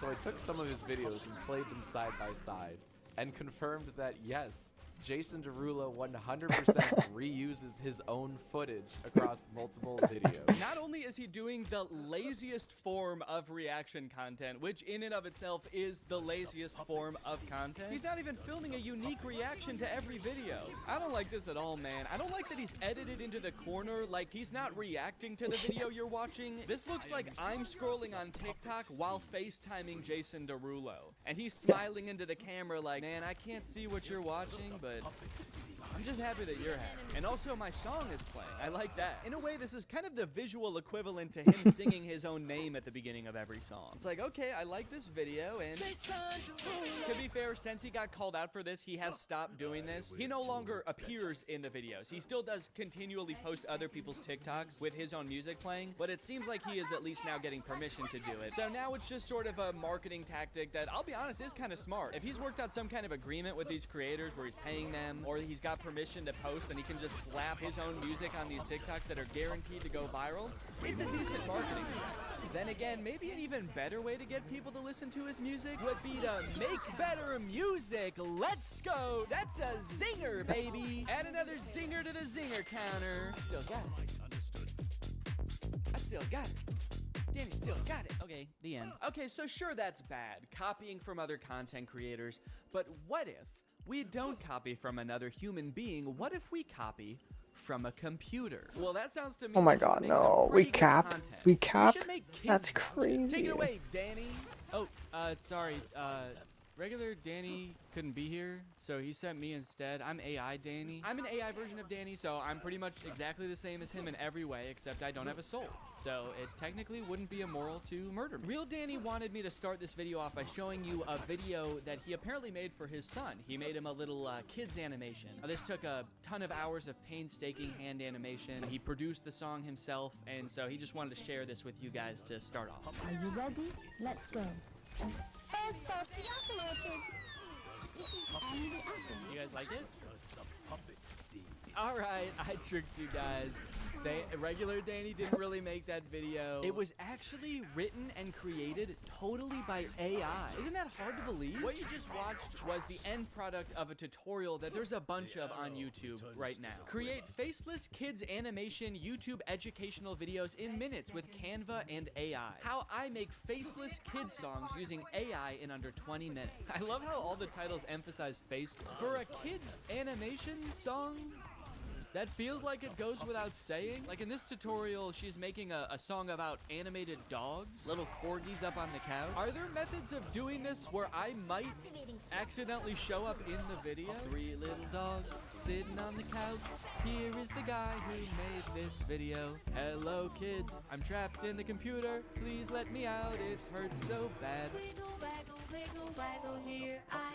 In this method, she uses AI for pretty much everything except the animating of the dog. But literally everything, even from coming up with the original idea for the song, she does with AI. Give me 10 song ideas for kids songs. It gives us the idea. It says a song that teaches kids about colors using the metaphor of a rainbow. The metaphor of a rainbow? I don't think you have to use a metaphor for that one. I don't know if you know this, but rainbows actually have colors. Like a lot of them. So now the next thing you need to do is generate the song. So in order to do this, you need to grab your instruments and the choir, get your mic ready. Hold on, don't click up. I'm just kidding. You don't need to do that. We'll copy this spot, which is the idea of the song, and then you'd paste it in. And then the other thing you need to do is describe the vibe and the genre of the song. So in order to do this, you'll come back to ChatGPT. So this process is really awesome for me personally because as you guys know, I'm really passionate about creating kids songs, but I just don't want to have to learn how to come up with the ideas or write the songs or make them. Would you guys say this is a good career fit for me? Take a listen to the first one. There's one little puppy sitting on the couch. Wiggle, waggle, wiggle, waggle, here I come. Okay, yeah, that sounds great. So she typed in something like a counting song about puppies sung by a ghost. Kids love that. Kids love ghost voices. Ooh, it has a little beat to it. Ooh, it's got a little beat to it. Mecha Guardian player, right? Just makes you want to dance. If I were a kid and I heard this, I would so be dancing to it. Like, me too. The beat is so good. The voice is clear. If this is the one she's showing because the voice is so clear, The voice is clear. what are all the other ones that she skipped past showing us? What do those sound like?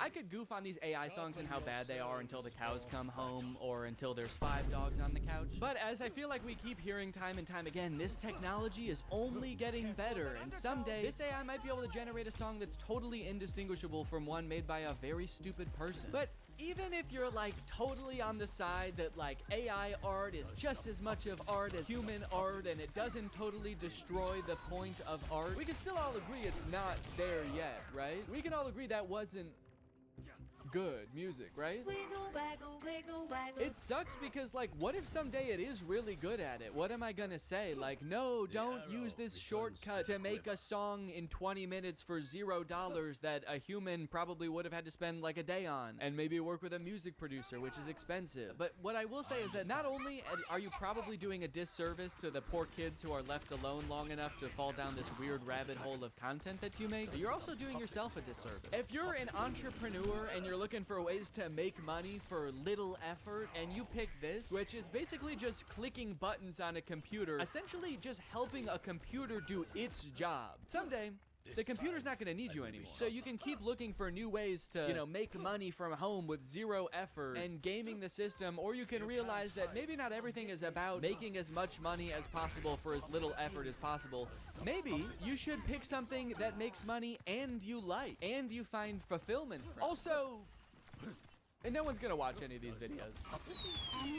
None of these videos that these people make in these tutorials are gonna get any views. Kids content is so oversaturated on YouTube because everyone thinks they can make billions of dollars by making kids content. And the stuff that is getting views probably doesn't sound like it was sung by a voice that came to me in a dream. A lot of times I feel like the people who make these tutorials usually make more money off of the tutorials than the thing that is supposed to be making you money. And now that everybody knows how to do this and it's accessible, it's gonna become even more oversaturated. Hi, I am an orange. O-R-A-N-G-E spells orange. Hi, can you guess what fruit I am? Apple! Apple! How can we copyright the song we created? You didn't create... What? You'll notice in this video a lot of the lazy content that I'm talking about, in fact, pretty much all of it is geared primarily towards kids. That's a bit of a disturbing trend I've noticed. Why is it that the laziest people try to make content for kids? Is it because they know kids are a little bit dumb and will watch anything and are easily tricked? Yeah, it probably is. I'm not gonna give you time to think about it. It is. It's just slop.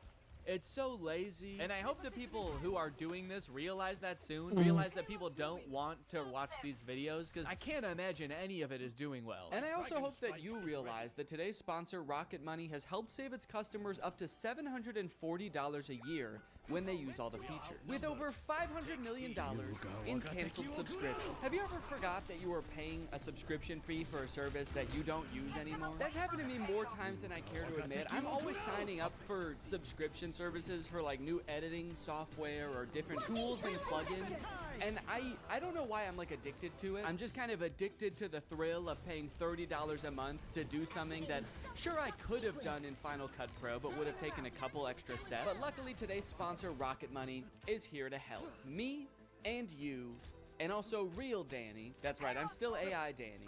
I didn't forget that. Rocket Money is a personal finance app that helps you cancel subscriptions, lower bills, and manage your own money better. I've used Rocket Money to help me cancel several subscriptions, most recently this suite of plugins in Final Cut that I used once and then never again. It takes the brain work out of it because Rocket Money safely and securely identifies reoccurring charges and cancels unwanted subscriptions for you. The best part is that you can cancel right within the Rocket Money app. You don't need to call customer service for this random software you downloaded. You don't need to jump through all their hoops of answering surveys. I also love that I can create budgets within Rocket Money. Rocket Money analyzes your spending habits to create a personal budget for you. It automatically monitors spending by category. So if you're spending a little bit too much money going out one month, Rocket Money can send you a notification letting you know. So to save more and spend less, join the over 5 million Rocket Money members today. Go to rocketmoney.com/Danny or click the link in the description to get started today for free. And you can unlock even more features with premium. That's rocketmoney.com/Danny to get started for free. Thanks to Rocket Money for sponsoring this video, and thank you to you guys for checking out Rocket Money. One underrated part of becoming a content creator is developing your own unique style. The vast majority of creators when they start out are just kind of a worse amalgamation of all of their inspirations. For me, it was probably The Lonely Island and Jake and Amir with some Bo Burnham mixed in there. But over time, you start to make certain creative choices that distinguish you. Types of music that you choose for your video, the way you tell jokes, the name of your fan base, maybe even your thumbnails have a distinct look to them. I love it when creators take another step in developing their own personal style. A lot of people call it a brand. I think that sounds very corporate. To me, it feels a lot more personal than that. You're choosing what the best way to express yourself is. But unfortunately, this gives way to a completely different kind of copying on YouTube. Not copying content, but personality. What's up, goobers? The YouTubers stealing other YouTubers' personality situation is crazy. It's crazier than a gopher going up my butthole and coming out of my mouth. To start off this discussion and kind of illustrate what I'm talking about, I'm gonna give kind of a niche example, but this is a song called Deep Space Samurai. I first started hearing this song in the intro to Ryan Trahan's YouTube videos. My birthday is this weekend. I'm going to 3 iconic theme parks this week to go stay in the most strange Airbnbs. He first started using it in his shorts, and then he started using it in his full-length videos. And over time, to me, it sort of started to become like a theme song for Ryan. He uses it in a bunch of intros, and so when this song was playing, you knew it was a Ryan Trahan video. But within a couple months, because Ryan's videos are so popular, other creators have started taking that song and being like, and it's my theme song too. Today I'm building a secret zoo in my house. Today I'm building 50 secret rooms you'd never find. Today I'm building 3 amusement parks in my house. This dude, Ben Azalart, has taken the song that Ryan uses in his intros and has probably in recent months used it more than Ryan has. This might be a really niche example, and this might be something that only I notice, but to so deliberately take a song that is part of someone's like identity online and just be like, that's mine now. In fact, it's even more mine than it is yours, is crazy. There's other stylistic choices that Ryan in particular has pioneered that a bunch of people have started using, especially this one.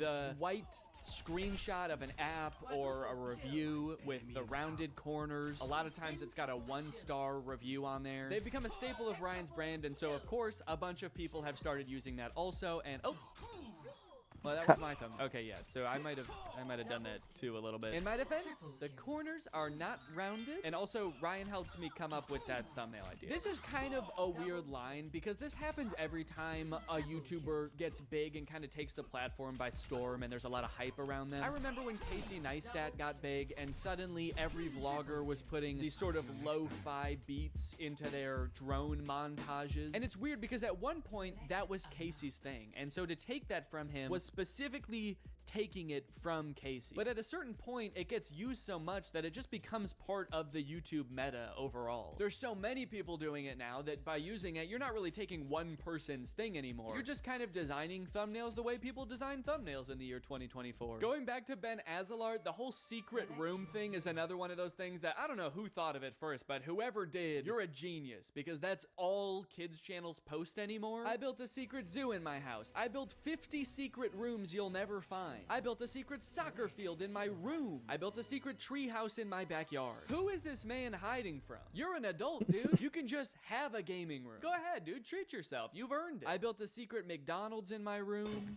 Yo! Wow. Looks just like a real McDonald's. This type of picking up one thing or element about a YouTube video that made it popular and just beating it to death and a ton of channels copying it just makes YouTube so boring. Like putting I survived at the beginning of every title, even ones that make zero sense. I survived $1 versus $100,000 hotel room. I survived America's largest hotel room. I survived the world's only 7-star hotel. That moment when the hotel room is so large that you die.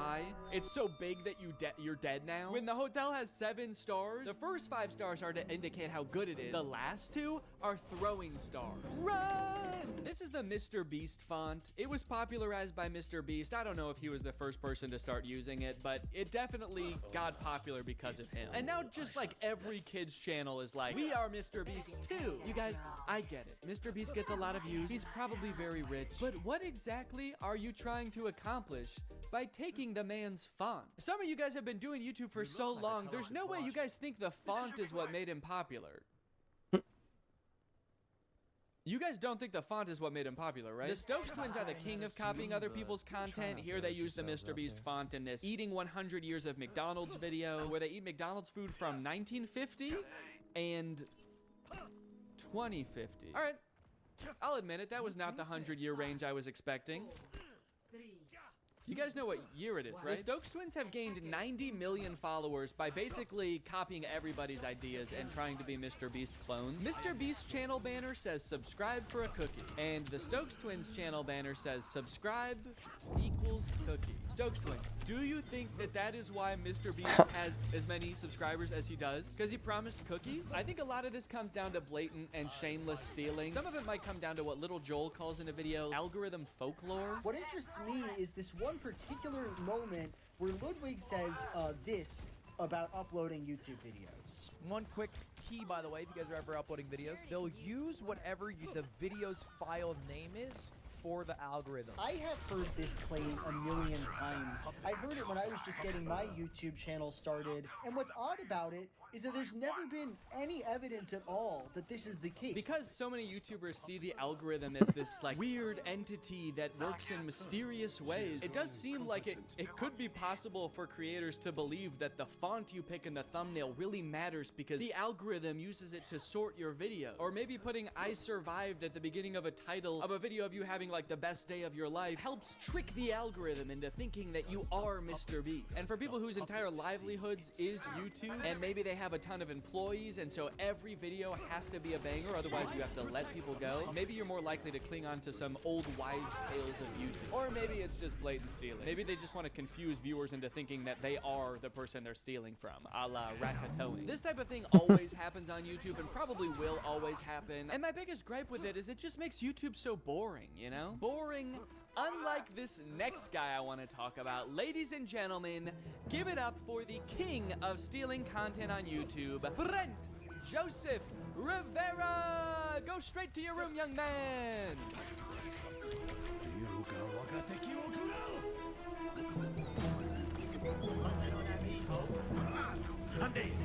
I'm watching TV. What's up, guys? I'm recording this part of the video from the secret gaming room I I built in the White House. It's very possible you've seen videos about Brent Rivera stealing content before. He's been doing it for years, and I think he's the final boss of content theft for two reasons. Number one, the way he steals the vast majority of the time is just pure plagiarism. It's not like he's re-uploading other people's content. He's using other people's ideas, but pretending like they were his ideas. And two, longevity. Brent has been making content since Vine. I really feel like he should know how to come up with his own ideas by now. Like I said, we all start out taking inspiration from other people, but like, I think you've been doing it long enough where you don't have any more excuses, Brent. You gotta kind of learn how to make videos on your own. And it actually is strange, because he copies from other I was waiting for the next one. Sometimes he does come up with his own videos and makes original thumbnails, and they do decently well. So why does Brent still resort to stealing so often? Does he just do it for fun at this point? Like for old time's sake? In a way, he's kind of like the Hamburglar of YouTube. He's like, I just am a thief. I don't know what you want me to do. It's part of my identity. I could choose not to dress like a burglar and wear a little burglar mask, but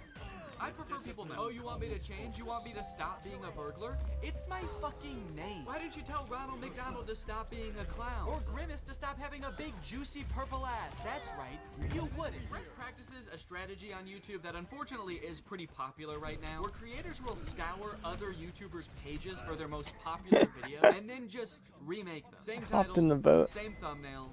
Nothing changed. This method, unfortunately, does work really well. One time Brent copied I was like, get out of here. We gotta get out of here. I just couldn't start the boat on time. Restaurant he was going to. This is a weird example because it's like, it's literally the same thumbnail, but he did change it technically. While Eddie's video asks, what toll will it take on me to eat at the same kids restaurant in different locations over and over for weeks? Brent's video asks, how sick would it be if I ate a bunch of really good food? I'm going to every single Gordon Ramsay restaurant in America. The answer will shock you. First impressions, this restaurant is sick. Wait, that didn't shock me. That's exactly what I thought was gonna happen. It's sick. Hi, Brent. Hi, Drew. It's Gordon. Oh, there's no way that's you. Of course it's me. That's why I'm FaceTiming you live. Listen. Why did he say it like that? Now I feel like he's not FaceTiming them live. Now, to be fair to Brent, he actually did credit Eddie in the description for using a similar thumbnail to him, but then he deleted that credit and changed the thumbnail to be copying this YouTuber instead. Brent, what's going on, man? Are you okay? He's like on a mission to copy as many YouTubers as possible. He can't even copy one YouTuber per video anymore. Now, while his thumbnail stealing is pretty bad, to give him credit, the actual videos themselves are usually pretty different. They're mostly just scripted sketches like this video, I expose the world's most evil teacher. This thumbnail is copied from a Rebecca Zamolo video, and in her video, Rebecca is testing one-star teachers to make sure they never teach preschool to her daughter. Today we're exposing the worst-rated teachers. Zadie's gonna be going to preschool soon, and we cannot let him get taught by any of these horrible teachers. Still don't really know how that works exactly, but Brent's video is about a principal of a middle school who tells Brent that if he can spend the entire day with the world's strictest teacher, then he can become principal for a day. Last week, the principal of the world's strictest school proposed a bet that if I spent a full day with the world's strictest teacher, he would let me be principal for an entire day at Ironville Academy. I don't know why the principal is making this offer to Brent, a man in his 20s with none of the relevant training. Perhaps more concerning though, I don't know why Brent is so eager and determined to become principal of a random middle school. I don't know about you guys, but I'm scared to find out. This is the last person I want to see on my weekend. The last person you want to see on your weekend is the principal of a middle school you don't go to? Guys, you're all adults. He has no power over you in this circumstance. Just tell him to fuck off.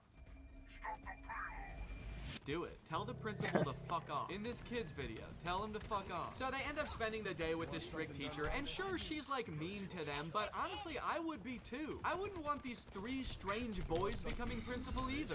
Ow! What? Oh my gosh! Why are you slapping me in the face with a hot dog? Ow! What? Even the kids hate Brent and his friends in this video. They cheer when they get punished. One of the kids tries to beat the shit out of them. They're like, yeah, our teacher might have been bad, but at least she is a teacher. You guys are just three weirdos. I think we have to kill you. What do you do with Miss Hartman's water bottle? Oh, I filled it up with toilet water. That's a really funny idea.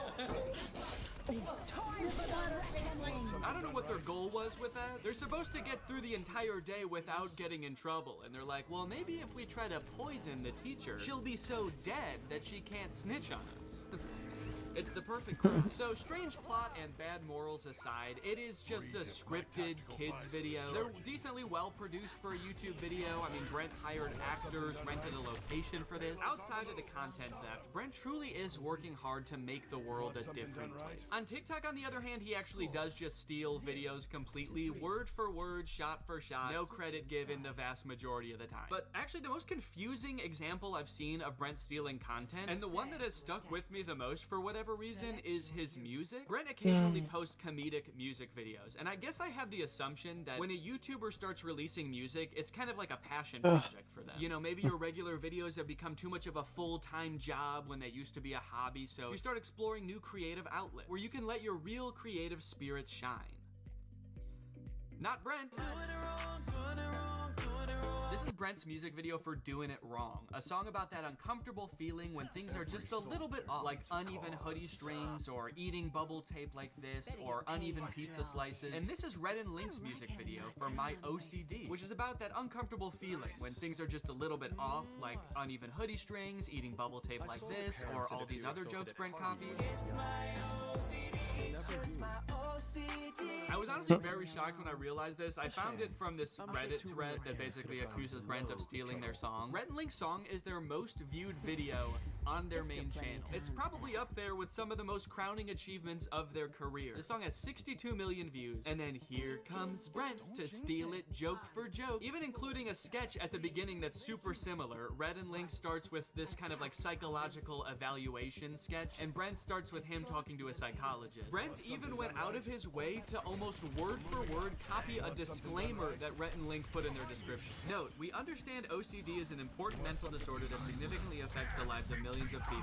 Brent's reads, important note. I understand that OCD is a serious mental disorder that significantly affects the lives of millions of people across the globe. Now, I should point out that the thumbnail and title copying Brent Rivera does is in no way limited to Brent Rivera. This happens a lot on YouTube. It's actually a pretty big problem, I would say. It seems like almost every big kids channel does it, but even creators you wouldn't think do it do kind of just take other popular ideas all the time. Even creators that would like you to think they don't. I don't know if you guys know who Arak is, but here he is in a video calling out Brent for stealing his thumbnails. Brent Rivera, you are most likely to copy my thumbnails. And then here he is stealing a thumbnail. Here's Mr. Beast copying a thumbnail almost exactly. Brent particularly has done this so much and been called out for it so many times that I'm actually kind of amazed he hasn't let the criticism get to him or stop him. Brent probably has enough money to never have to work again. He probably has a ton of people working for him who could be coming up with original ideas around the clock, but instead he insists on copying other creators.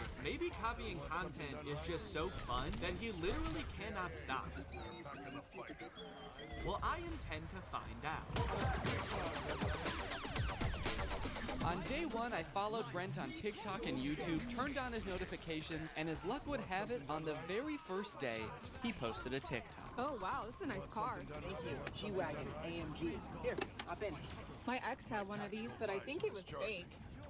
Fake? So fake? What do you mean by fake?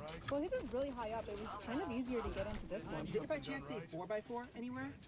No, but there was a math problem here, 4 times 4 squared, but he doesn't like math. So basically the premise of the video is that his girlfriend's ex had a nicer G-Wagon than him, but it's so nice that she thought it was a fake G-Wagon because it had all these weird branding details. Brent swooping in once again with one of the most classic, relatable scenarios known to man. It's no wonder this thing has 40,000 likes. I have not only seen this type of video before, I think I've actually seen Brent make this video before. It's a fake country. Okay, if you search when her ex had a fake car, there's like a million videos with the same premise. Her ex having a fake Lambo, her ex having a fake BMW. So it's interesting because there is this fine line between copying a video and participating in a trend. This video has been remade so many different times by so many different people, it's actually hard for me to even find the original. So at this point, it kind of is a trend. Well, recreating this one's gonna be a little bit tricky because I don't have a G-Wagon,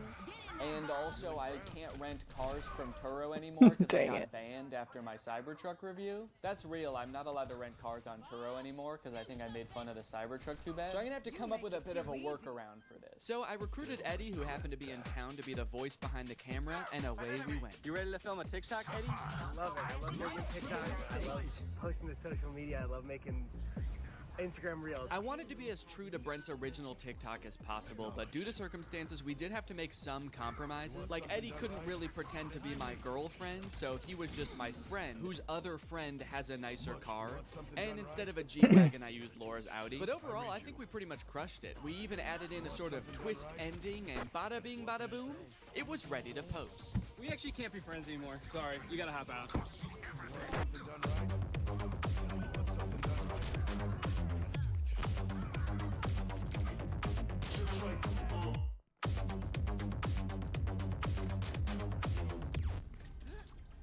Yo, what's up, brother? Wait, English or Spanish? Nah, I'm just kidding. Just put the fries in the bag, bro. A level 10 yacht. Yo, I'm gonna rizz her up. Are you Libby Dunn or just from Ohio? Chad, am I cooked? Never mind, sorry. What's up, brother? Oh, dude, look, a level 10 baddie. You think I have a chance? That's why I'm a Rizzler. That's why I'm wanted for murder. Gibbity, toilet, Riz, Grimace Shake.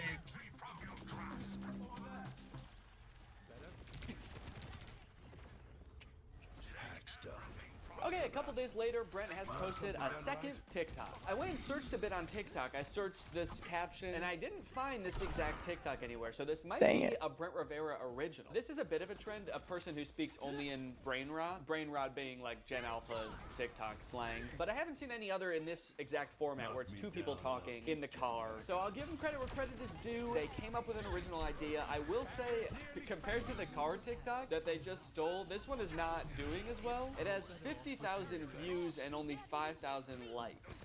I was not thrilled to replicate this one. It was a little bit tough to get through. Not that the TikTok's like that bad. I actually thought that this dude Dom did a pretty good job. His delivery on some of the lines is pretty funny, like when he says, "Chat, am I cooked?" after trying to hit on a girl. Chat, am I cooked? I thought that was kind of funny. It didn't feel like a video I would make, so it just felt very unnatural to me. But anyway, let's go ahead and post it. So if Brent took inspiration from a different TikTok, it probably had like millions of likes. And then if Brent's ripoff of that got 5,000 likes, then I think doing the math on this, my ripoff should get 2 likes. I'm pretty excited for that. Whoa, dude, a level 10 yacht.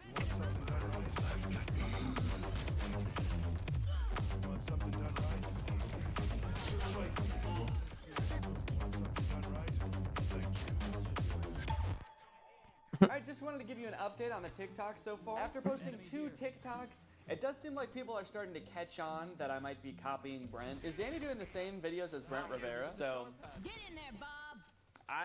You caught me. Yes, I am. So 2 videos in, and people are already figuring out that I'm just copying Brent. So that just goes to show that if you want to copy other creators online, it's not going to take very long for people to start noticing that you're doing it. I guess people were like, well, the first one could have just been a coincidence, but once you do it twice, then it's a pattern. And 3rd time is a charm. Once I do this one more time, people will be charmed by my video. Another interesting note is the TikToks are doing really well. The first one almost has 2 million views, the second one 2.3 million, and I think they both have more likes even than Brent's TikTok. This one has 300,000, the second one has 500,000, and Brent's TikTok... Oh, wait. Oh, did Brent? Oh, okay, Brent deleted his TikTok. I guess it wasn't getting enough likes. That's crazy. He just deleted it because it wasn't doing well enough. That's actually pretty surprising, though, that it didn't do well because mine did great. Mine has 500,000 likes. I don't know, Brent. I would post it again, honestly. This one's crushing. So now that I've posted 2 TikToks and Brent has posted 2 TikToks, but he's deleted one of them, it's kind of like I'm more Brent than even he is. And would you say that's a good thing? You know, I never thought it could be so cool to be just like Brent. In a way, my new content strategy was even better than his. It seems like so much work to scour the web to find content to steal, but all I have to do is just steal everything Brent made. It feels like I've got some kind of cheat code, like those websites that let you see senator stock trades. The work has already been done. All that's left to do is profit. As a content creator, I put so much pressure on myself to be coming up with video ideas all the time, so it's nice to just kick back, relax, and let Brent do all the work for a change. Maybe I could keep this up for even more than a week. Maybe I could do a month. even a year. The day that I have been long dreading has finally arrived. Brent has posted a YouTube video. He actually posted it 4 days ago, but then the weekend came and I didn't want to work on it on the weekend, and then a couple more days passed, so he actually posted it a few days ago, but I'm gonna recreate it now. It's called I Exposed the World's Most Evil Babysitter. Today, I'm exposing the world's most evil babysitters. These babysitters are so evil, they're Let's go. Oh my gosh, I'm almost gold 3. They're banned from Yelp? I can understand them being banned from specifically babysitter websites. Like, you shouldn't be able to book them through babysitter websites. But being banned from Yelp? That seems kind of counterproductive. I think we should keep them on Yelp if they're really that bad. I'm gonna be exposing the babysitters to their parents in hopes of getting them fired. They're going into these homes with the evil babysitters, and they're gonna expose how evil they are. That way the parents will fire the babysitter. You would think that being banned from every babysitter website would be enough for these parents. Like, I don't know why Brent needs to come in and prove it to them. Let's skip forward and see what kind of evil stuff this babysitter's gonna do. This review says she super glued a kid to the toilet because he wasn't doing his homework. Ow! Well, that's a crappy situation. Oh, that's kind of a crappy situation. Child abuse. Yeah, that's not good. And things were bad right from the start. Can you believe these people? What am I getting honked at for? A-hole! I like that this evil babysitter is just an elderly woman that doesn't drive well. She's evil! You know, just watching her, she knows damn well how to drive. She's just doing this on purpose. And then a lot of the video seems like Brent and his friends pulling pranks on these babysitters. So they may be evil, but you know, Brent is kind of fighting fire with fire. Two wrongs doesn't make a right, Brent. You all leave. Okay. Now, what is going on? You go stand in the corner. Why is my daughter in the corner? Okay, so they throw a fake party to get the babysitter mad at the kid so that the babysitter yells at the kid, and then they have the parents come back in after the party has left to be like, look, she's crazy. They had a party, a mariachi party. She's yelling at this girl for throwing a party. There's no party here. So it seems like in this one, they've basically framed the babysitter. So I'm gonna have to recreate this video, at least the title and thumbnail. But luckily, when Brent copies a video on YouTube, he usually doesn't copy the actual video. He just copies the title and thumbnail. So I can kind of do the same thing. I can use the same title, same thumbnail, but then make the video itself kind of about whatever I want. So I thought about doing a commentary on the world's most evil real babysitters, but then I started to read up on it, and it was way too depressing for a comedy video. I don't know if you guys have ever heard of this crazy website called The News, but there's some crazy stuff on it. Anyway, I found this YouTube channel called Generation Hope that basically makes low-budget Darman style videos, and they had one about an evil babysitter, so I got to work filming a video about that. Then I took a picture of myself for the thumbnail and uploaded it to my second channel.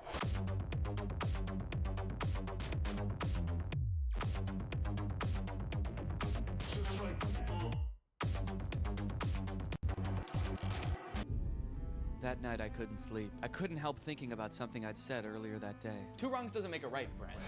I thought by stealing content I could have some fun, grow my following, and most importantly, to be honest, kind of give Brent a taste of his own medicine a little bit, but is it worth it? That night, Brent posted 2 more TikToks that I was supposed to steal tomorrow, both stolen from other creators, and sure, if I stole them, it could be really awesome, and I could get a ton of views. But the TikToks are so similar to the original that I wouldn't just be stealing from Brent. I'd be stealing from the person he's stealing from, too. Would I be giving Brent a taste of his own medicine, or would I be giving the original creator a second taste of Brent's medicine? I've already gained 50,000 followers from the 2 TikToks I've posted.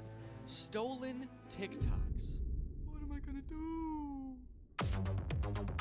What am I gonna do? Alright, I do have to recreate these 2 final TikToks in order to complete the challenge. But I need to do so in a way that doesn't affect the original creators. So, I'm gonna recreate the TikToks, I'm gonna edit them together, and then I'm just not gonna post them. There we go, perfect. Okay, so this video is called POV Your Older Sibling is Being Nice. And nice is in quotes, so it's a bunch of scenes where Brent is acting nice. He's giving his sister the last ice cream bar, he's giving her money, but he's doing it in a classic older sibling way, where he's basically being kind of mean about it. There's only one left. Here, have it. Really? Yeah, take it. Why? Take it! Hey, Lexi, got you a coffee. Wait, what? You got me coffee? Yeah. Wait, did you get me a straw? Oh, yeah, here. Now this one's yours. Wait, how much was it? No, keep it. Here. Lexi, keep it. Here. Keep it! So we're gonna film that here today. I got Jake here, he's gonna help me film it. Jake, say that you're gonna help me film it? I'm gonna help him film it. Okay. I just had to check to make sure. Oh, there's the last one. Here, you can have it. Really? Take it. Why? Take it! Wait, why? You got me coffee? Yeah. Did you get me a straw? Yeah, right here. Oh my god. No, this is your food. Oh, how much was it? Here. Oh, keep it. No, here. Keep it! Here. Keep it! Keep it! We start a bubbling.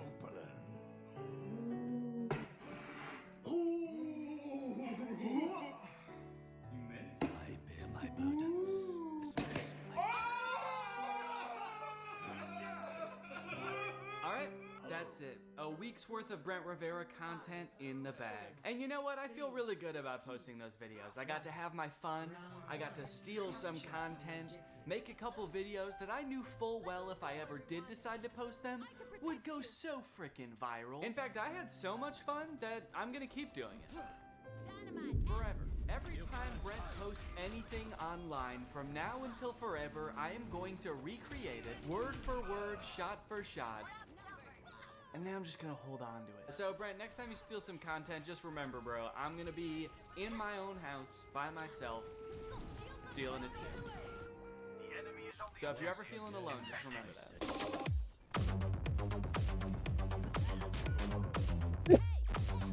Whew. Ooh, bless me. Thank me. I'm welcome. Brent, if you're watching this and you somehow made it this far into the video, I could understand seeing all these people criticize you and having the mentality that these people are just haters, these people are just jealous. But look, man, I don't hate you. I understand you're just making videos on the internet. It probably doesn't seem like the biggest deal in the world to copy other people. Do I think you're an irredeemable person or even like the most evil person on YouTube? No, of course. Do I think that you frequently make shady decisions to further your career? Yeah. We're both successful creators and we've both been doing this for long enough that we should be driving forces of creativity on this platform, or at the very least not using other smaller creators as rungs on a ladder to advance your own career. Maybe you don't particularly care about getting respect from other creators and literally the only thing that you're prioritizing is your bottom line. Or maybe you feel like you're making a difference in the lives of the kids who watch your videos, and so in your mind that justifies being able to do whatever to get to that position. From watching your videos, I do get the sense that you have a good time making them. I feel like if I was you, my favorite part of the job would be like getting on camera with your friends and goofing around. You probably like the parts of your job where you're coming up with funny ideas of what to do in your sketches. And I honestly would have no problem with your content if you just focused on doing that. I can tell you from experience, and I know a lot of other YouTubers feel the same way, that the more you try to exploit the algorithm or trick the system into gaining followers, like this game of copying other popular ideas, the more soul-sucking and draining this job becomes. So if you're in it because you like goofing around or you like making an impact on kids' lives, focus on that.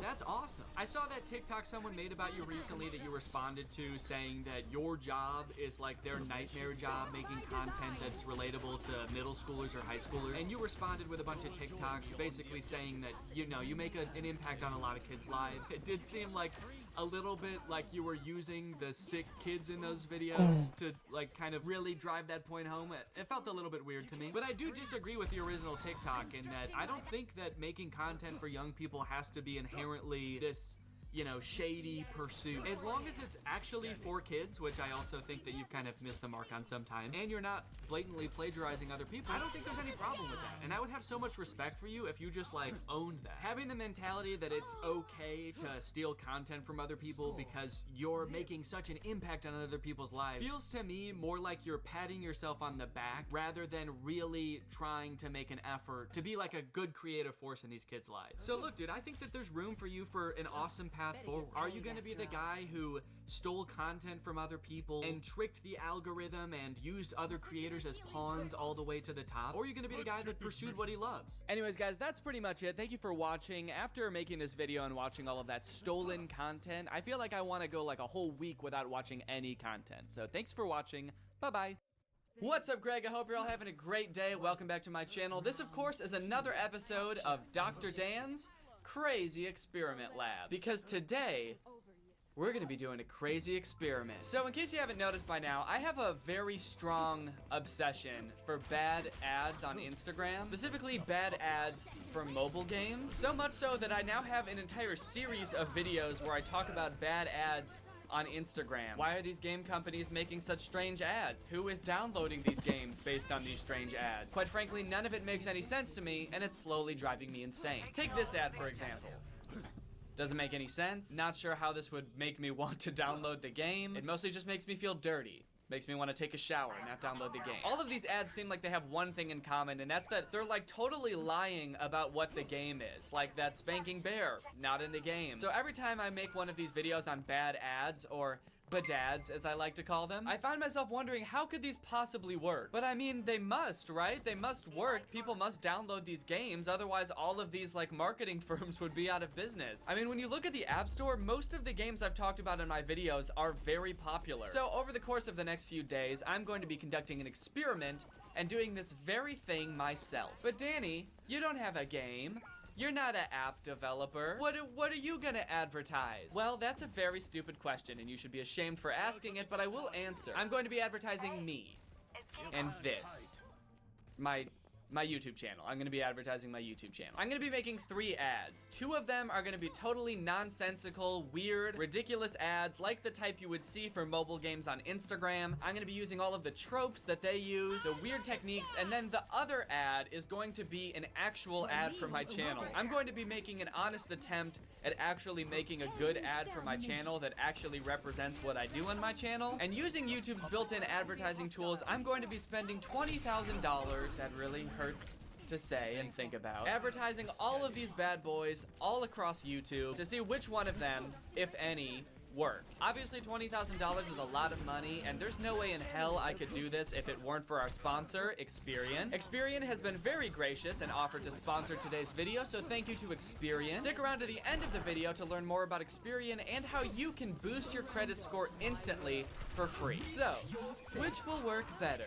The insane ads that I make based off the mobile game ads, or my honest attempt to make a good ad? Will my good ad even be good? Will any of these ads even work at all? I don't know. Actually, I have no idea. There's a good chance none of these ads will work and this will all be a gigantic waste of time and money. But either way, I'm excited to find out. I could have used this money to feed my family or take my wife out on a nice vacation, but nah, I'm gonna do this instead. I think it's worth it. All right, well, now that I've talked about what this video is going to be all about, let's talk about the ads that I'm gonna make. I've covered a lot of bad Instagram ads on my channel, and they're all weird in so many different and unique ways, but I think I've boiled down their main characteristics into just a few bullet points, which I will go over for you here. The first one, cryptic wording. Seems like pretty much every one of these weird ads has some sort of cryptic wording that leaves you wondering, what the fuck does that mean? For example, some of these ads say, if you do so-and-so, you will be legally skilled. That doesn't mean anything to anybody, and yet somehow these ads are getting millions of downloads. I think that this one works so well because it confuses people to the point where the only way that they can possibly make sense out of what's going on is to download the game themselves and figure out what they mean. Disturbing images. This one makes me think of that skinned and gutted Donald Duck. I'm not really sure what the theory is behind this one. It's a little bit strange. I feel like usually including an image of a disgusting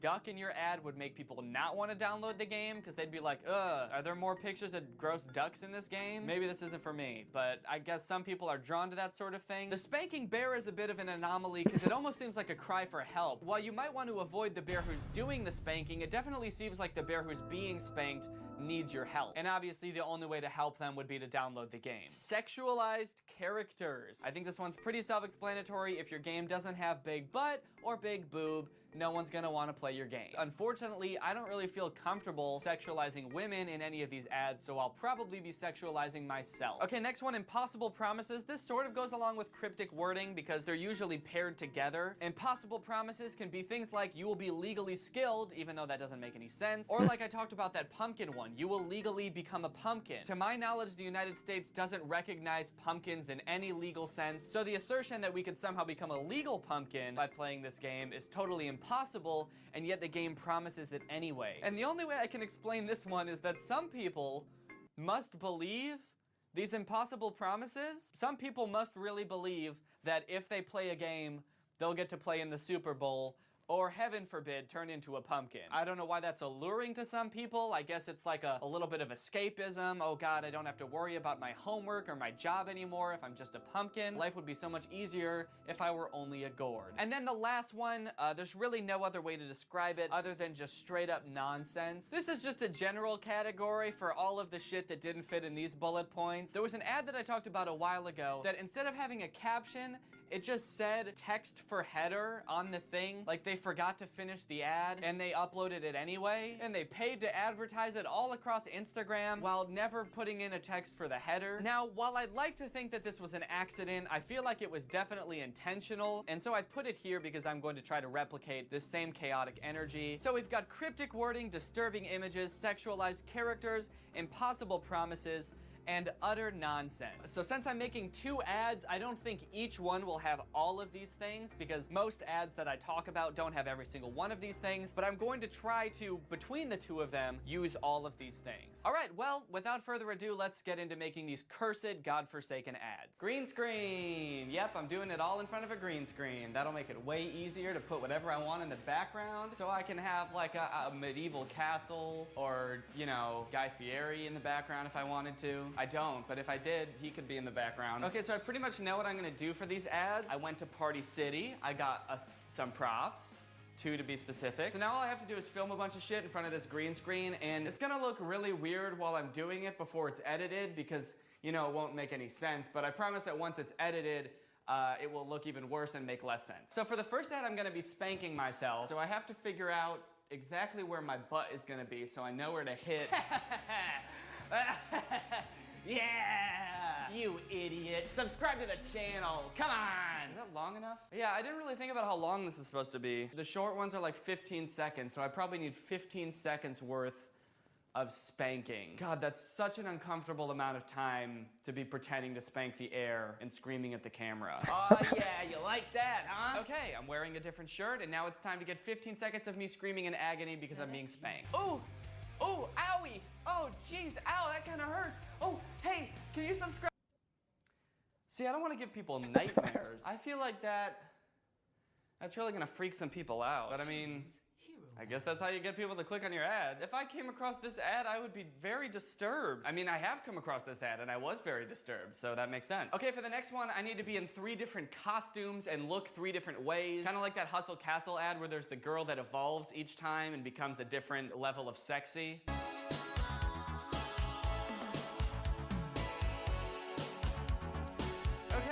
Well, that's enough of that. I think we're done recording all of the ads, so now it's time to edit them. I just finished editing the ads that I'm going to be putting up, and uh-oh.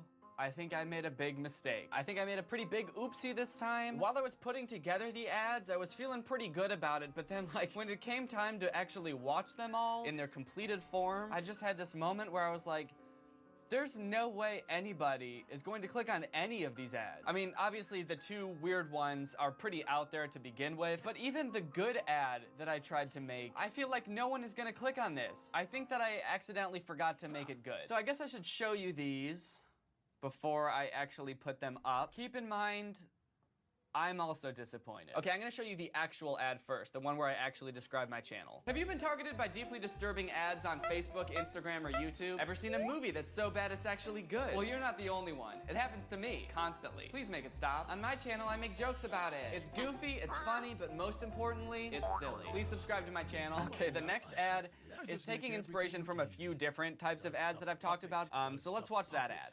You know you're never gonna make it in this town, right? You stupid little weasel boy. You ugly, dirty little weasel of a man.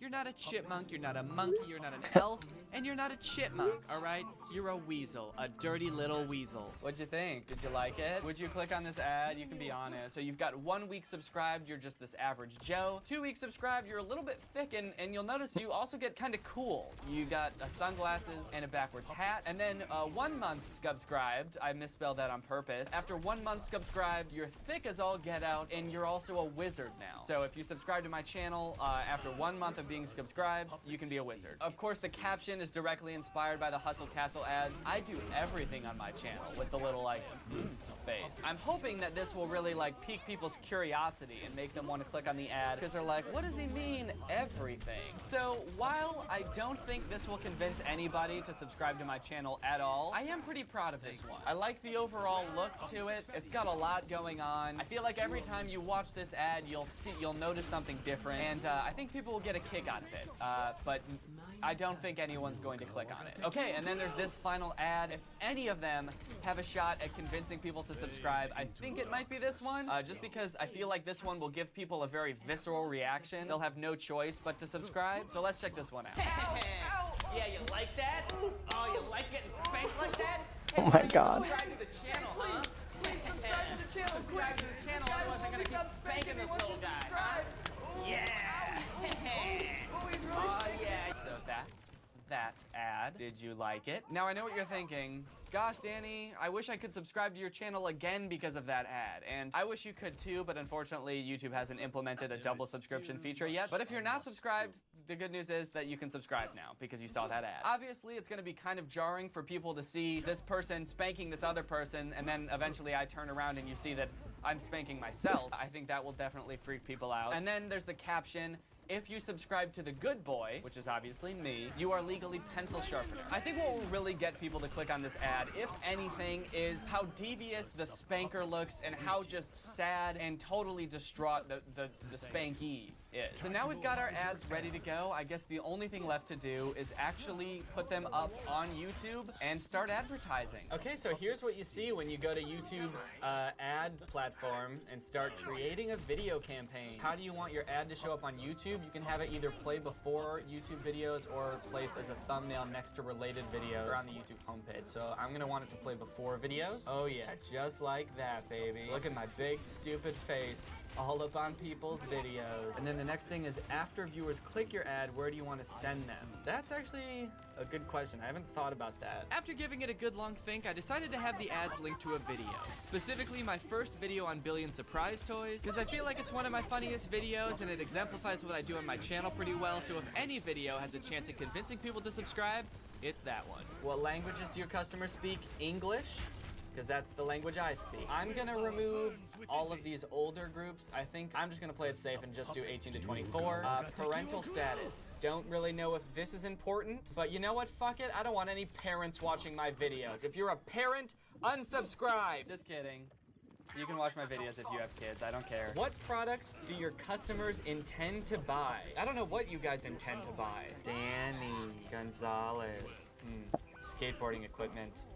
No, that doesn't have anything to do with my channel. Thank you, YouTube, but no thanks. Daily budget. Okay, so 20,000 divided by 3 videos divided by 3 days is $2,222.22 per day per video. 2222.22. Oh, this is interesting. Look at this. Okay, so this tells me how many views. Holy shit, this is gonna get me. So it looks like it's guaranteeing me that I'll get between 500,000 and 1.7 million views? Is that per day? Per video? Damn. Okay, guys, this is really starting to become a numbers game. Even though these ads are awful, and statistically, no one wants to click on them, if we show them to like 1 million people each, statistically, somebody's gotta want to click on them, right? Okay, things are looking up a little bit. Except things weren't looking up, because I'm actually an idiot and didn't realize that those were estimates for a week's worth of advertising, and I would only be advertising each video for about 3 days, so none of them would get nearly that many views. All right, baby, let's create this campaign. Is it gonna let me say how long I want to run this campaign for? For some reason there was no way to say when it should stop, because I said $2,000 per day and then create campaign, and YouTube was just like, all right, thanks. We will take $2,000 every day.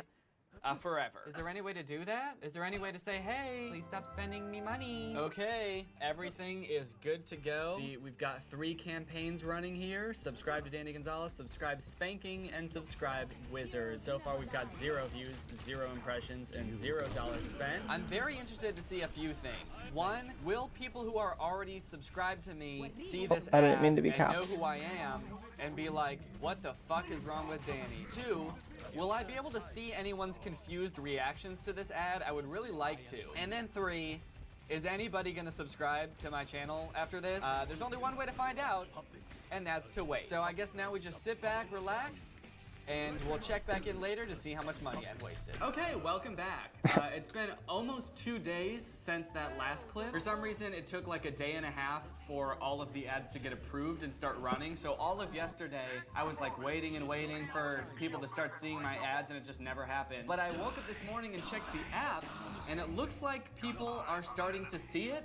And then I checked Twitter, and yes, people are definitely getting it. And I think it's safe to say that people are losing their mind. I'm losing my mind. When did this become a real commercial? Danny Gonzalez, explain this. Yeah, so I apologize to everyone who was seeing these ads, especially the one of me spanking myself. I definitely feel like that could give you nightmares. A lot of these responses just seem like cries for help from people who can't get the image of me spanking a clone of myself out of their mind. It's just echoing in the halls of their mind and will be probably for the rest of their lives. I also saw that people were posting about it on my subreddit. I'm getting some very interesting responses here. The weird thing about it is everyone is obviously very confused, but a lot of people seem to be under the impression that I'm not behind this. Comments like, bro, why is Danny so thick? That's definitely a valid question. I don't have cakes nearly this fat in real life. So these are the interesting comments. Petition for Danny to see this. As if I'm not the one behind this, like some other company is using these videos of me to advertise like their app. And then also everyone spam Danny with this in every way possible, as if they're trying to get me to see it, thinking that I have no idea that this is happening. I guess it just goes to show how fucking weird of an idea this is, that nobody thinks that I, in my right mind, would ever do this. But boy, are they wrong. Okay, now let's check to see if any ad is doing particularly better. Whoa, what? Holy shit. All right, it actually is pretty interesting. So the one with the least amount of clicks so far is the Wizards one with 140 clicks. The one above that is just the regular ad where I just tell people to subscribe and what I do on my channel. That one has 160 clicks. And then the one with the most clicks with 195 clicks is the spanking one. Me getting spanked, I guess, really drives clicks. A couple first impressions. First off, not a lot of people are clicking on the ads. It's been shown to hundreds of thousands of people, and each one is like maybe 100 people clicked on it. So far, kind of seeming like a giant waste of money. But then the other interesting thing is that it seems like the normal ad and the spanking ad are kind of neck and neck. More people clicked on the spanking one, but then more people actually went to my channel to watch a video from the normal one. One thing's for sure though, the Wizard ad sucks ass. I think we can all agree that no one gives a shit about that ridiculously fat ass wizard. So anyway, that's like the first half day of having the ads up. So I guess let's just wait and see what happens next.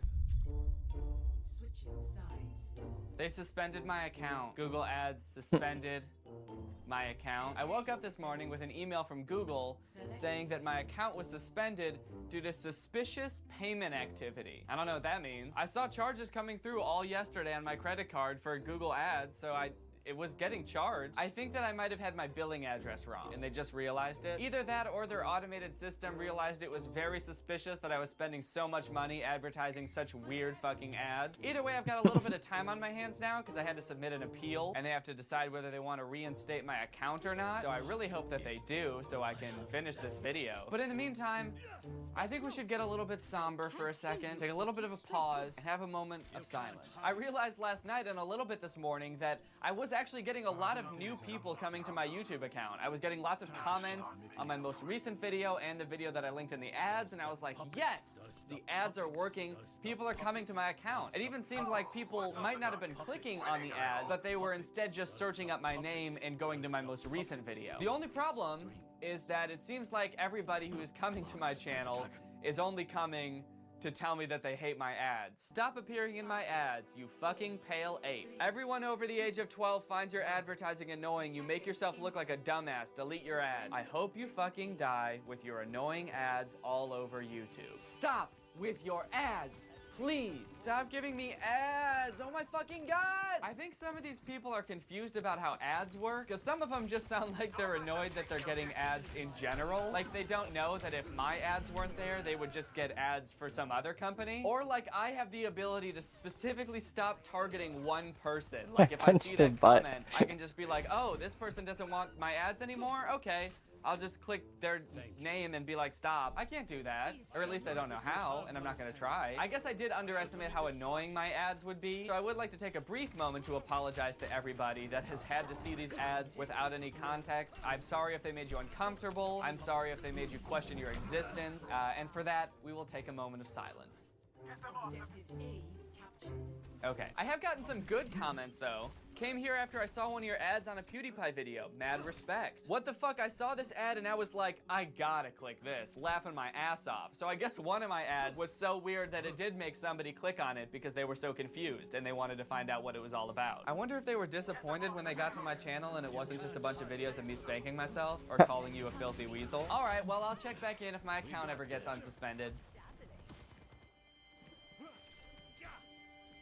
It's been 3 days since my account was suspended. 3 long days. You know, at first I was upset. I was bored. But in the end, I think I needed this time away. I had time to think again. To laugh, to love, to have fun, to feel alive. And I developed a southern accent. And at the end of those 3 long days, I knew I was ready. Ready to get back to work, advertising these goofy ass ads. The time has finally come. The ads are done. So the ads are finally done running. I just stopped all of them. So once my account got unsuspended, I was originally planning on having 2 more days of the ads running, but I wanted to get this video up in a timely manner, so instead, I decided to cram all the budget from those 2 days I had planned and put them into like 18 hours. So yesterday evening and today, people have been seeing the ad a lot. I tried a bunch of different things in YouTube's backend to try to make my own subscribers stop seeing these ads, but nothing seemed to work. My subscribers just keep on seeing these ads. But what about the newcomers to my channel? I fucking hate your ads. But I still think that the most interesting reaction to my ads are from people who already knew who I am and might have been subscribed to my channel, but thought that the ads were made by somebody else. Danny, they turned you into a mobile ad. That would be very interesting if game companies had the balls to take videos of me making fun of their ads and use them to promote their ads. I guess that did happen with Cody with TikTok, so I guess I could see them doing that. What's funny to me is that some people must think that there's videos of me spanking myself in front of a green screen just out there, or me dressed up like a wizard, a dumb thick wizard out there somewhere that these game companies could have used to make the ads. But I'm just excited that the ads are finally done running, because you know what that means. It's time for the award ceremony. Hello everyone and welcome to the first annual Bad Ad Awards, or as I like to call them, the Badaddy. We've got lots in store for you tonight, including finding out who the big winner is. Will the normal ad prevail, or will the awful, terrible ads prove that the bad ads on Instagram are actually not so bad after all? We'll be covering all of that, but first, let's talk about money. How much money did I actually end up spending? Now, while I had my account set up to spend $20,000 total, I didn't realize that Google Ads can apparently decide, nah, we don't want your money, and we're not gonna show that ad as much as you want. So even though I had all my budget set correctly, sometimes YouTube just didn't show my ad to people, especially the spanking one. I think the algorithm must have realized that like people really didn't like that ad, and so it was kind of hesitant to show it to people. For the thick wizard ad, Google Ads spent about $5,600. For the normal ad, Google Ads spent $4,100, and for the spanking ad, we spent about $3,300, which gives us a grand total of $13,174.03. So how many people saw each ad, you may be wondering? In total, the ads were shown to 1.3 million people. All right, let's get into the awards. So since YouTube showed each ad to a drastically different number of people, I think that the only fair way to compare them is through the CTR. CTR stands for click-through rate. It's the percentage of people who saw the ad and then clicked on it. Okay, before we find out our big winner, let's talk about the best worst ad. The best worst ad did the best job of being the worst ad. This ad performed the worst out of all the ads and should be ashamed of itself. All right, and the best worst ad is, and yes, I did write these all on Unicorn thank you notes. It's the only cards we had in the house. All right, and the best worst ad with a total click-through rate of 0.26% is the normal ad. That's right, the ad where I gave an honest attempt at describing what I do on my channel and asking people to subscribe did the absolute worst. This does not bode well for who won the competition because it's very clearly one of the two awful ads that I had to subject people to. I think this says a lot about why Instagram ads do what they do. Granted, my normal ad was not that great. It was very silly, and I could see how people would just think, wow, this guy is just begging for subscribers. I'm not gonna click on this shit. But I think it says a lot that even though it's weird, me actually describing what I do on my channel couldn't beat out two awful, awful ads. All right, and now for the moment we've all been waiting for. It's time to talk about the big winner. The big winner is obviously the ad that performed the best. Will it be the ad with the disturbing text messages? The cool guy with the sunglasses and the backwards turned hat, and that absolute unit of a wizard? Or will it be the ad of me spanking myself over and over, demanding that you subscribe to my channel? All the while the version of me who's being spanked is begging you, please, please subscribe. We'll find out right after this break.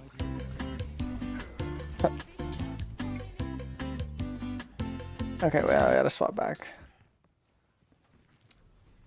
Okay, and we're back. Sorry, I just wanted to dance. And the big winner of the ad competition, with an average click-through rate of 0.39%, is the Thick Wizard ad. That's right, despite how bad it was doing at first, the Thick Wizard ad actually pulled through and got the highest click-through rate out of any of them. These results don't make any sense to me. I mean, I didn't expect the bad ads to do better in the first place. I thought this entire video was going to be me proving that these bad ads need to stop, and the only way to do that is to show that honest ads work better. So in that regard, I'm totally confused as to why the normal ad did so much worse than the other ones. But even between the spanking ad and the Thick Wizard ad, I did not expect the Thick Wizard ad to win. For one, that ad is the only one that doesn't even show or mention the fact that I have a YouTube channel. So I guess maybe the fact that the Wizard ad was more vague helped it. Another interesting thing I want to see is, did I actually gain any subscribers from this? So I gain like a different amount of subscribers every day, so a tiny minuscule change wouldn't really show up in my analytics. The only real way that I think I can check this is by going to the Billion Surprise Toys video that I linked to in all of the ads. So before I started running the ad, it looked like I gained about 30 to 50 subscribers a day from that video, and on the first day that I ran the ad, that went up to 90 subscribers. But then it dropped back down to about where it was before. So while I can't be 100% sure because it's almost impossible to tell, it seems to me that spending about $13,000 on these ads got me about 40 subscribers. So I guess you could say it was all worth it in the end. All that trouble I went through and all of that money I spent, but hey, what would I do without those extra 40 subscribers? So, would I recommend... Hi, I'm Danny Gonzalez. And today I'm going to be giving away this Tesla. For years, YouTubers have been giving away expensive cars like these to attract millions of viewers while simultaneously looking like a really good person. Today, I'm going to be surprising my girlfriend with a brand new Tesla car. But how does it work? I mean, like, seriously, how can YouTubers afford to constantly be giving away super expensive cars like this? And is there a dark side to these videos? Can giving away a Tesla to some random person end up doing more harm than good? Let's find out. Because I'm giving away a Tesla, baby.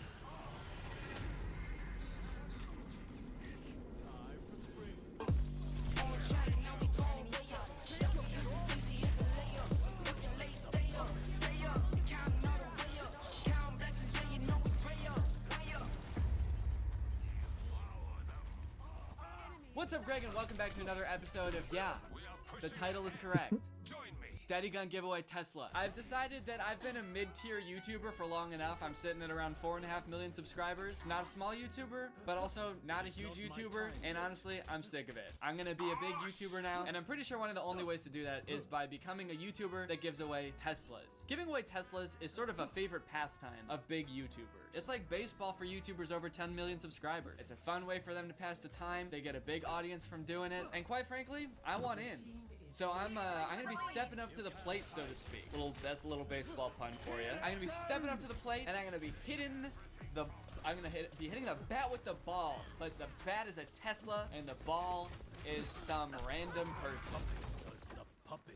Whoa, wait, actually that's a bad metaphor. I'm not gonna hit someone with a car. I'm sure most of you have seen videos of people giving away Teslas on YouTube before. And honestly, I've always been curious like what it's like to do that. And after being stuck inside for over a year and now being finally vaccinated, I just want to feel something, you know? I want to feel like I just gave someone a really over-the-top gift for views on YouTube. I don't want to name any names here, but over the past couple months, we've all witnessed what can only be described as the disgracing of one of YouTubers' most popular Tesla giveawayers, which kind of makes me feel like I've been gifted the perfect opportunity to become YouTuber's next big Tesla giveaway YouTuber. Damn, he slammed me up in the air, bro. Capitalize on this, but also to do it better. I feel like whenever I watch a YouTuber give away a car, I always feel like there are so many details that they gloss over. What does it mean to just give someone a car? Did you buy it in your name and then give it to them? If you give someone a car, aren't there like huge tax implications? Did this person want an electric car? And most importantly, do people who ever win lavish gifts like these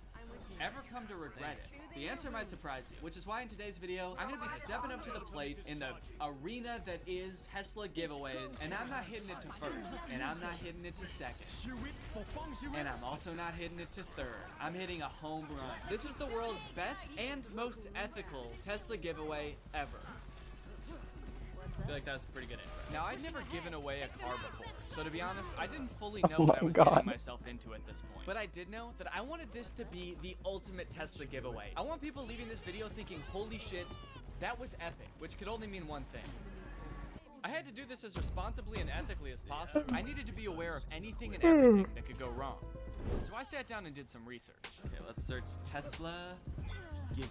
I surprised my brother with a Tesla. I surprised my wife with a dream car. Surprising my best friend with a new Tesla. What I'm gathering so far is that this has to be a surprise. According to these really popular YouTube videos, 2.8 million views, 21 million views. Viewers like it when it's a surprise. I guess that makes sense. I don't think it'd be very exciting if I like picked a person to give a Tesla to, and then like together for months we sort of like planned on getting a Tesla. Well, I get all the finances in order and I like let them pick out all the things that they want in the Tesla. No. Okay, so I gotta brainstorm ways I can surprise them. Let's watch this video. I surprised my wife with her dream car. Maybe there's some good ideas in here. So I bought my wife a brand new Tesla Model X. However, first I had to prank her that we crashed the car her parents bought her when she graduated. We also spray painted her old car with chalk, and eventually, well, you'll see as you watch the video. Yeah, maybe I don't want to go the prank route. The only way I can think of to one-up this, I mean, he already is like destroying her old car. How can I one-up that? Like, okay, when I pick the person to give the Tesla to, I have to destroy something that's not their car. Most something aware that won't Hanzo even be player. replaced by their car.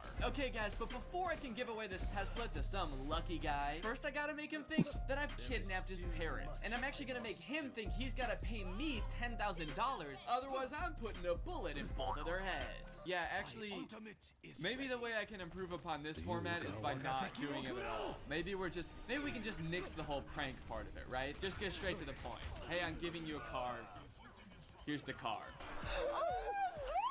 It's beautiful! Is this mine? This is your new Tesla. Look, we got the ball. It's so pretty! Wait, Bree, it gets better. What? This is your key now to your brand new Tesla. Wait, it gets even better. I'm gonna give you the key to the new car that is yours. So you won't just only be able to look at it, you'll be able to drive it too. You'll actually be able to get inside of the car that I bought for you. See, I told you, it gets a lot better. Okay, so that's all good and fine. I think I've got a good baseline for what a Tesla giveaway is supposed to look like and how I can improve upon it. But there are a few other things I'm worried about.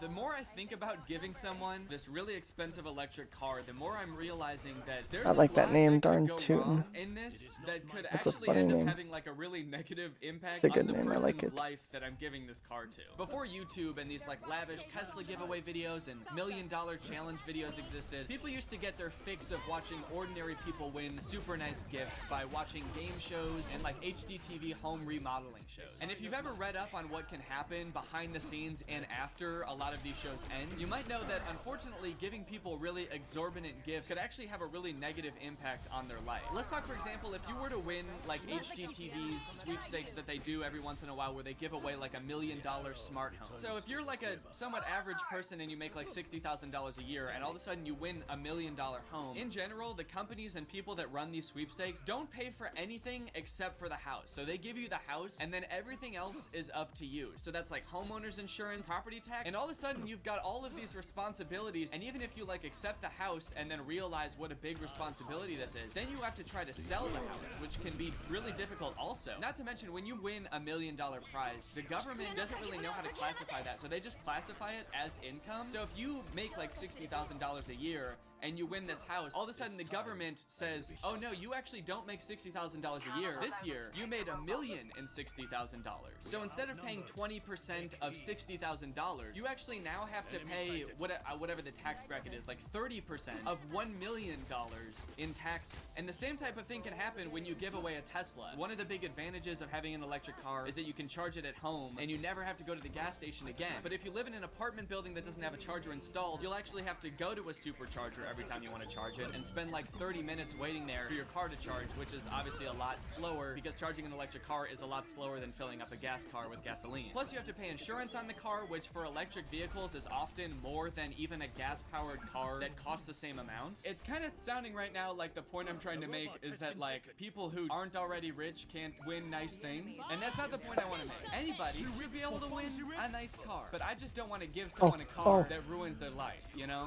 Call me crazy. So how do we fix this and make it work? Well, first thing I could do is what a lot of other YouTubers do and mostly give Teslas to their already rich YouTuber friends who won't necessarily struggle if they have to pay an extra few $1,000s in taxes that year. When YouTubers do give away cars to non-YouTubers, I'm really not sure exactly what they do. I did manage to find like one terms of conditions of a sweepstakes wait, David I'm almost Dobrik gold did, and in 4. there it Okay, I can do specifically one said, like, more. you will win this I'll do one car. more. If you don't want the car, you cannot have cash instead. You have to take the car or you get nothing, which as we discussed is basically like saying if you're not already wealthy, this is not for you. This is really a giveaway for people who could have afforded a Tesla anyway. To get a better idea of what could go wrong giving away a car, I reached out to one of my followers, Monica, who just a few years ago had won an expensive car from a raffle and ended up not even being able to claim her prize. I kind of just wanted to hear your story about you said you won a car from like a sweepstakes, is that right? It was actually a raffle, but same thing. I paid $25, me and all my friends did, and there was like 6 of us. And they gave me a call back the next day and I was like, hell yeah,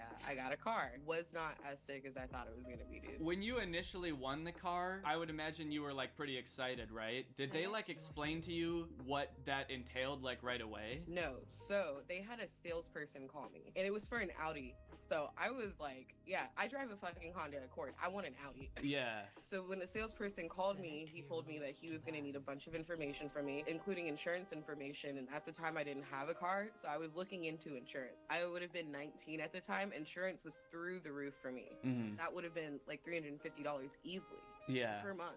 And I don't have money like that. I don't have expenses like that. That would have been my second highest bill next to my rent. And on top of that, I didn't read it, but if you looked at the tickets really, really tiny, it says, we may help with paying taxes. Oh, interesting. And I was like, what does that mean? When I was talking to him, he was just like, yeah, so we just need a check for about $3,700. And I was like, what? And it just came out of nowhere. Was that like the sales tax for the car? Yeah, so the $3,700 was just sales tax. And I was like, oh, I don't have that. I asked him, I was like, is there lesser options that I could go for so that the $50,000 would actually completely cover it? And he was like, no. And then I was like, okay, can I just get cash? And he was like, no. And then after a while, he was just like, we're just going to have to go forward with another raffle ticket winner. And I ended up finding out that it was like some person that was well enough off to be able to pay for it themselves. And I was like, oh, okay. So you would have had to pay sales tax on the car plus insurance for the car. And then I would imagine the government would count that as just income. So it's almost like now instead of however much you were making before, you're actually making $50,000 more than that. It would put you into like a different tax bracket. And so you would actually end up having to pay more income tax that year too, which would be money that you might not have. Do you? Oh no, that's interesting. I didn't even think about that. That's crazy. He also had a rule in the like thing that I was okay with abiding by because I didn't know I would be like thrown around like trash.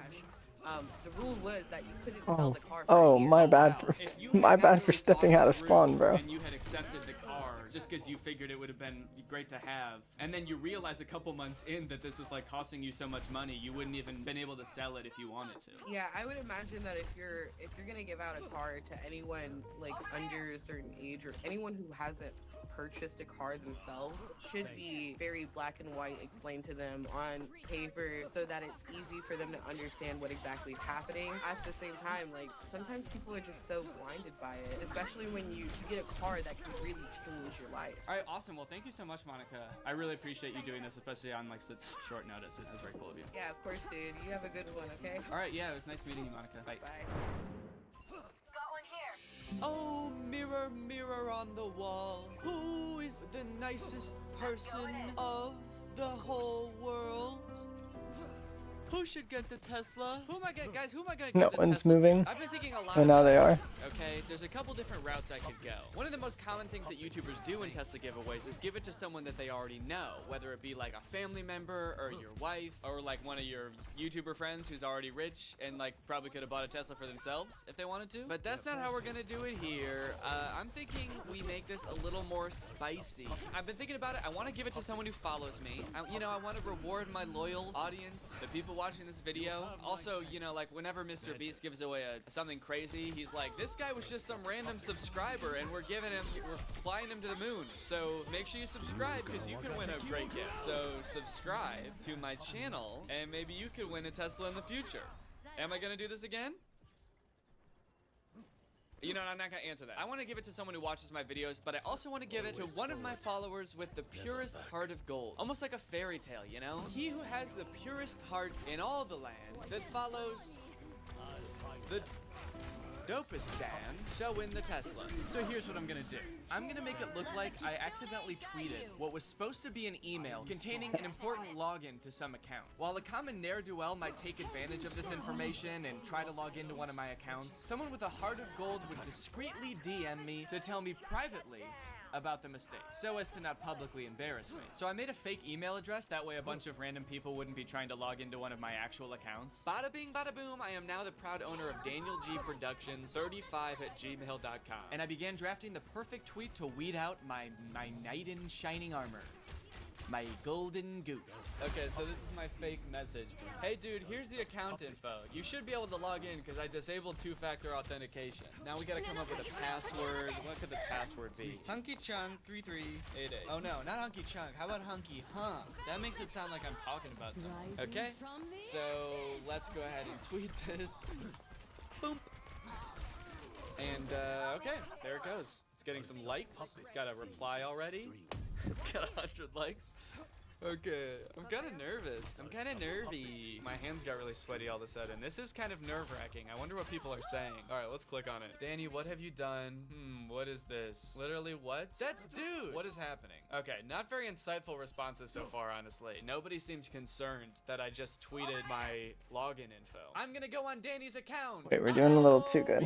We gotta, what's a synonym for ne'er-do-well? I don't want to keep saying ne'er-do-well. Good for nothing, lazy bones, sloucher. Oh shit, we got a lazy bones in the quote retweet. Do I log in? No, you do not log in. I'm sorry, but you absolute loafer, dude. You good for nothing scam. Alright, you know what, let's check the DMs. Haha, hey Danny, for no reason in particular, what is your credit card number, expiration date, and the 3 ones on the back? Thanks, haha. Whoa, we got a ne'er-do-well in the DMs? Their account even sounds like ne'er-do-well. Ne'er-do-well. That's actually kind of weird. You know what, maybe I should check the... Oh shit, I just thought maybe I should check the email address too. Oh no, the email address is getting flooded. This person just sent swag, sent from my iPhone. It's not helpful. Hello, Mr. Obama? This one seems to think I did get hacked, but they're laughing at me. You should make a butter sculpture. Here's a photo for reference. Okay, none of these emails are helpful. No one in the email is helping me. They're all just taunting me, mocking me. And no one's gonna help me? Didn't work, angry faces. What, are they pissed off at me? Danny, how about next time you accidentally tweet your login info, you make it work, please? Dude, I'm getting like no DMs about this. This is absurd. Nobody wants to help me out in the way that I want them to. In the exact specific way that I want them to. Nobody's reading my mind right now. Kind of ticked off, honestly. Kind of peeved. I decided to give it a day to see if any more kind-hearted DMs would roll in. They did not. I have waited 24 hours for my concerned, pure-hearted fans to start flooding my DMs, and guess what? I think I've gotten maybe 2, but really neither of them have enough info on their profile for me to determine if they like even live in the US and I can give them the car, or if they are like, you know, old enough to get a car. Honestly, I'm starting to worry that maybe I don't have any followers that have a pure enough heart. This fairy tale is ending in disaster. I feel like the Prince and Cinderella going around with the glass slipper trying to find people's feet to put in it, and no one in the kingdom even has feet. Like everybody just walks on their hands, and they see me walking around with a glass slipper like, what the fuck are you doing with that, dude? We all walk on our hands here. I don't know. You know what? Let's come back to this. Let's come back to this. I've been thinking about this a lot, and I feel like the name of the game here in creating the ultimate Tesla giveaway is, can I give someone a Tesla while putting as little burden on them as possible, and also giving it to them in a way that can have the biggest positive impact on their life. We don't win this, I've been right? for a long time talking to my manager and We don't business win this, manager right? and lawyer about it. I've come to the decision. Okay, they just need a better that push the than best way us. to give away a Tesla is by not. Yes, that's correct. I will not be giving them a Tesla.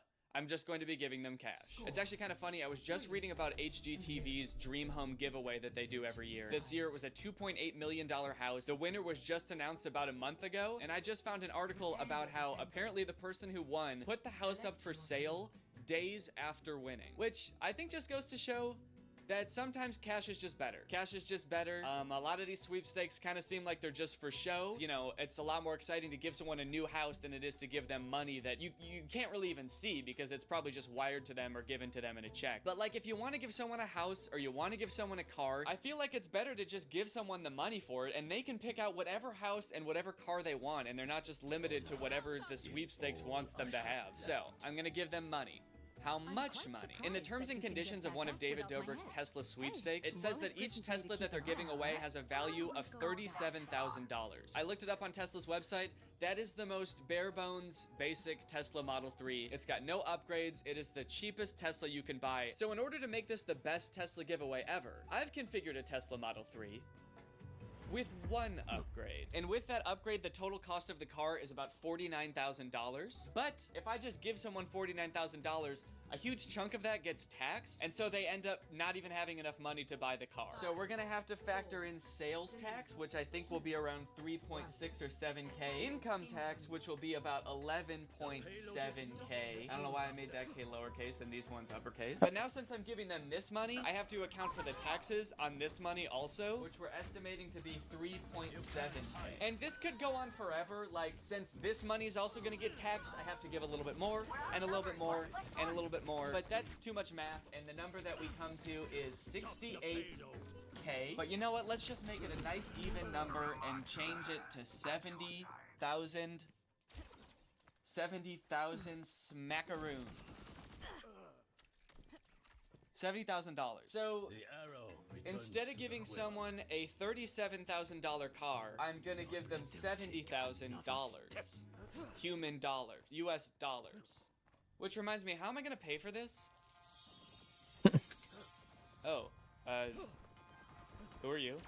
Current. Oh, Current, like the future of mobile banking, Current? That's awesome. And I'm here to tell you. Oh, sorry. No, I'm sorry. Go ahead.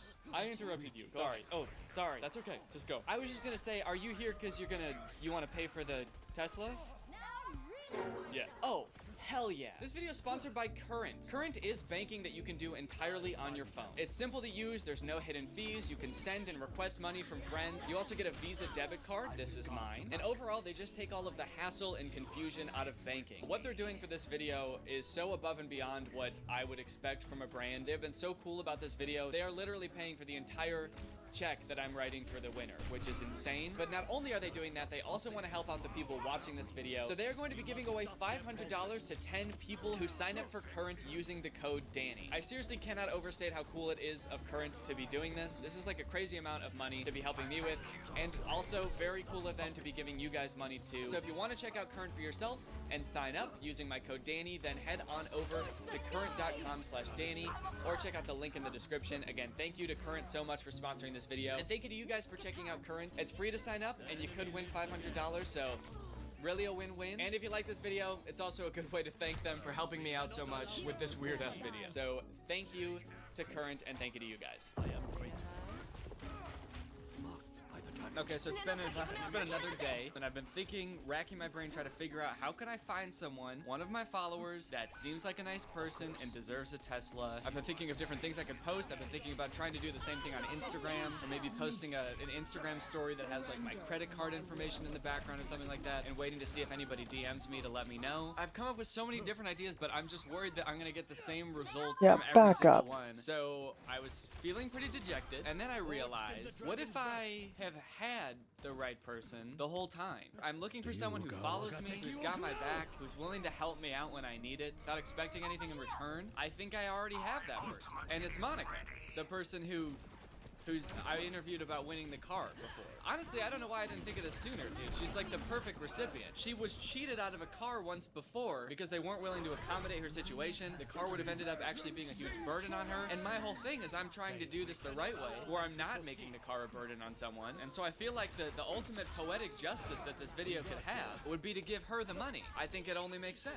Now, once I realized this, I started thinking about it, and I also realized that this does complicate things a little bit. First off, I want this to be a surprise, obviously, so I can't just message Monica again and be like, hey, do you want to meet up to film something? It's something I have to do in person for the video where I'm giving away a Tesla. You know how I described the video to you already, and you know I'm giving away a Tesla? Do you want to film for a different part of that video in person? So I can't do that. Giving away a car is a lot harder than I thought. Giving away a lot of money is a lot harder than I thought. Well, I guess to do it on film is harder than I thought. I could just go and give it to someone and just tell you guys like, all right, I did it.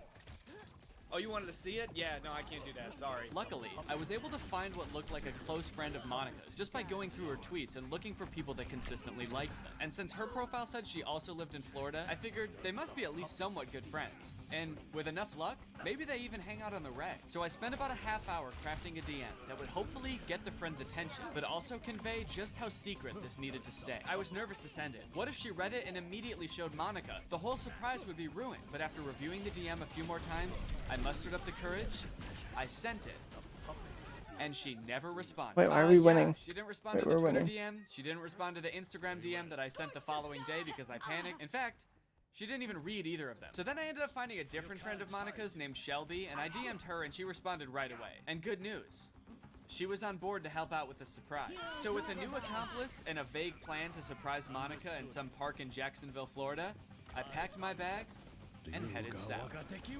When I arrived in Jacksonville a day before the big giveaway, all I found was problems. While we were originally planning on doing the whole thing outside at a park, it was forecast to rain all that day and the next day, so we had to scramble to come up with a way that we could film all of it in cars so our cameras wouldn't get ruined. On top of that, I got a text from Shelby saying that the storm knocked out the power at her house, and also all of her dogs got out. So we wouldn't even be able to meet to go over the plan until the next day, right before it was about to happen. And that's if she showed up. Like, what if she just bails? What if she just decides she doesn't want to do this and she doesn't want to be on camera? Then what do I do? At this point, I was pretty much shitting We my cannot pants. win this. And also, kind of starting to worry that maybe placing the success of the highest stakes video I've ever made in the hands of a complete stranger might not have been my best idea, maybe not my smartest move. But lucky for me, time flew.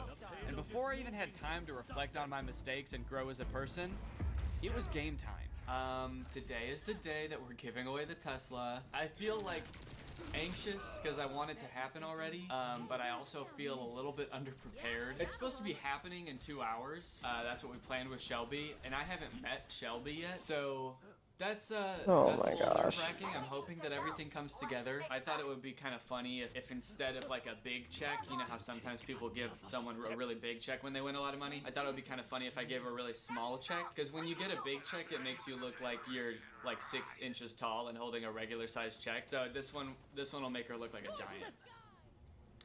I thought it was funny a few days ago. Bruh. I don't think it's funny anymore, but this is the only check I have, so this is No. what I'm gonna give her. I kind of felt like everything up until this point would be the hard part, and then like giving away the money, that's gonna be easy. How hard is it to give away money to somebody. But this element of like trying to surprise this person has been the most difficult thing so far, definitely. Yeah, we've had to, I mean, we just went shopping. We got a bunch of stuff to make sure that everything goes smooth. We're gonna have to like hide cameras. I just realized that the current plan right now involves me hiding in the back of Shelby's car. And we filmed a little bit earlier in the Tesla today. And for part of the filming, we had to turn the AC off. And I realized how hot it is gonna be in the car. So hopefully I don't faint and die in the back of the car. They just like get in the car and Shelby's like giving me my cue to pop out, and then they turn around and I'm just like dead in the back seat. Yeah, the more I think about it, the more things I feel like I realize can go wrong. I feel like I've kind of been like on edge and shaking all day. But at the end of the day, you know what?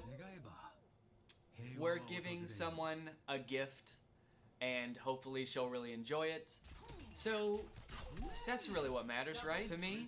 And hopefully this video will get a lot of views too. So that, you know what, that's really what matters. I think at the end of the day, you guys are already here. You're already watching the video. So probably I got your attention and you watched all the way up until this point. I honestly probably don't even have to give her the Tesla at this point. I got the clicks and I got the view time. So I could probably just end the video here. So knowing that, I guess I feel pretty good. So the plan right now is to meet up with Shelby in about 2 hours. We're just gonna go over the plan really quickly, and then she's gonna go pick Monica up, and then we're gonna get it done. We're gonna give her the money. When the world needed her most, Shelby arrived. With just minutes to spare before Monica was expecting her to pick her up, we came up with a plan. Shelby shared her location with me on her phone, and off she went.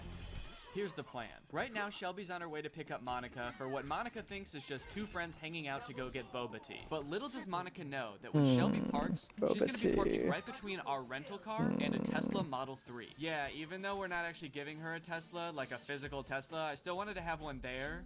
That way she could see what she won. And also it would be better for the thumbnail and for the video. So there is gonna be a Tesla there. When Shelby and Monica leave the car to go get their tasty treat, Shelby's gonna leave her car unlocked, which will give me an opportunity to sneak from the rental car to Shelby's car, where I will surprise Monica when they get back. Luckily, the windows of the rental car are completely tinted. That way my shooter Christian can be filming from the trunk of the rental car. It was the perfect plan to make sure that even though it was gonna be pouring during the big surprise, the rain wouldn't ruin the whole thing.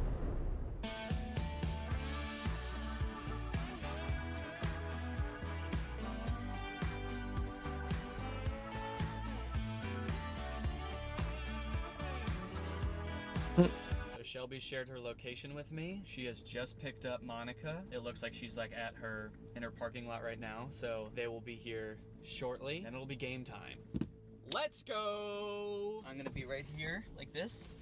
And when they leave, I'm gonna bop on out and run over and do my sneaky little sneak and get right into their car, where I will spend an eternity in her hot trunk. Let's go! All right, they should be pulling up any second. I will be hiding. They're very close now. They're about to be on the street. I think I can maybe see their car in the distance. Oh yeah, that's him. Oh my god, so exciting. But before I could get too excited, Shelby went rogue. Wait, where's she going? She got so close and then just started turning down a bunch of random streets. It was insane. She couldn't be stopped. Oh, she turned. Okay. Again. Okay. Oh wait, no, she's coming. Okay, she's back on the street. She's coming back over here. So she's going back. Oh wait, whoa, where the fuck is she going now? Is it true that my dad... Maybe she's trying to play dumb, like she's looking for parking. This is very interesting. Where's she gonna end up? Bro, she just texted me a minute ago. How did I not see that? She said about to be back. What? 1 minute ago at 5 p.m. She said about to be back. Does that mean she's about to be back at the car? Maybe. I'm worried she already parked. Oh no. They've been like stopped right there for a long time. I feel like they probably already parked. I wonder if she. Fuck. Wait, is this her? Is this her?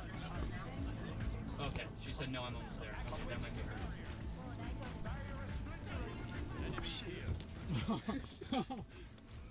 It's happening!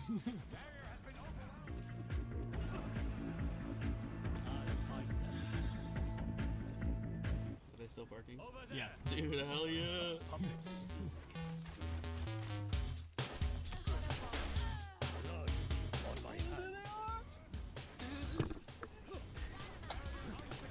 This is buck wild, dude. This is crazy. With Monica and Shelby just barely out of sight, I was safe to make my move.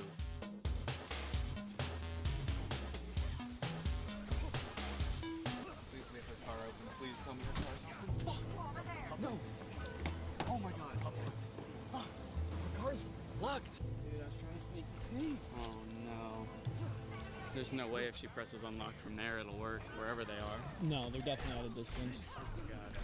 Hope that she can come up with a natural excuse to like, come back to her car for a second. She did.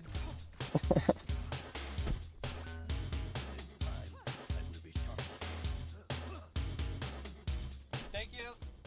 Okay, why are they just standing? Don't tell him about me dancing. Please don't tell him about me dancing. Maybe they're vaping? Enemy marked. Good luck.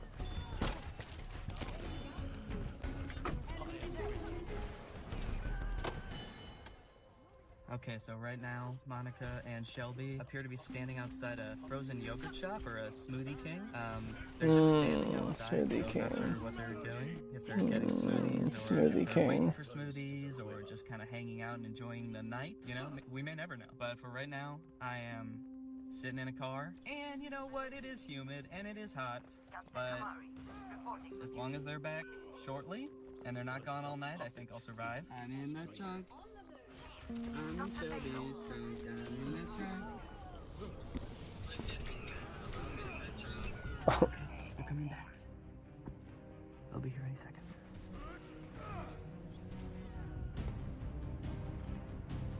It is not my time yet. They're coming. Shit. Okay. It's time. Let's do it. Let's go. Let's give away a Tesla. Let's do it.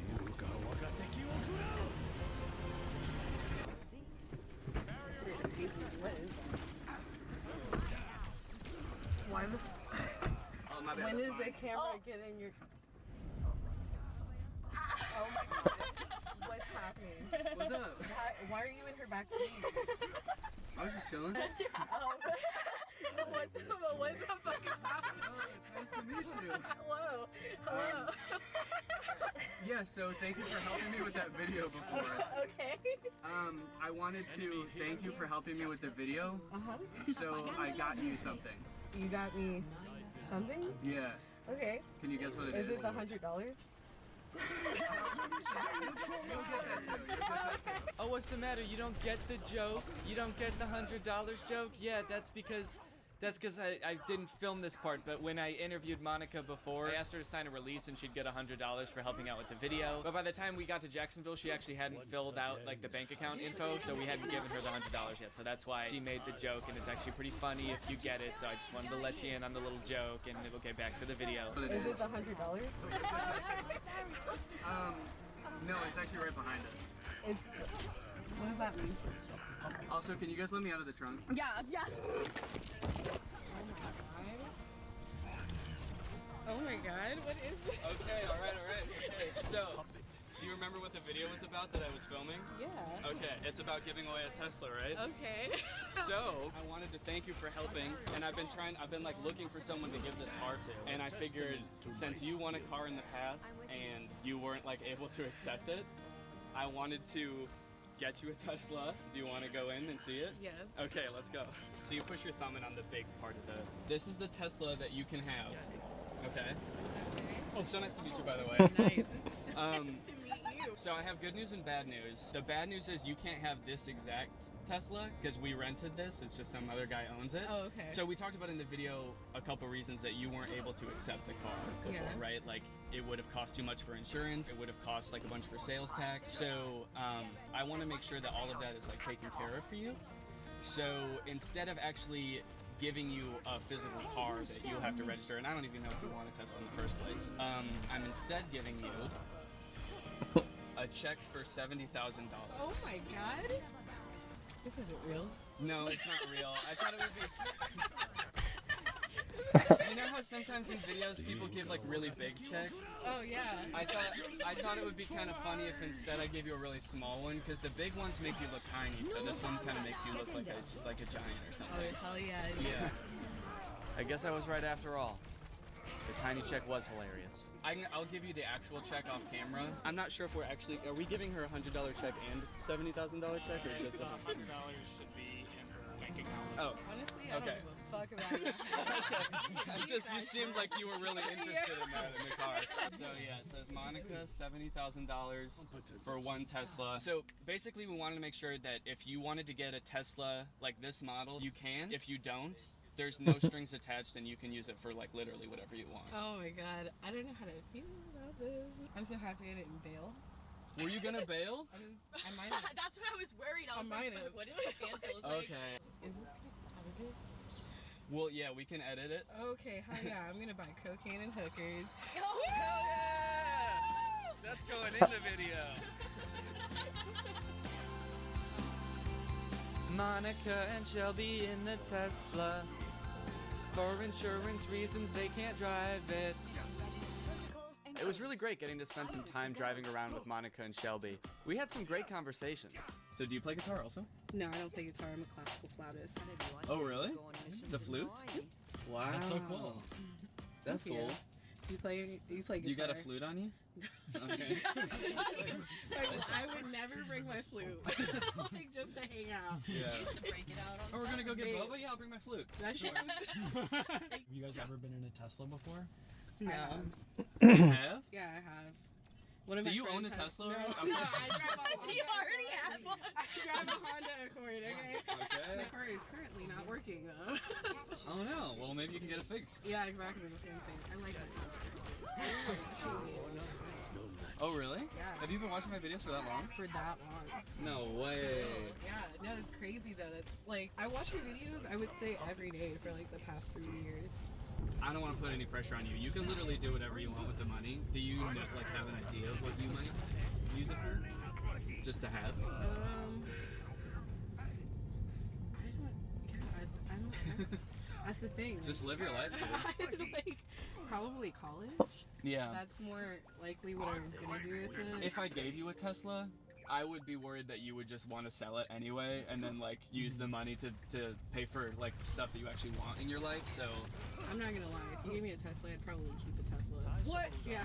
Aw, damn it. So with checks in hand, we said our goodbyes. And that was it.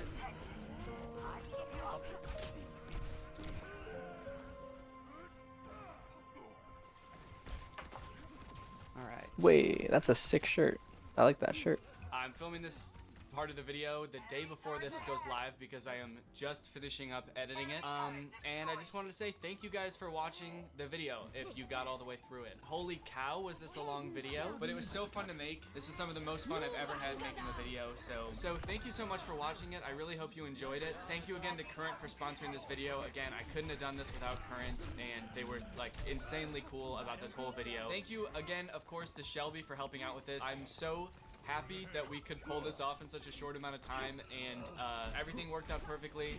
I feel like the money could not have gone to someone better. Monica and Shelby were both so cool on camera and off camera. They're the nicest people, and yeah, I'm really glad that I got to make this video. So thank you guys for watching and for your continued support, even when I do like very different, longer videos like this, because I really like doing it. I should also say that like in general, I think the spirit of giving things away on YouTube is generally a pretty good thing. You might say like, oh, people only do it for views, and as I showed in the video, that it has the potential to go wrong, but if it's done right, which, you know, for all I know, it might be done right all the time. I really have no way of knowing what other YouTubers do. I think it can really inspire other people to be more giving in their own life. Or maybe it just inspires other YouTubers to also be more giving in their videos, which is fine. I mostly just wanted to make this video to explore how giving away these large gifts on YouTube works and all the pitfalls you have to avoid in order to do it the right way. And yeah, with that being said, if you're not subscribed yet, make sure you go ahead and subscribe and turn on my notifications to join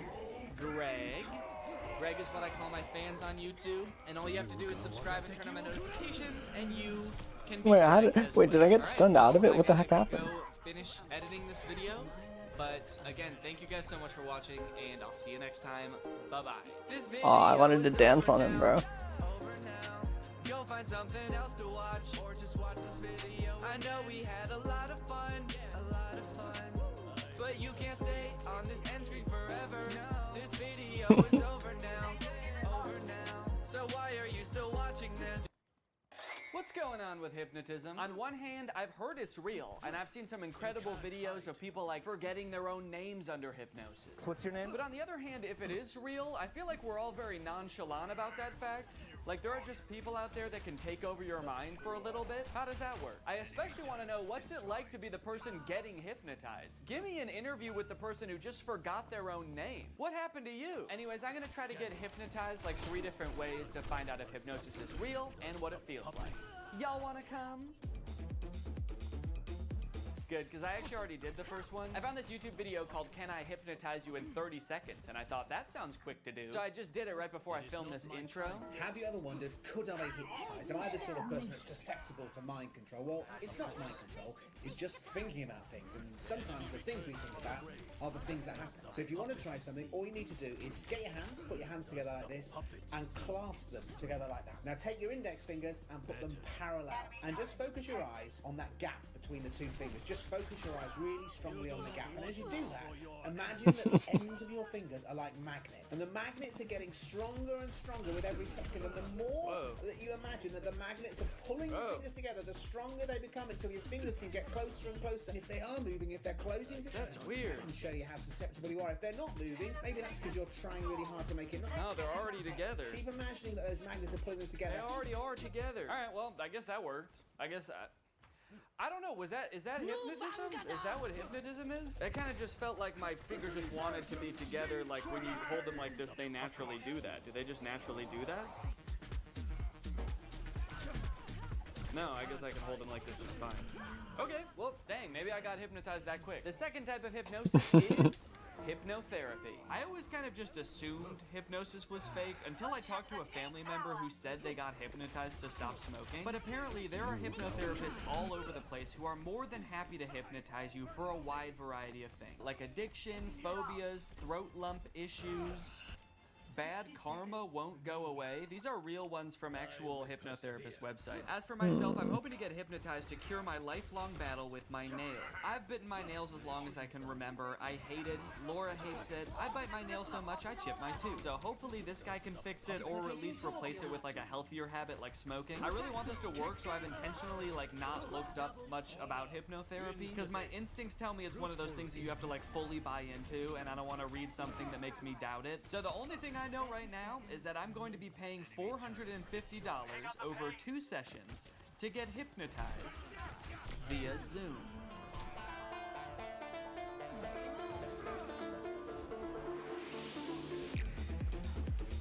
Okay, so for privacy reasons, I can't actually show the hypnotist in the video or play his voice, but I'm going to describe best I can what happened in this call. To my surprise, he kind of spent the first few minutes just giving me basic nail-biting advice that has nothing to do with hypnosis. He recommended I get a nail file, pick 1 day a week that's my nail care day. He also said I should meditate because that would help with stress and reduce my nail biting on its own. And he taught me a self-hypnosis that I can do anytime I feel the urge to bite my nails from here on out. And then the last thing he told me before he started hypnotizing was that he highly recommends I listen to the recording of our hypnosis session every night before I go to sleep. And with that, it was time to be hypnotized. For this portion, he actually hung up the Zoom call and then called me on a regular phone call. I don't know if he just like didn't want the visual distraction of him on the screen, or if he wanted to like put on pajamas or something. He started by trying to get me as relaxed as possible, focusing on different areas of my body from head to toe and imagining that they were getting heavier and heavier to the point where my body felt like it was sinking into the couch. And I'm guessing this is the point where I'm supposed to be like fully in a hypnotic state. I'm not from here in on out, protection he yet. tells me this kind of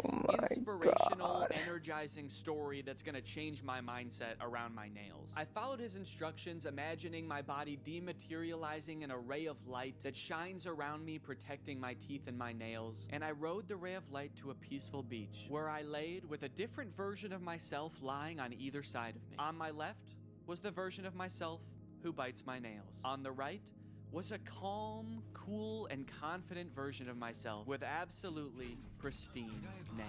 This was all a very peaceful and relaxing experience. I never did worry that somebody else had control over my mind, but I did have doubts as to whether I was really being hypnotized. It was a pretty long time that my eyes were closed, and I had a hard time paying attention for that long, so I'd catch myself thinking about other stuff, and then I'd be like, oh no, this is gonna ruin the hypnotism. And there were a few times the hypnotist did this alarming thing where he would just whisper a command like this. He'd be like, and now you're you're going to stop biting your nails. Anyway, all I had to do from here was decide that this is the version of myself I wanted to be. And oh baby did I. So he told me to wiggle my toes and materialize myself into my ideal form.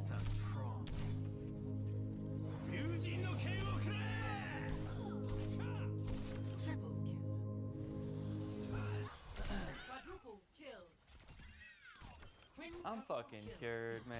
That night I tucked myself into bed and listened to the hypnosis recording as instructed, which did feel a little silly given that the session had only ended like 30 minutes ago, but hey, maybe getting hypnotized back to back will make the effects even stronger. Again, I did feel very relaxed during this recording, but I still didn't know if I could say I was hypnotized. Good night. The next morning, however, I did notice that I wasn't really biting my nails or really even looking at them. Maybe it was just in my head, but they looked hard, like actually unpleasant to bite. Was I really hypnotized last night, or was I just discovering the placebo effect? I don't even care. I squealed with delight and got to work, filming for a different video I'm working on right now, enjoying my new non-nail biting self. Oh wait, what the hell? Did I just bite my nail? Damn it. Well, good thing I was filming when I did it. Shit, I bit my nail.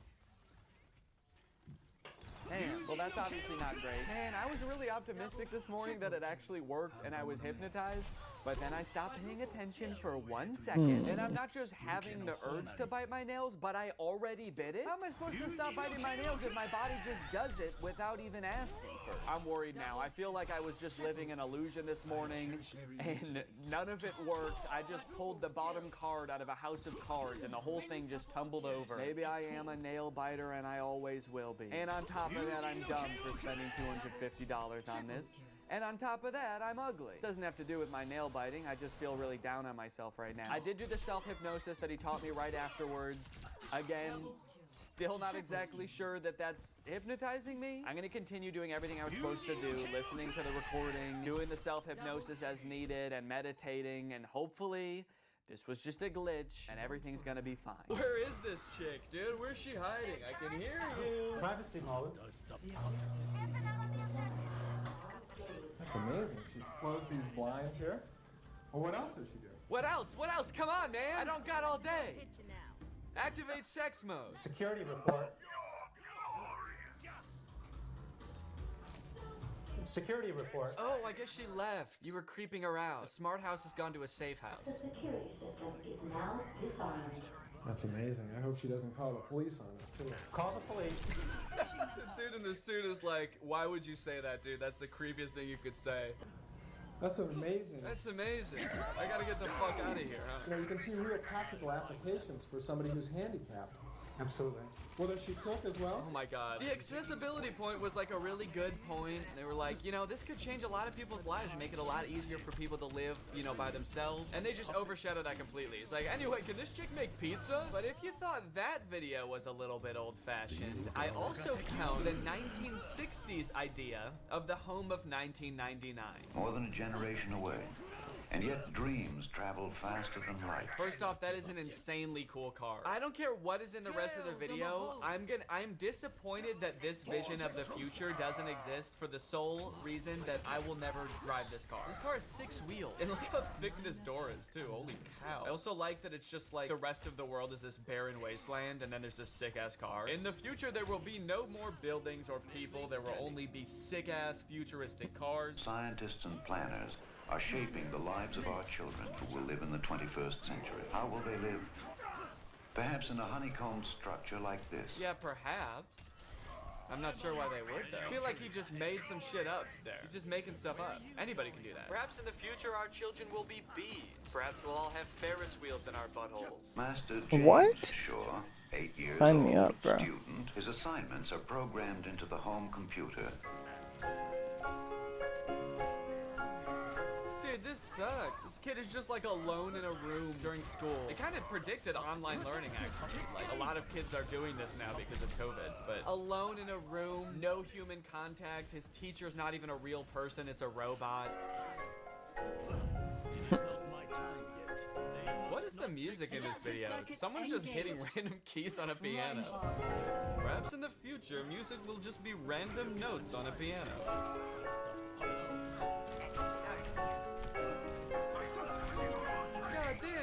for kids.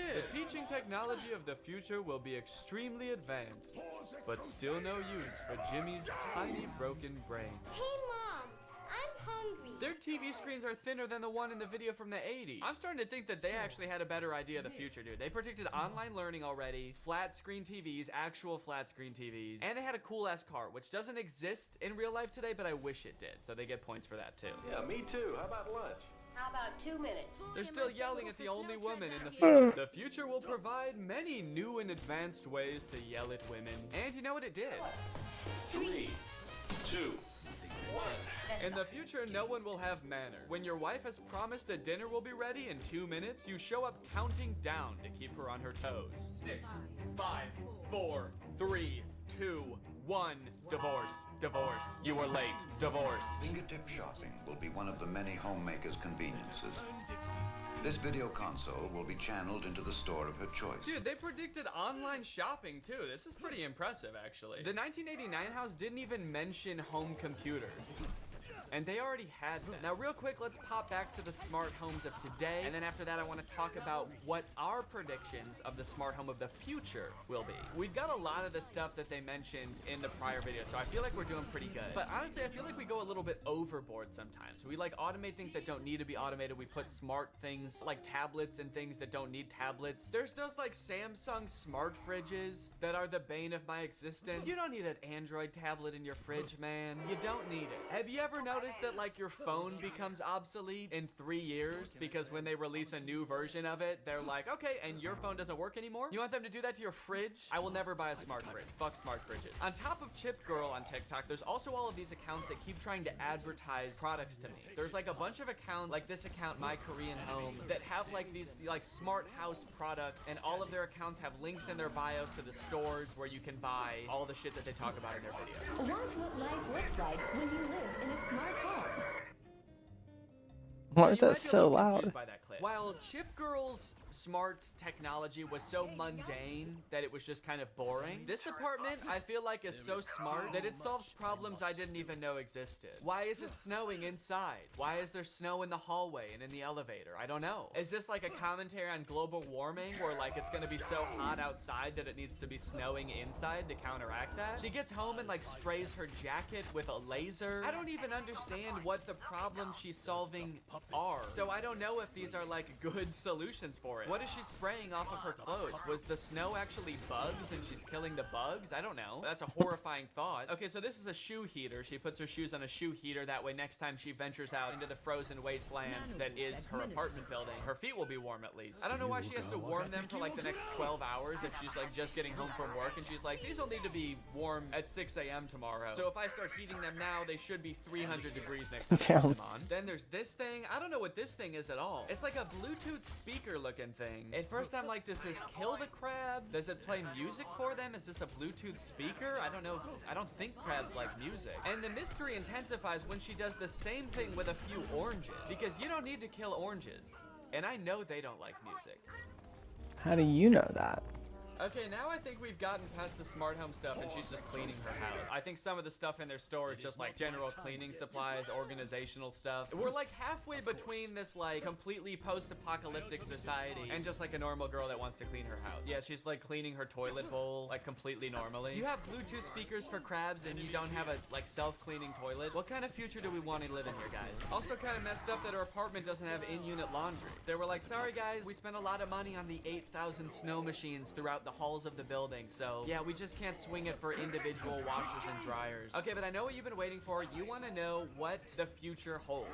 How will houses look in the future? How will we interact with technology? I hope to God it's not on a smart fridge. As adults, we're gonna be like kids these days, always looking at their fucking fridges. Well, let's check it out. This video admittedly is from 2020, so it might be 2 years out of date, but it compiles a lot of different companies' visions of the future. So let's go ahead and check it out. Let's go.